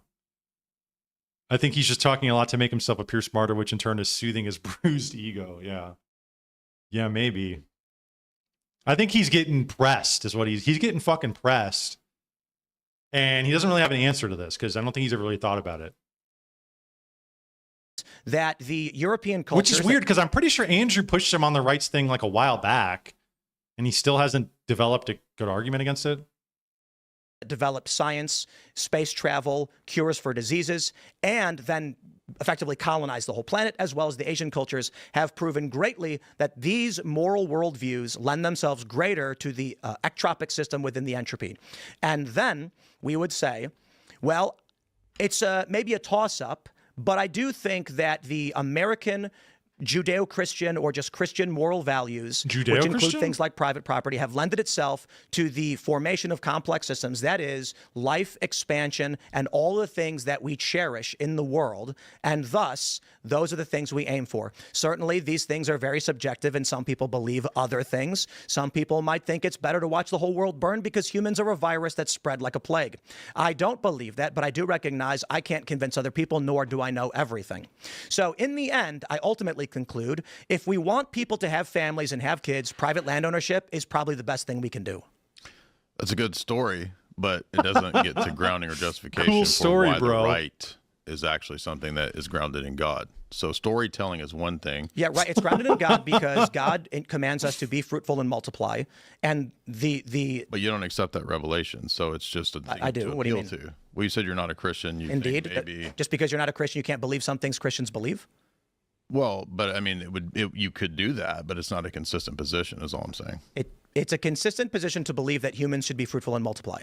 I didn't argue that I believe Jesus died on the cross. because then you're cherry picking, and who's to say what you're cherry picking is the correct things to cherry pick and not otherwise? Like then there's like almost then there's like an external litmus of which you're appealing to, from which you're cherry picking the things from whatever the various faiths from, right? You have another standard from which you're pulling from and which you're applying it to. And what's that standard? Is it just your own subjective view on things? But to pick and choose elements of the worldview as a grounding for rights and private property is something that everyone will and do. then also you might find that if you do that, you're going to find out later down the line that things clash with each other and don't actually make any fucking sense. And the worldview just becomes this Frankenstein worldview that eventually becomes at odds with each other and blows up in your face. But that's another fallacy. The fact that to pick and choose elements of the worldview as a grounding for rights and private property is something that everyone will do. But that's another fallacy. The fact that people It's do not. it. I don't have to The fact that confine people do myself to things- one of someone else's books. These are fallacies. It's the not. fact that people do things doesn't have anything to do with whether that's correct or whether that's right. I agree. Then you're admitting it's a fallacy. No, you're arguing that if I believe one thing from Christianity, I have to believe everything. No, again, it was an argument about grounding the idea of private property. So maybe you're not familiar with what grounding is. That just means giving an epistemic justification for why that's the case. Good reasons, not just. And so, what's yours? Well, I believe the Christian worldview, and I would defend that. And now explain it. But it's coherent, it's consistent. Right, how? Well, if you don't have that worldview, you are immediately caught in a bunch of contradictions. Like what? Like picking and choosing. Like what? Like picking and choosing, well, I'll believe this thing, and then I won't believe this thing. Well, that wouldn't be consistent. What things are contradictory? What are you talking about? Well, to say that we do it because it works is a contradiction. Why? Because it's a fallacy. Works to do what? Explain your idea. I explained the fallacy right there. That's a fallacy. He needs to expound on it, I think. It is. Jay needs to expound on his worldview now. Because I think that Tim's was a contradiction. It's paradoxical. What the fuck is he saying? Paradoxical. Tim basically has ceded the argument. He's basically like, you explain your shit. Like, what are you getting at? But now Jay's just saying that's a fallacy. He's in like critique mode, it seems like. But he needs to say the Christian position and what that entails. See, right there. That's a fallacy. Explaining it? I don't have to. It is. You've contradicted yourself. How? Because that was a contradiction. It's paradoxical. You said one thing was and one thing wasn't. So you're Bro's wrong. brain is fucking malfunctioning. I'm not going to elaborate. I mean, I have been elaborating. So if you're characterizing my position as not elaborating, I've been very explicit. So what makes I don't think he's been explicit. He's been precise. Well, we're made in God's image, so we have the 10 Commandments. It has a position where you can't steal. So that's a basis for private property right there. But I can't just pick and choose. You can't explain it. What do you mean by explain? Like, is your answer just God said? No, the answer is that your worldview is inconsistent and contradicts. That's a transcendental argument. That's the argument. What is inconsistent about my worldview? You gave no justification for why rights are a thing. You just said because it literally works. did. That's not a justification. It's a fallacy. That I explain a function of existence. That's not a good argument. Explaining functions? That's not an argument at all. Explaining functions That's not a good doesn't argument. get you to justification. That's a bad argument. So you're just saying things. Well, you're just... Dude, this is a shit show. Oh my gosh. You're just saying things, right? You're just saying things. Yeah, I think that Jay's in, like, his position seems to be find the faults in your worldview as to why what you believe in is bullshit and inconsistent and fallacious, right?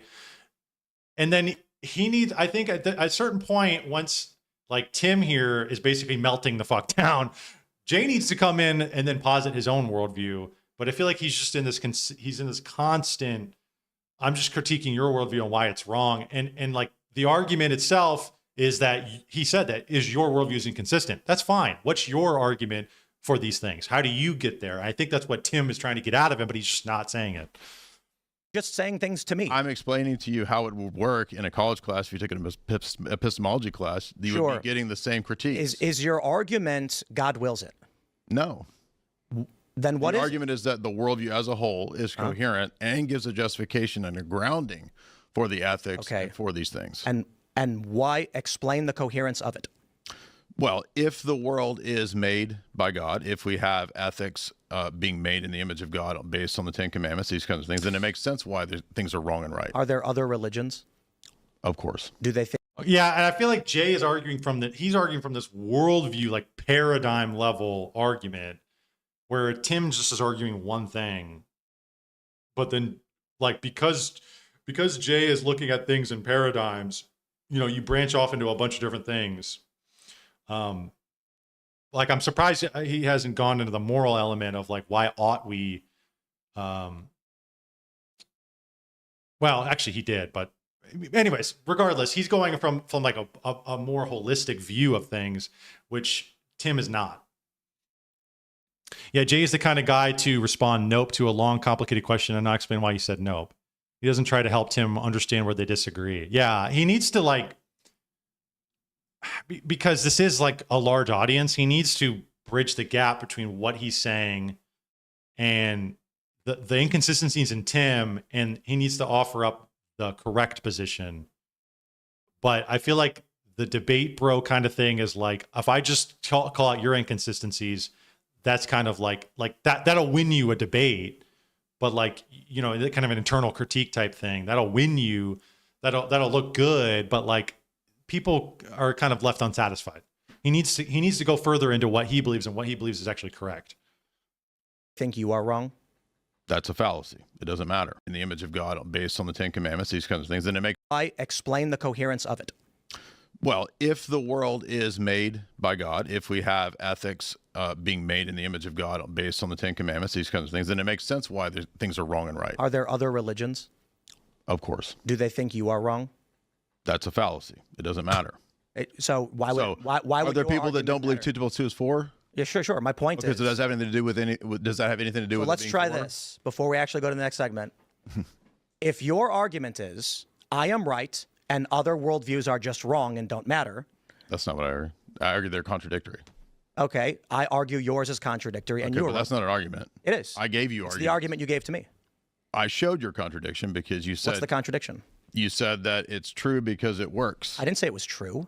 You said that that's why you believe it. That was. I said I asked for based on what we think we know right now, and there may be better structures we discover in the future. This seems to be the best course of action for promoting human existence. So it works. That's an it works argument. I think that's an oversimplification of we act upon probabilities to do the best we can. Okay, but again, none of those things work to ground why private property should be something everybody should accept. I think my argument is it helps people survive better than any system we have. So it works. That's a pragmatic argument. So it works. That doesn't. He should ask, why do we care about?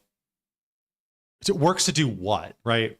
And then he would say, well, works to the human flourishing, towards human flourishing. And then he needs to say, why should we care about that? Like he needs to saying that that's a pragmatic argument and then stopping. It's like, no, you should dig a little deeper, because I think that Tim would, after like another question, would be like, oh, okay, I kind of hit a roadblock. Doesn't work to justify or ground the position. It certainly does. No. Not why in, should we not use, in episode, why no. should we use a fire hose to put out fires? You keep thinking that working means that it's a justification. That's not what grounding is even asking for. It's a different type of question. I understand, but you are not actually making any point at all other than God wills it. That was not the argument. Yeah, because like right there, he said fire hydrant puts out fire. You could say that it does that, but I think Jay is asking, why does it do that? I think, right? You could say, like, he's asking like a step further, like, why is that the case that it does that? And then you'd have to have an answer to that. And like, I think that might be kind of sort of what he's getting at. Because I can just say this does that, but like he's asking like, well, why does that do that? Go further, deep. Why do we have that? Why is that the case? What's the good reason for that?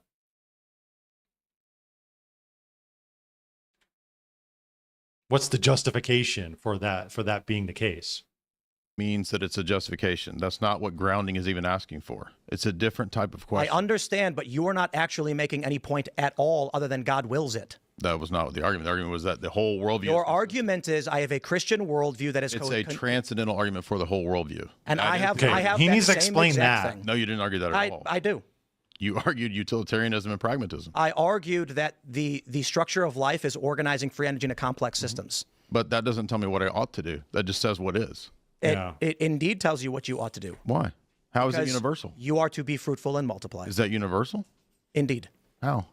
That life procreates and creates more life. Well, that's a universal claim, but you said that it's subjective to you. So well, no, I recognize that other people believe other things. Mm-hmm. That's not what universal means. It just means, is it binding everywhere at all times? You said it was subjective to me, and I said... No, you said that. I said, no, I recognize other people believe other things. That's not what universal means. And other means. people could perceive that as subjective. Universal means it applies at all times, at all places, to all people. Uh-huh. They ought to do this. They ought to do this. Okay, what is the basis for the ought in your position? The basis for why people should have children. And have private property or whatever. God wills it. But you don't believe in God in any specific way, so how does that have any meaning? I literally do believe in God. But you said it's not the Christian God, it's just parts of Genesis. Correct. I don't believe in a Christian God. Okay, so what's the principle of this God? The principle of God is largely a Christian God. Largely. So you do, but don't. I don't get it. What? Do you have the ability to understand that there are different faith structures? Yeah. You, by all means, you're allowed to say my religion is wrong. But it has to be coherent. But to argue that I don't have a consistent? religion, certainly my religion is consistent. Okay. What is the basis for when you know when to pick from what text and which ones to reject? Right, that's what I said. I'd ask the same question of you.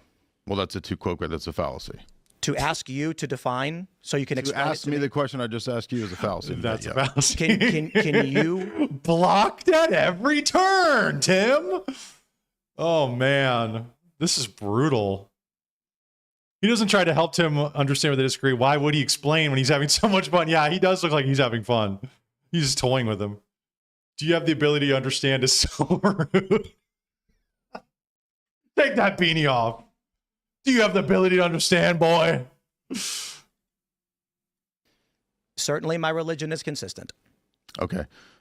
What is the basis That okay for was when also you know when rude. to pick from what text and which ones to reject? I'd ask the same question of you. Well, that's a tu quoque. That's a fallacy. To ask you to define, so you can To explain. ask me the question I just asked you is a fallacy in debate. Yeah. Can you said yeah. do it or no? Yeah. Oh, then But I don't pick and choose, so I don't have that problem.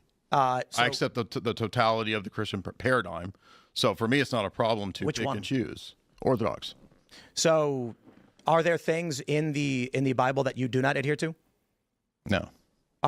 Explain to me, like there's modernization, correct? The Bible's not the only of piece of the the Christian.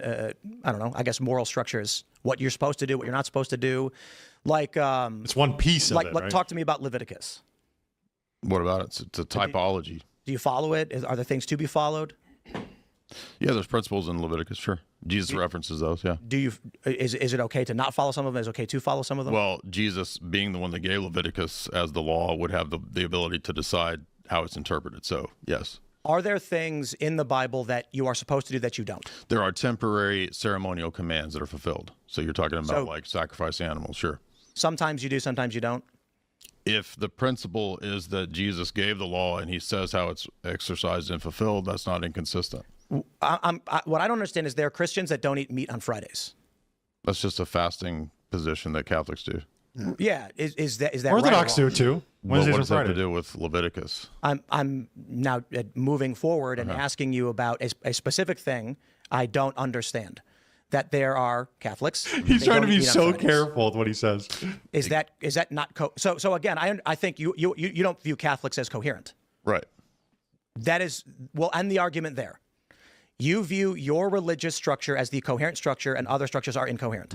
Okay, I disagree. Yeah, and we are he's- allowed to disagree that we have two different moral religious worldviews, and that is the inherent disagreement. So, in my moral worldview, I believe he like that right there is like he's looking. Oh, yeah, I don't think consistency requires you to know like the full totality of the worldview and to know where it's inconsistent, where it's consistent. Tim doesn't know that shit. He doesn't know the Catholic, the Orthodox, Protestant. He quite literally is bumbling through life, accepting certain things that sound good to him. And that might work right now, but it doesn't, like Jay's saying, doesn't get you to justification of why that works, why that is the case, and why we ought to follow it and prescribe it universally. You know, I think but like Tim is just out of his league. I think Jay he's attacking it from the holistic worldview. I thought that was weird too. Why he said Catholics do like he doesn't. Yeah, that was weird. I mean, Orthodox, Wednesdays and Fridays. I actually feel like Orthodox do more than a lot of Catholics I know. and we are allowed to disagree that we have two different moral religious worldviews, and that is the inherent disagreement. So in my moral worldview, I believe there is a basis in private ownership because if you are to fulfill God's will of having children, having families, you need a way to control your resources so that you can do that without it being taken from you. I actually think we agree on that point. I do, yeah. Yeah. So I don't know why you were arguing when we had completely agreed on that, other than to say I'm not a Christian. Because it's not just a question of having the right position, but what are the good reasons for That's arguing for the sake of bad arguing. reasons? No, it's not. That's what epistemology is. Let's go talk about Trump's State of the Union and CNN, and it was fun debating, though. I appreciate it. See, that was fun. Yeah, they liked it. Yeah, these sickos were enjoying that. That whole exchange started with company towns, okay? And I think it was Tim, right, who started that whole thing. Like everybody had the same outfit. Influenced by Leo Strauss. This was like American for communist purposes. No. The suits were actually Blue jeans was like American. It was like mining and well, they wanted. There was. He started it. He didn't. Hey, he didn't want the smoke, but he's the one who started it. To have a standard for like in a company town, like everybody had the same outfit. So I'm not saying I'm not saying they make profits. I'm just saying like a company town, you could say it's Levi Strauss invented blue jeans, and it was in the United States. Denim work pants. But it was made by in San Francisco. company town. We made everything. What are you kidding me?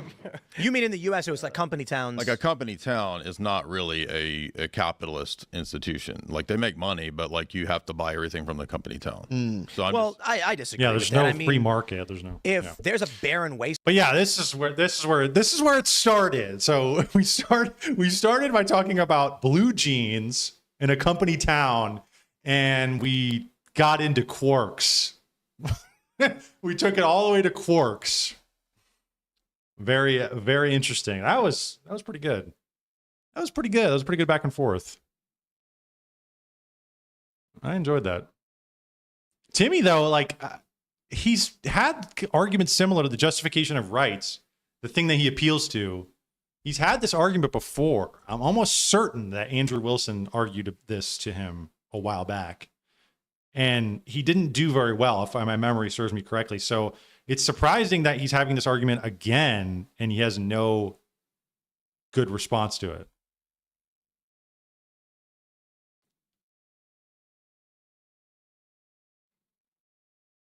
Jay has made big improvements over the years in his ability to remain calm during heated exchanges. It's very noticeable.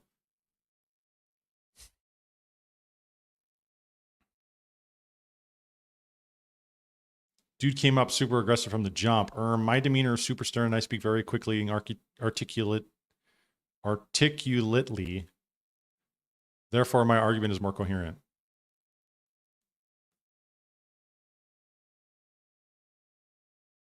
I mean, this is a J Dyer Clips channel, so this is probably going to be on his side.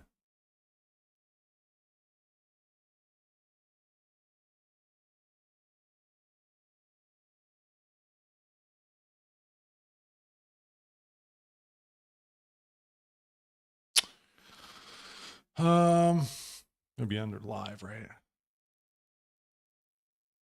Oh wait, is this even the channel?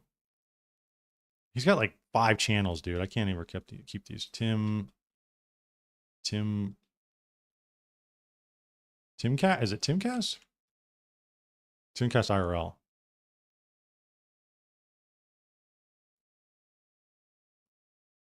Tim IRL. Yeah, right here, this guy. This guy was a doofus too. This Jake Botch guy. Like totally opposite. So I saw this guy, like, I don't even know who this guy is, but like totally opposite sides of the spectrum. This dude, I mean, he was kind of like comedic relief, but kind of a goober. He is kind of like, I'll say this, like, it is kind of good sometimes to have people like that, because Jay seems just intellectual out the ass to the degree where it's like, he'll be like, you don't know basic epistemology? It's like, dude, most people don't even know what that word means. So like this guy would be like, epistemology? Right? He'd be like Donatello from Teenage Mutant Ninja Turtles. What does that mean? Adonna. Epistemology? And he'll go, oh, epistemology. It's the... And so, but like he didn't go into that much. He didn't, yeah.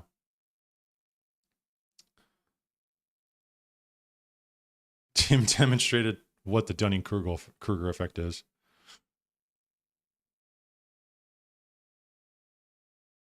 He admitted it too. Tim doesn't know the definition of utilitarianism. He literally admitted, oh yeah, maybe components of it were. Just a brutal felt, honestly.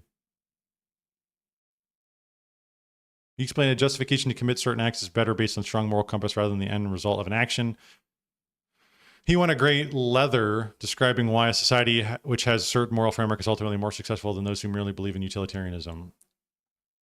But the morals are subjective and can be changed if something works better. That's utilitarian. It was the company town thing that set Tim off. It is always his vision excuse me, his vision to create a company town, he saw it as a good thing. Well, we're going to be getting company towns here soon. We're going to be getting techno-feudalism in the near future. So I guess this is a appropriate argument to have.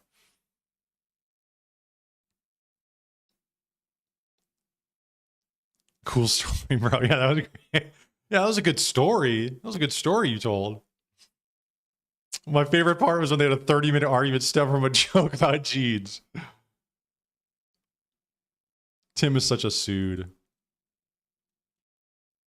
Isn't like everybody on the internet a sued? Like literally like 99% of people you interact with are sueds. I'm a sued. I'm a self-proclaimed sued, so I'm a sued-sayer. Tim, the problem with company towns was that the workers weren't paid in U.S. currency. They were paid in town credits, so no one could open up a store across the street, and no one could leave because they had no money. It was essentially indentured servitude. Right. Hey, it's capitalist. Yeah, I owe my soul to the company store. Hey, it's free market. It's the free market, everyone. Whenever Tim talks about religion, I laugh because of the irony, hypocrisy, not because going to church is bad, y'all.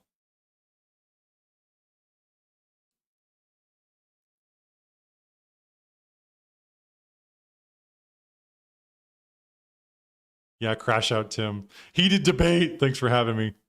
That's funny. If this had been a few years ago, Tim would have had an aneurysm, yo. Thank you for not backing down. Time and time again, Tim engages in debate, spews out a word salad, and the other person just gives up. Great job. I don't watch Tim like ever.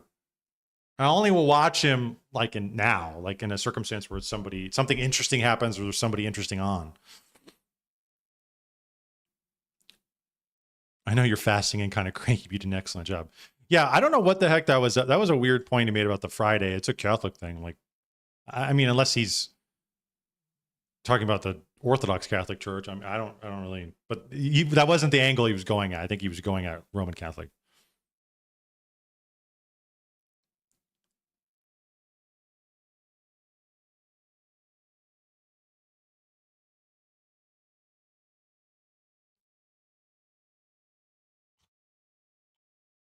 Tim lost the same debate on rights with Andrew. I thought so. I thought they did this before. This was a while ago. Chill, Tim. Sometimes you're not the smartest person in the room. Yeah, that would be kind of like if you were a host of something like this. I feel like you have to have a real understanding of your personnel and who you're bringing on and what to challenge them on and what not to challenge them on. Because then, lest you get an argument like this where you're not you got to really know your shit and who you're bringing on and know what you're talking about. Otherwise, you get something where somebody just they blindside you with some argument where you're like, I've never thought about that. I've never encountered that before. What? And then you'd look like a fool. Tim has a real problem admitting he doesn't understand something. Yeah, I mean, everybody kind of does, honestly. Like, if you were in his position, I don't even really... it was goofy and his crash out was funny, but ultimately I'd probably be in the same position if I was him. You don't want to be I don't know what the hell. I don't know, man. I give up. Even though that's kind of what Tim was doing, though. He was like, what is your, because he doesn't want to say, I see the argument, you win, I don't know. But he wanted him to start talking, but Jay would not. Brutal. He would not give him anything. He was just like, I'm going to let you hang. This is what happens when you surround yourself with lackeys. Yeah. You get in the habit of being way smarter than the people around you and then lack the humility to see clearly when you actually are confused. Yeah. Yeah, that's a problem. That's a problem. Losing sight of things and not having humility.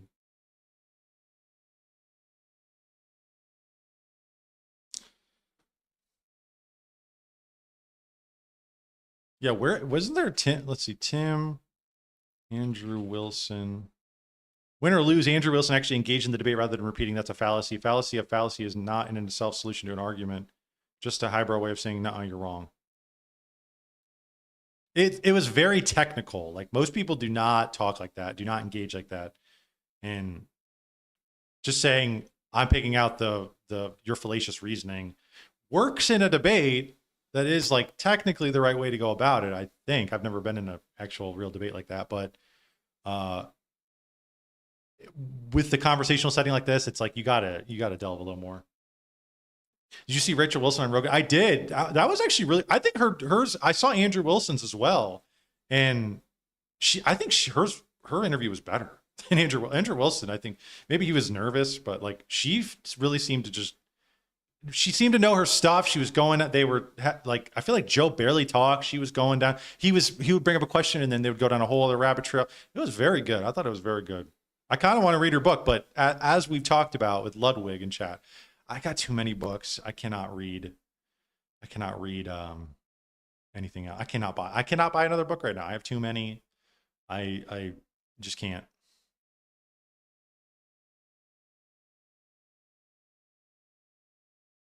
Look there. It's always nice to have a guest that reminds Tim that he's surrounded by yes men, you know, because he owns a company town. You be buying all my shit and on Tim Coin. I'll give you Tim Coin. And that's how you'll buy your food and your water. Right. Yeah, right here. Government enshrined protections are not real. Rights that as we know them, are just things that we recognize as things of value to us. So for instance, I usually define it as simply, you have a right to speak freely. If you're in the middle of the woods and you're buck naked, you can say whatever you want.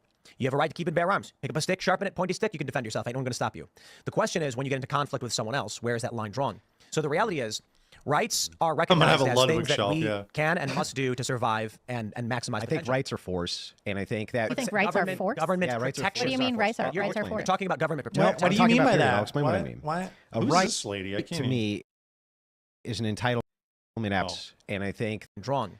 So the reality is, you think rights are recognized force? as things that we can and must do to survive and maximize. I think rights are force, and I think that. You think rights are force? Government rights are protection. What do you mean rights are force? You're talking about government protection. No, I'm talking about period. I'll explain what I mean. A right to me is an entitlement. That's a good color. That's a right. Okay, you're entitled to it, but you have no duty. What does that mean? It means that you have it. So, like, okay, entitlement to speak. Yeah. So if you have a right to own a gun, to speak. No, hang on. Let me finish. If you have a right to own a gun, do you have a duty to own a gun?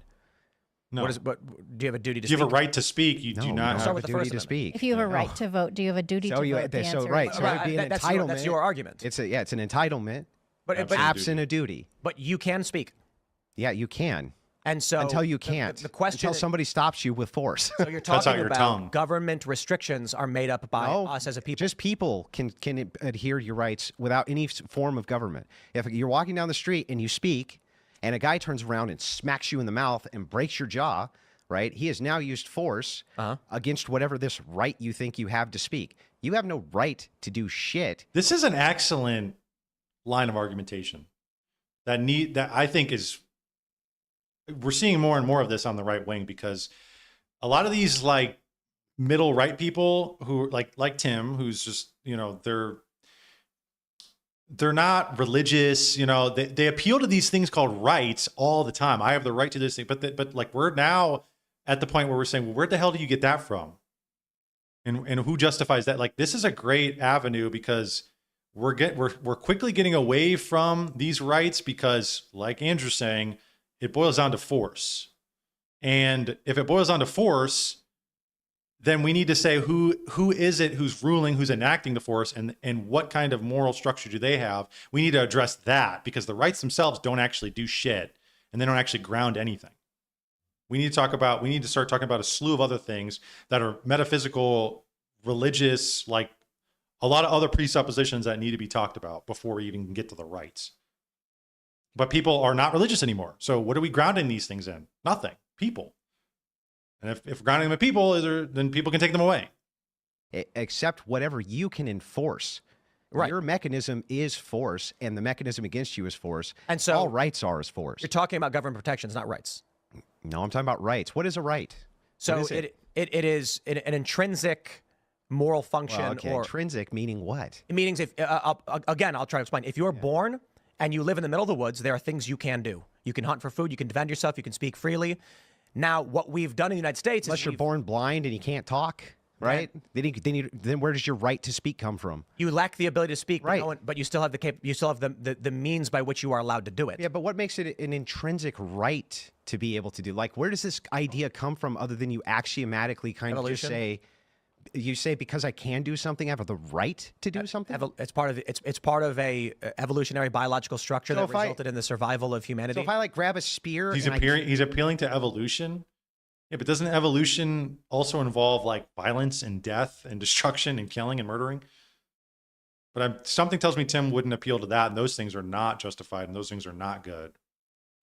Again, picking and choosing. Can stab somebody with it? I have a right to. No, that's why? That's attacking somebody. That's violating. Yeah, but other than an axiom of you shouldn't do that because I just don't feel like you look should. at that! Look at that!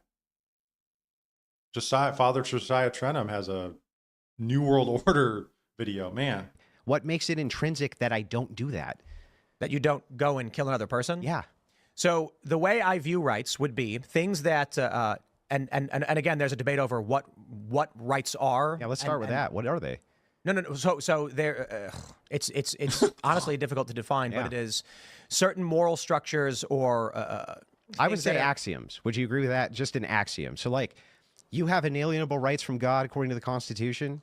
This is an axiomatic principle. It means this is our like philosophical starting point is that we have these. I would put it as things that were required or greatly beneficial to the survival of an individual.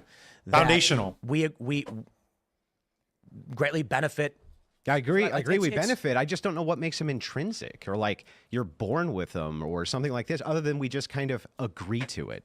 So I think the restrictions we kind of agree to, and some people might view some things as rights and other things not as rights. Like the left thinks healthcare is a human right, which makes literally no sense. No sense. But in terms of your ability to speak, you can walk around, you can speak. To defend yourself, you can pick up a stick, you can defend but yourself. This goes back to the same argument. I can grab a spear and murder somebody. I can do that. Why don't I have a right to do that? Because you are now causing harm to another person, which is a detriment. But why is that valuable? Why are other people valuable? Yeah, well, why would that be an intrinsic value? So, like, I can one would result in the end of humanity, and one things are greatly beneficial to the survival of the individual. I know. I thought that. I'm like, okay, there's like a slew of things in there that you could pick apart. Results in the expansion of humanity. Right. Even on that point, things that are greatly beneficial to the survival of the individual. Why wouldn't you say that healthcare is a human right then, if that's the justification? Well, no, both can result in the expansion of humanity. Right, but absolutely not. You're completely wrong. No, I'm completely right. You are wrong. Self-defense can result in expansion of humanity if you're using destruction for the purpose of ending something that is destructive. But if you are wantonly going around murdering people, you're actively reducing and harming humanity. Well, okay, but that doesn't mean that you couldn't expand humanity by harming people. There's so nations the argument that do of this all the self-defense time. is there are things that we believe we must be able to do for the betterment and survival of humanity. Yeah, but when I'm asking you this question, right, I'm asking the foundation from which you say, I have the right to speak. Or this is like the same. This is the same argument Jay made, and he totally floundered. He hasn't learned shit. You need to do something. So I'm not sure how that means. This you have was a right a to year it, ago. Okay, so speech is not like you have just to saying eat. words. You have a right to eat. Yes, 100%. Really? You have a right to do that? Why would you? Yes, not you don't have a right to own. So if I have, but you have a right to eat, otherwise you'll die. Yeah. I don't understand. Do you have a right to breathe? What about breathing? These are good questions. Right? Again, I don't think you understand. We're talking about intrinsic behaviors that are required for survival versus the government and humans deciding what we shouldn't have. I don't think we're speaking past. Why? You know, it's like right there. It's like you could also question that why ought we care about survival, or why ought I care about your survival? That's kind of what Andrew's saying. Why ought I not just take your shit? Tim acts like he just wants to roll through a debate with common sense and define things on the fly, but he sucks at it and can't define anything coherently. Yeah. Because I don't think anybody, like, up until this, because I remember this vaguely from a year ago when this came out. And I remember it seemed like up until this point, nobody has challenged him on this. Everybody just kind of went along with, like, yeah, every guest, it seemed like, went on. And maybe I'm wrong. Maybe there has been somebody in the past, and maybe he's a bigger idiot than I realized. And he still hasn't thought of a good argument against it. I don't even know if there is one, actually. But I think up until this point, nobody's actually, like, asked him this question. Each other, I'm asking what makes them intrinsic. When you say I have a right to eat, Okay. If you don't, you'll die. If you have if that guy has all the food over there, Why is that important? You no longer have a right to We're not eat. talking about your right to steal. Why from is others. why ought we care about life over death? That's not like ask him that question. Like, If you are so you standing no longer in have the a right woods to by eat? if you are standing in the woods by yourself, eat that mushroom. Okay, got it. You can eat the mushroom. But what makes it a right to eat that mushroom, and what makes it not a right for guy standing next to the okay, mushroom? so he's trying to figure out what's the delineation between what you can do and what you have a right to do. Mushroom. To say, Okay, I have a we're talking gun, about and I laws. don't want you Okay, to wait, eat hold on. that mushroom. You're now once again talking about laws and restrictions. Yeah, okay, but my whole theory is that rights themselves are force, and that's all they ever are. It's just your ability to use force to do thing you want to do. I think you're just making you call an that a argument right. I call rights things that are essential to the survival of humanity. So you have a right to your heart beating and your blood flowing and to blink and to... Yes. Okay, so if you So just... now you misunderstand because once again you're talking about government again. How is this government? It doesn't need to be government. If you are standing in the middle of the woods and your heart is beating, your heart has a right to beat. If your heart fails and you die, you died. If you're making an argument that someone should or should not be allowed to do something is an entirely human social construct. I agree. Right. I'm saying that. Wait, Andrew believes rights are founded on force. Yeah, he's saying that having these rights, these entitlements, are only really applicable by a body that can enforce them. And that somebody could just take them away, and why ought we even, like an authoritarian government, I think that's kind of what he's getting at. It's like an authoritarian government would just take them away. He's grounding his whole worldview in these rights, but these rights actually, from Tim's worldview, doesn't actually have any real grounding in the real world, because where like, if you're an empiricist, it's like, where do you get these rights from? These are invisible, these are immaterial, these are, you can't measure them, you can't see them, you can't touch them, you can't taste them. So they have to come from somewhere somewhere metaphysical, right? There has to be like there has to be a God or a religion of some sort. But Tim doesn't believe in that. So where do you get him from? I think that's like largely what he's doing is he's stepping into his frame and saying, hey, look, they're just, I think they're just force. I could just take them from you as easily as you got them. I could take them away if I wanted to. Andrew believes rights are found in force, but not they become. No, I think he's like stepping into his worldview is what he's doing. I think that's what he's doing because he's a Christian as well. He would, like, if Tim asked him this, I think he would say, look, this is how I ground them. I ground them in God. I ground them in the divine, the divine. You don't ground them in anything. You ground them in, I don't even know what he grounds them in. I don't understand where he says we get these from, other than offered to you by the government. Which is force, right? The government is the monopoly on violence and force, and they allow you to have these rights. I think that's what he's doing. He's doing like an internal critique. That the reason we have protections of rights is because we've determined certain things are required for the reasonable survival and expansion of humanity. Now, I agree. We agree to those things, and we act as though they're rights. The Bill of Rights, but I don't think rights themselves exist. The Bill of Rights is a recognition of certain things that we do for the betterment of survival that must be protected. They do exist if you believe in the Christian paradigm that God has imbued us with those rights, and they are afforded to us by his divine energies. But if you're not, then there's really nothing there. By Tim's logic, healthcare is also a right then, which he claims he doesn't agree with. Right, yeah. I don't really understand. I said that earlier, yeah, but like, I think this is more so just a show of like how he's just inconsistent and his shit doesn't really make any sense. That's kind of what Jay did too. From government. Now, if you want to argue the amendments in the Bill of Rights are nonsensical, fine. If you want to have a moral argument or philosophical argument about what is required or intrinsic to the survival of humanity, by all means have that argument. But rights do exist. It just means some you might not agree with and some you might think aren't. Those are philosophical debates. Yeah, but when you say exist, right? Do you mean outside of your brain they exist, or do they only exist as a construction of your mind where you say, I have a right to do X? He's saying, now he's getting into the universals, right? The problem with universals is that where do you ground universals?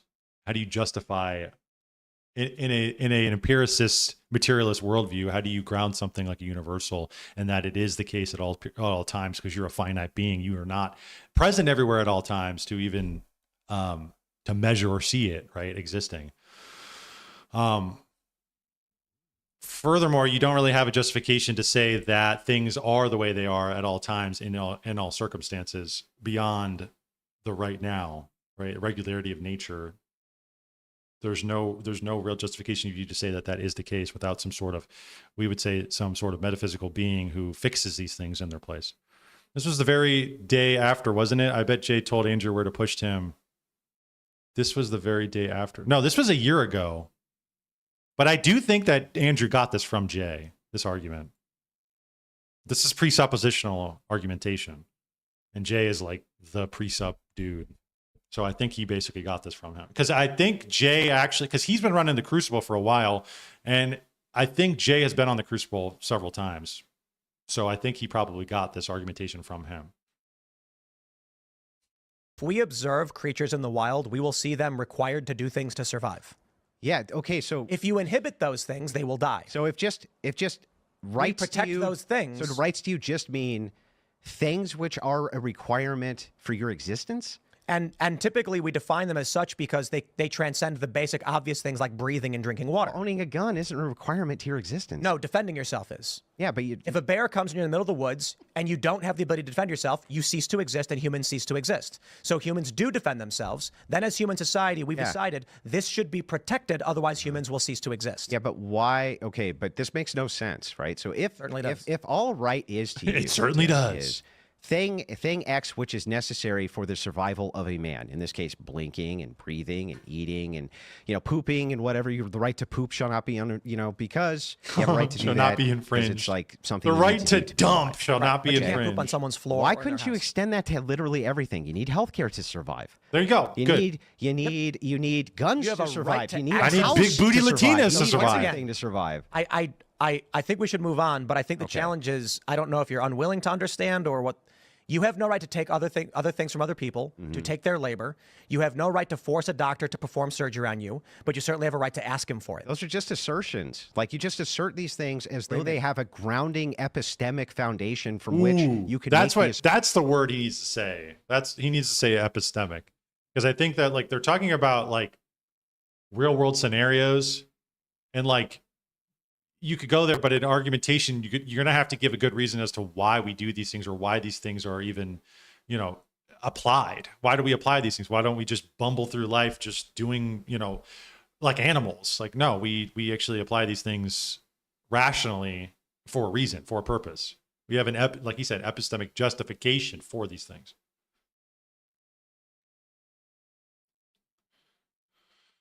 You can defend yourself with anything, though, not just a gun. Yeah. Tell that to the restaurants that lock their restrooms. Right. What right do they have to prevent me from shitting? Private property, you say? Oh, okay. Assertion. Based on where do you make the assertion that you're not allowed to do X other than because Tim Pool's preference is that you don't?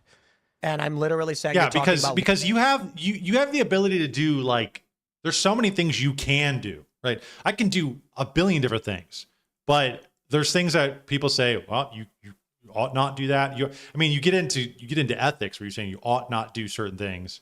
Like he's saying, you don't attack somebody, but it's okay, well, where do you draw the line? Where do you get the understanding of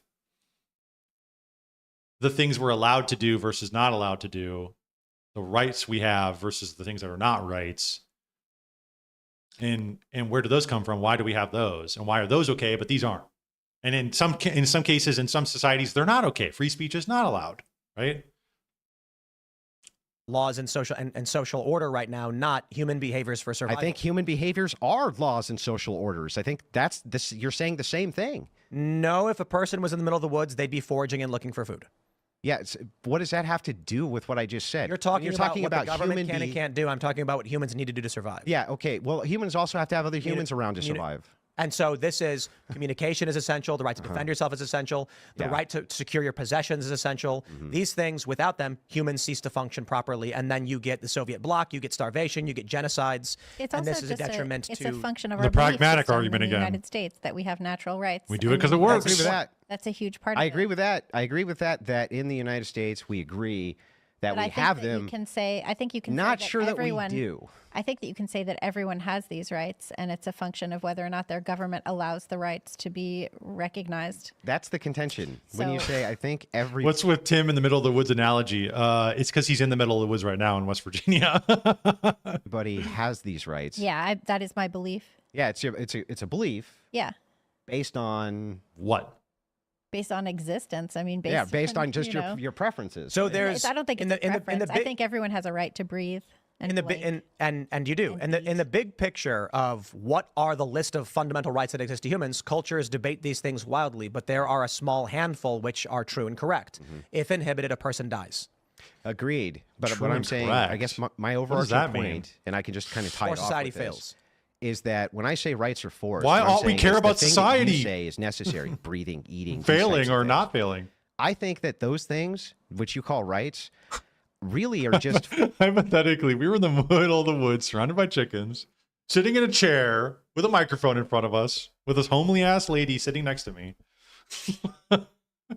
with Ian's bum ass in the bathroom, waffle stomping shits down the drain.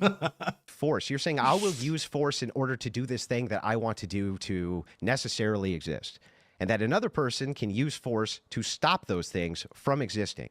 And then you can use force to stop them. Right, and then you can use force, et cetera, et Because you have a cetera. right to But all we're self-defense. really doing is just moving the goalpost of force around, right?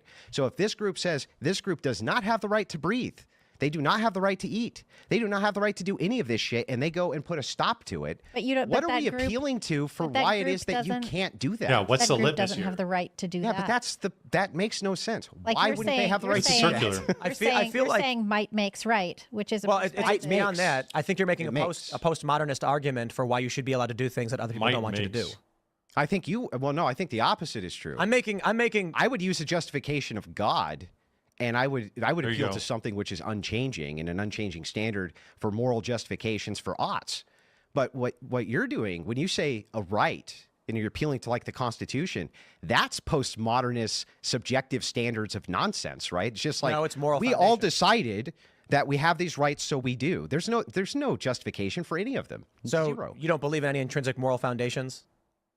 No, No, he does. I do believe in intrinsic moral foundations and epistemic Found in God. justifications and ontological justifications, which would come from God. I These think would you're be- doing deconstructivist reasoning to argue why. This is just basic philosophy. It has nothing to do with deconstruction or postmodernism. Basic philosophy, you have to have a justification for a position.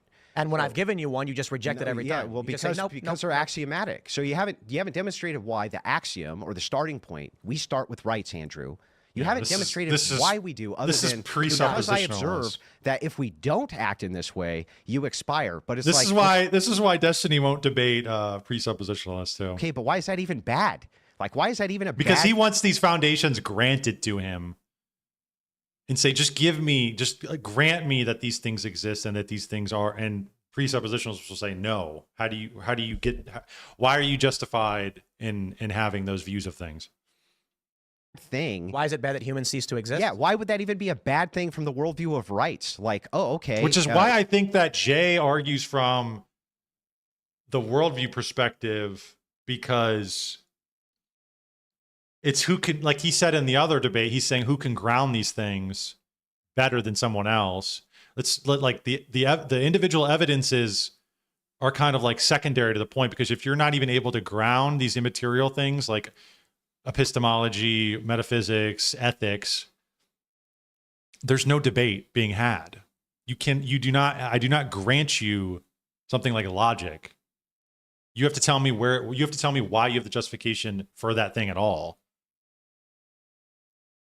before we can even move on to the next part. If you give me a good justification for these things, then you can move on to the kind of individual aspects of the worldview. But a lot of people don't even provide those. They just act as though, yes, it's true. Yes, it's there. Yes, we're going to run off of that. But I think that what we're finding out is that you have to have some sort of metaphysical framework. You have to have some sort of religious framework, really. So like ultimately then it like comes down to a religious argument. It's like almost always. Because you have to appeal to something outside of the created order for why we have these immaterial, invariant, universal things, right? something like logic, right? That's a universal. It applies at all places and all times. We didn't create it, but it exists, and everybody would say it exists. 2 + 2 = 4, right? And that exists independent of whether or not I subjectively agree with it. I can disagree with it, but it doesn't. It's outside of me that it exists. But we all appeal to that thing. So where does that come from, right?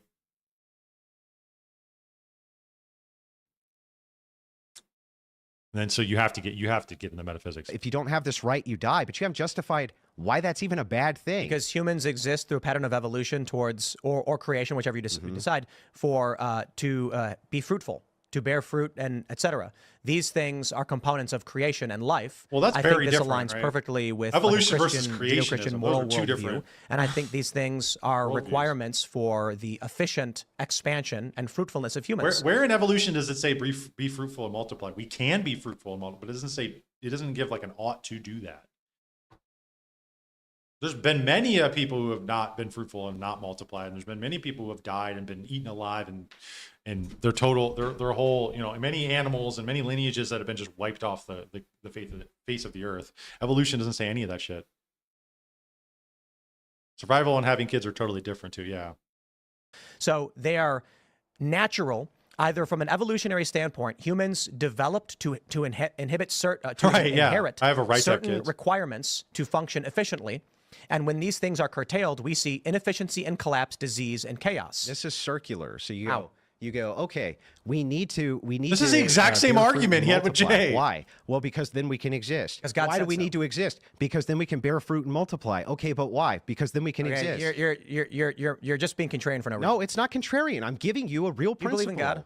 Yeah, I'm a So Christian. if I say God gives you a mandate, Christian. so when God says has a mandate to be fruitful and multiply, do you say yes or no? Yeah, of course. Are there certain characteristics and behaviors that result in benefit and in more efficient, fruitful multiplying? Of course. That's divine. But this is divine command. Justification from divine command has nothing to do with libertarian nonsense of constitutional egalitarianism. I think instead of having a discussion on the merits of what rights might mean, you're instead upset over what libertarians think rights might mean, as opposed to what I'm actually trying to say. Okay, well, do you justify rights as coming from God? Yes. Okay, great. Well, then we're fine there. But so I think we actually agree. So then if that is the case, if whatever you think rights are come from God, then whatever else we're appealing to external to God for where a right comes from isn't really a right, right? It's not really a right. I think No, it isn't a justification, I think is what he means. Life, goodness, creation, there is deep overlap. I think a simple way to look at it is, yin yang, within good there is some evil, within evil there is some good. And a way to explain that is sometimes we have to destroy to create. What does that mean? If there's a mass murderer who's murdering children, story, bro. Unfortunately, we don't want to, but we stop that person to defend ourselves and others' lives. I think that there is divine mandate that we must be fruitful, multiply. We are here to organize, to create. There's a secular way of looking at it. It's evolution that developed us into this point where we have internalized these things that we must do, or that result in a more efficient way of life.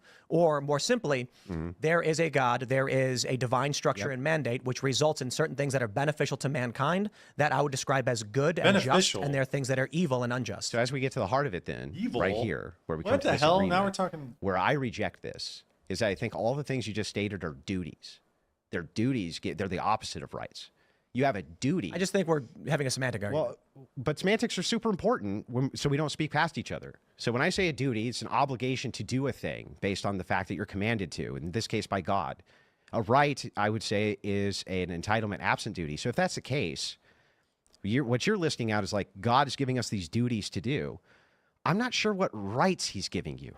I'm saying there are certain behaviors that God, that there are certain behaviors, there are certain functions of life that are a component of God's divine plan mandate. And I could argue it in a secular way for people who don't believe in God or whatever. Sure. There's a natural structure of the universe that says to humans, be fruitful and multiply. And these things are important for the efficient structure of such. Thanks for watching this clip from Timcast IRL. Hey, she's on the quartering now. I see her all the time on Aquino Casino, freaking the fuck out. One has the right to hide their baldness with a beanie.